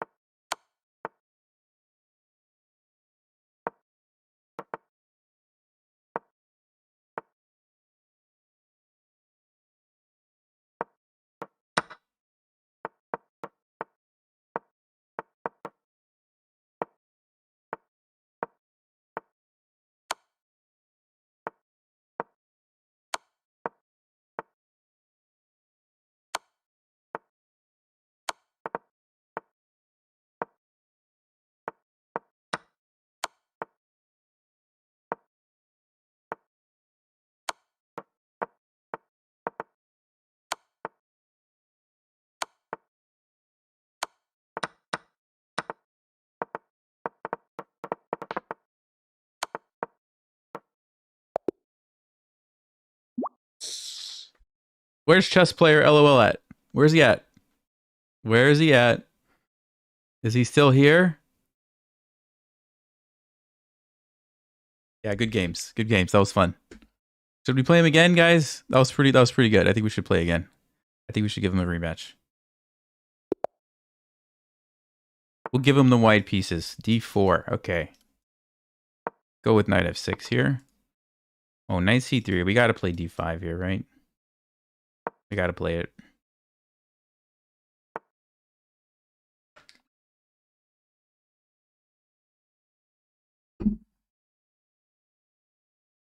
Yeah, what to do against this? We could go with...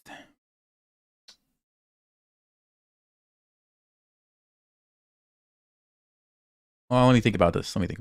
Let's go C6. Let's go with E6.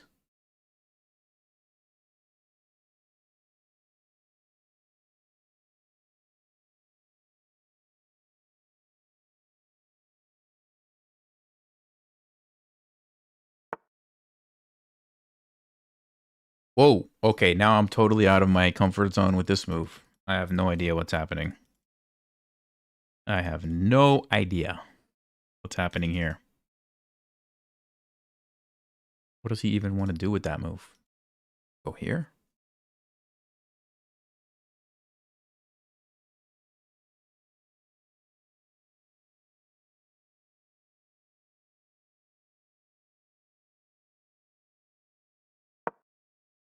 I guess let's trade this bishop. I don't know.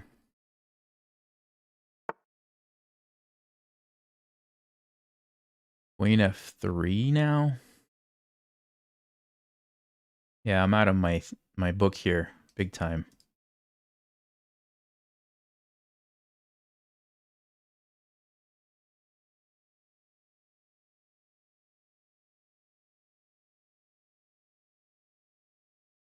Well, kind of feel like we should attack this. So maybe I should have done it the move before, but he could have played f3 and my knight can't come in. But now my knight can come in. So I think we should attack this guy. And if he's trying to castle, now I'll just take it and bust open the queen side here, right?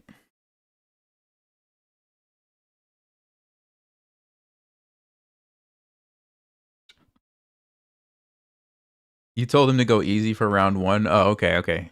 That makes sense. Yeah, I appreciate that.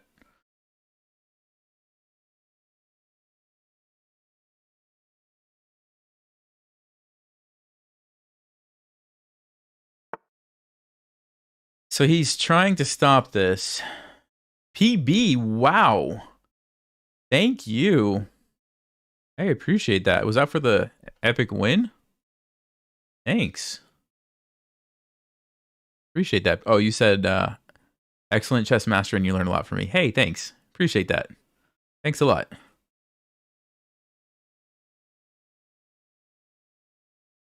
Yeah, that is a lunch right there.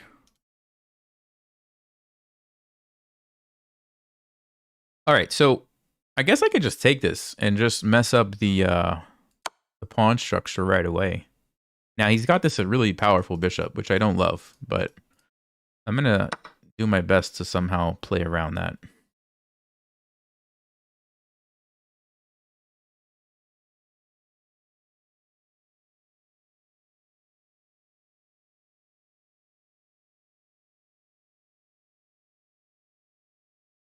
Let's see. I go there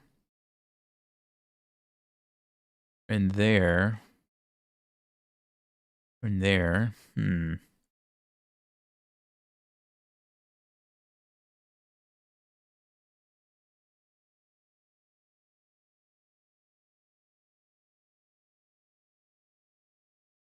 Wow, this is such a weird position. I'm really like not sure what to do here at all.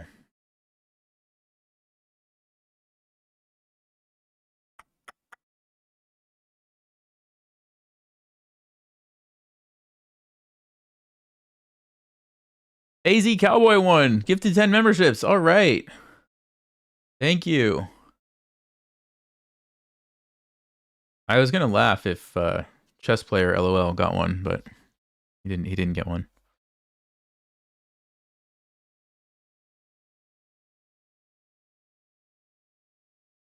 All right. I got to make a decision here, guys. So I think I am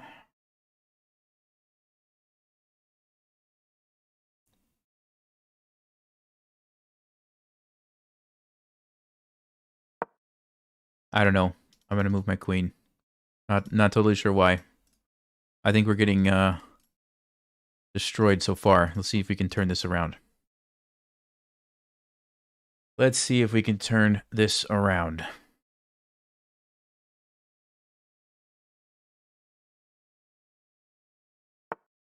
Yeah, queen a5. I did think about it, Joe, but he's just going to go here anyway. And then what am I doing over there with my queen?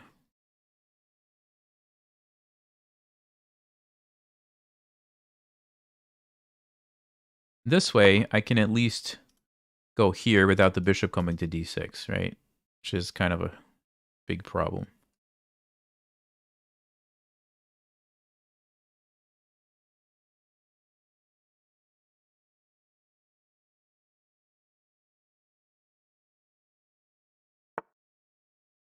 Yeah, that's definitely a possibility.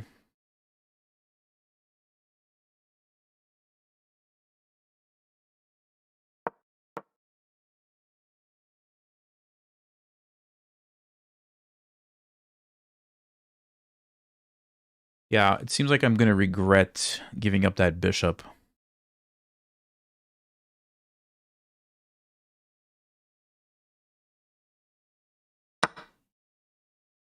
Bishop d6 definitely is happening now.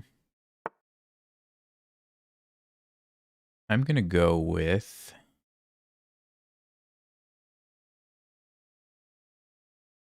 What am I going to go with?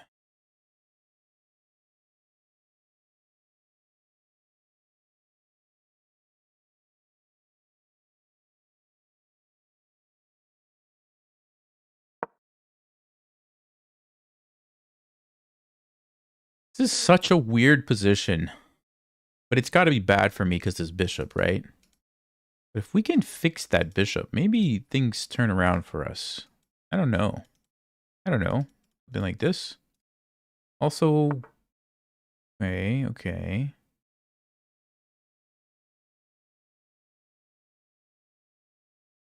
Here.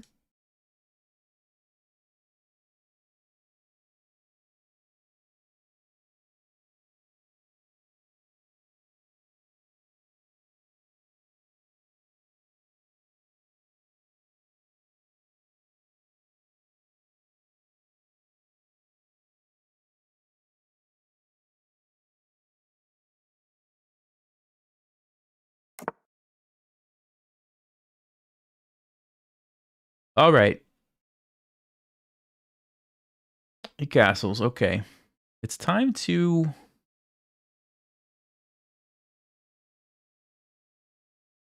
What is it time for, actually?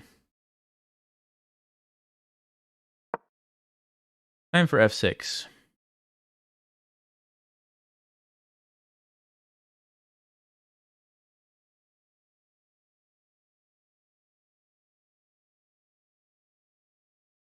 Maybe b6 too, actually. Maybe I'll play b6. I'm trying to get some control of these dark squares. So b6, bishop a6 seems reasonable. He can't play c4 because of my queen, which is really nice for me, right? This is super nice. I mean, if he could play c4, I would be in big trouble, but doubled pawns are helping a little bit here.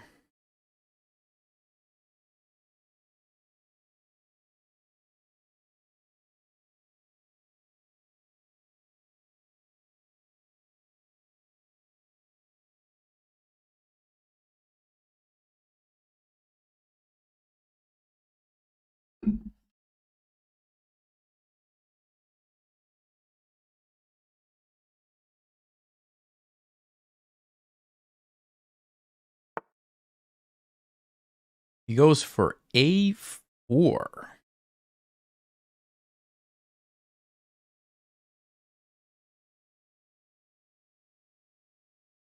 Okay.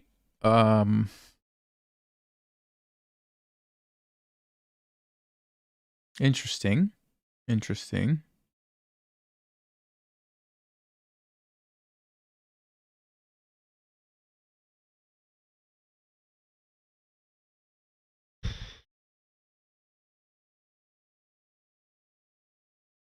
All right, I have a plan. I have a plan. I have a plan again. Let's go here. Look at this juicy square. Look at this. Knight c4 move, huh? Ah, that's amazing. This knight's going to take over the game. I can just sense it. I can just sense it. Ooh, look at that. Look at that.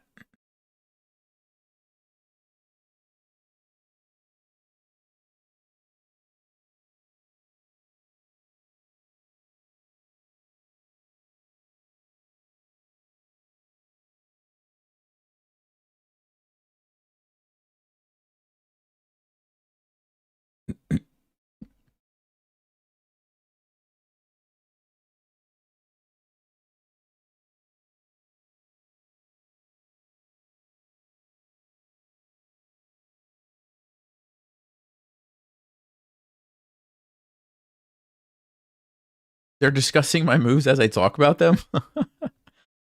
Wow. All right. Well, you know what? I think this is pretty obvious, so... Bishop there, all right. I'm pretty sure this plan was super obvious, so. Ah, knight to f4. Okay. Okay, okay. Do I want to go all the way back or here? That's not an easy decision, is it?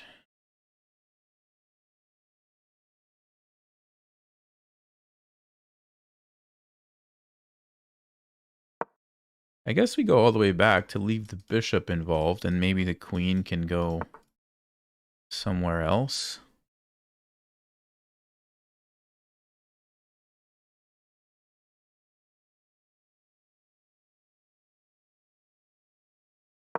Let's go b6 again, gain some control over the dark squares.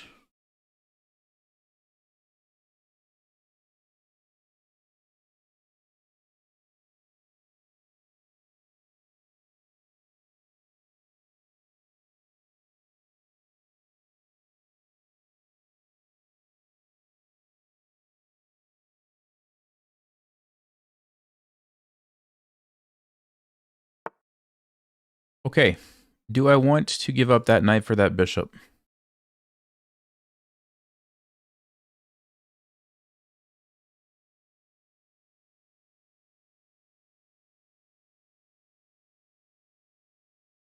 That is a tough decision. That is a really tough decision.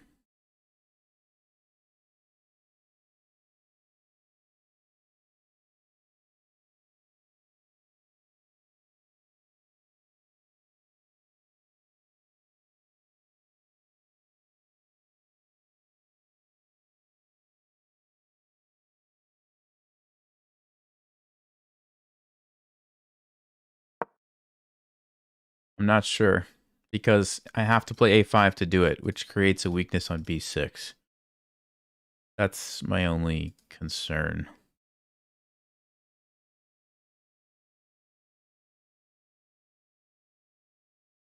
Yes, I could go there, trade, but then the rooks come over, and how do I deal with that, right? Not easy to fix. I mean, maybe I should just put my rook there, bring the bishop, and try to do this, but I don't know. It just feels bad.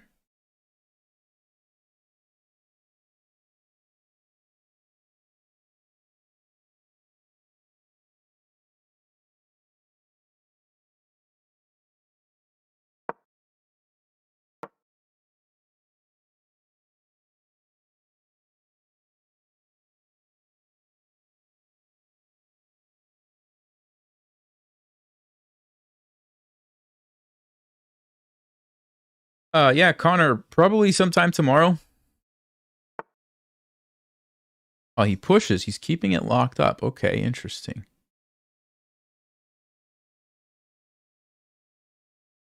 All right, what to do, what to do. This is getting kind of crazy here.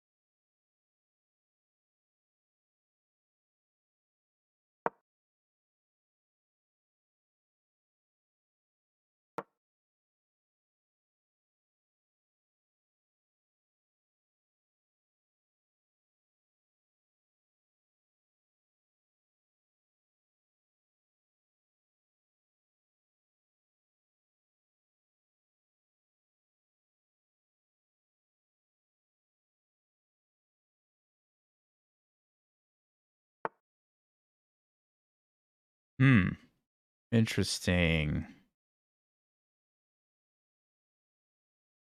I just don't think we want to open that up right now. I don't think that's the way to go.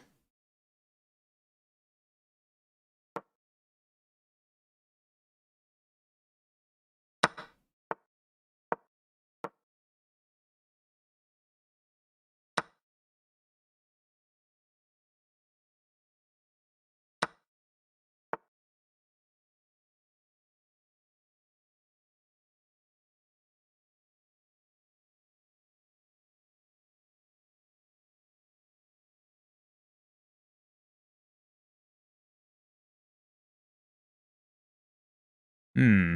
Hmm.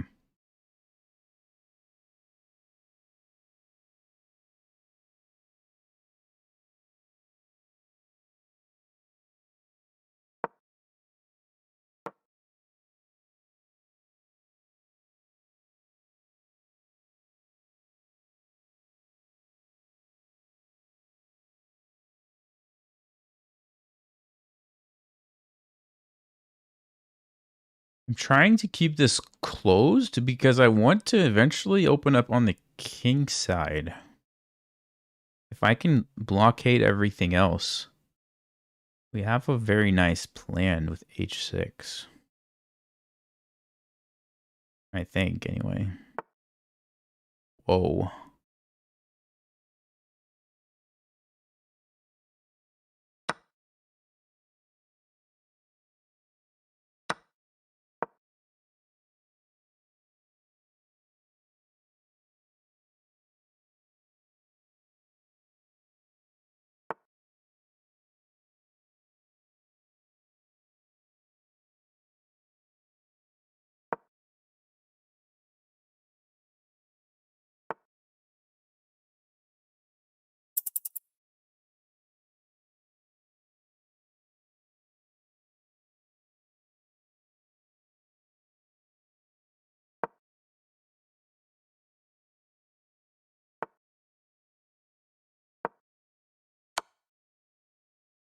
Oh no, I didn't see that.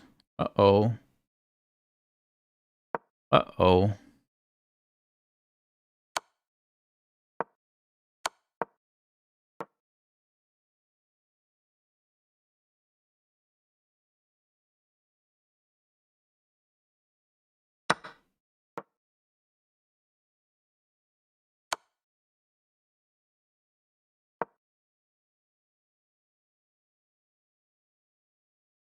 I did not see that one, guys.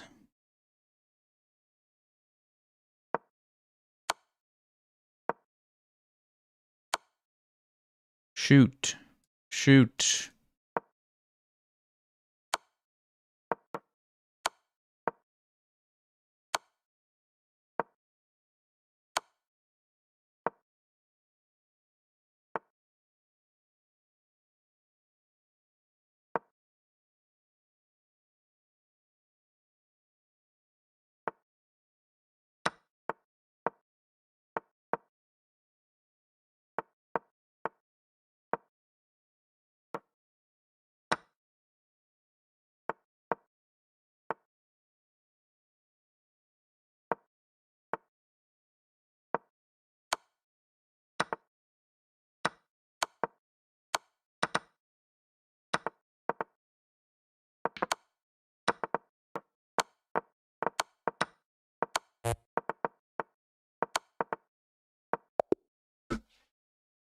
Ah.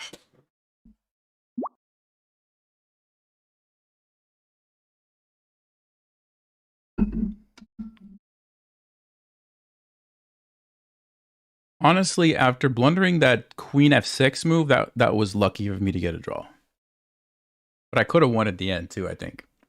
I would have done something differently. I don't know what. Man. Ah. That was a weird game. That was such a weird game. I mean, this g4 move, I had no idea about it. Is this something that's played frequently?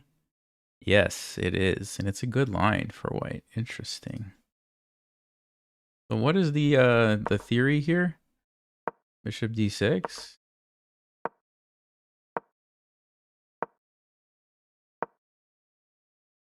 I'm supposed to just take it. Yeah.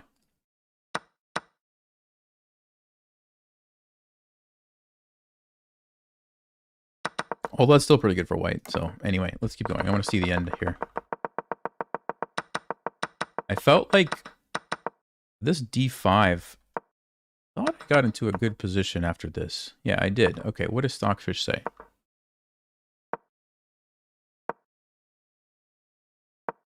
So I saw knight e6, and I thought the threats were queen g7.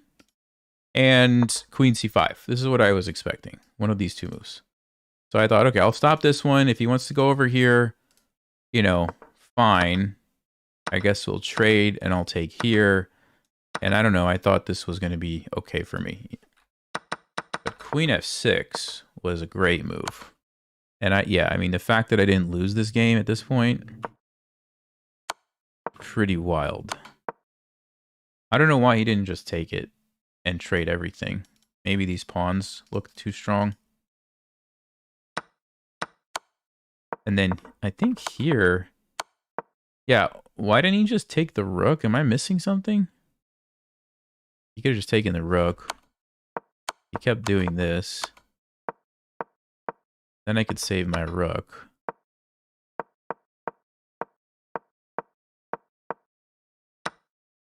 Yeah, like right here, I feel like, yeah, king g8 was the move. Only move, actually. It keeps the game equal, roughly equal. King g8, okay.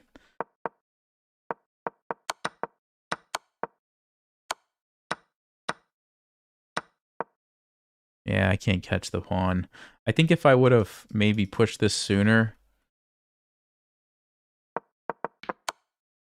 I don't know.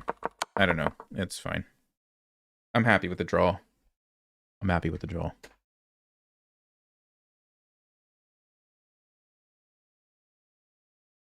Hey, chess player lol. Thank you. Yeah, good games.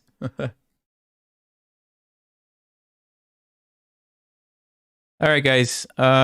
think uh I think this is a good moment to end. 23:45.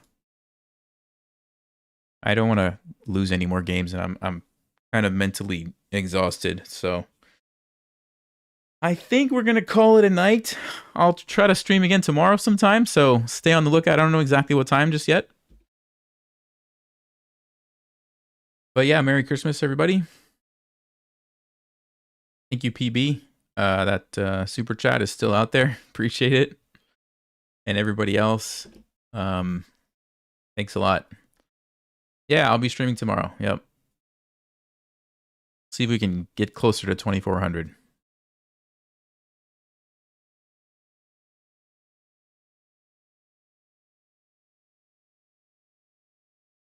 You're watching on his stream the game review. All right, guys. Good night. Yeah, good night, Larly. Merry Christmas. See you next time.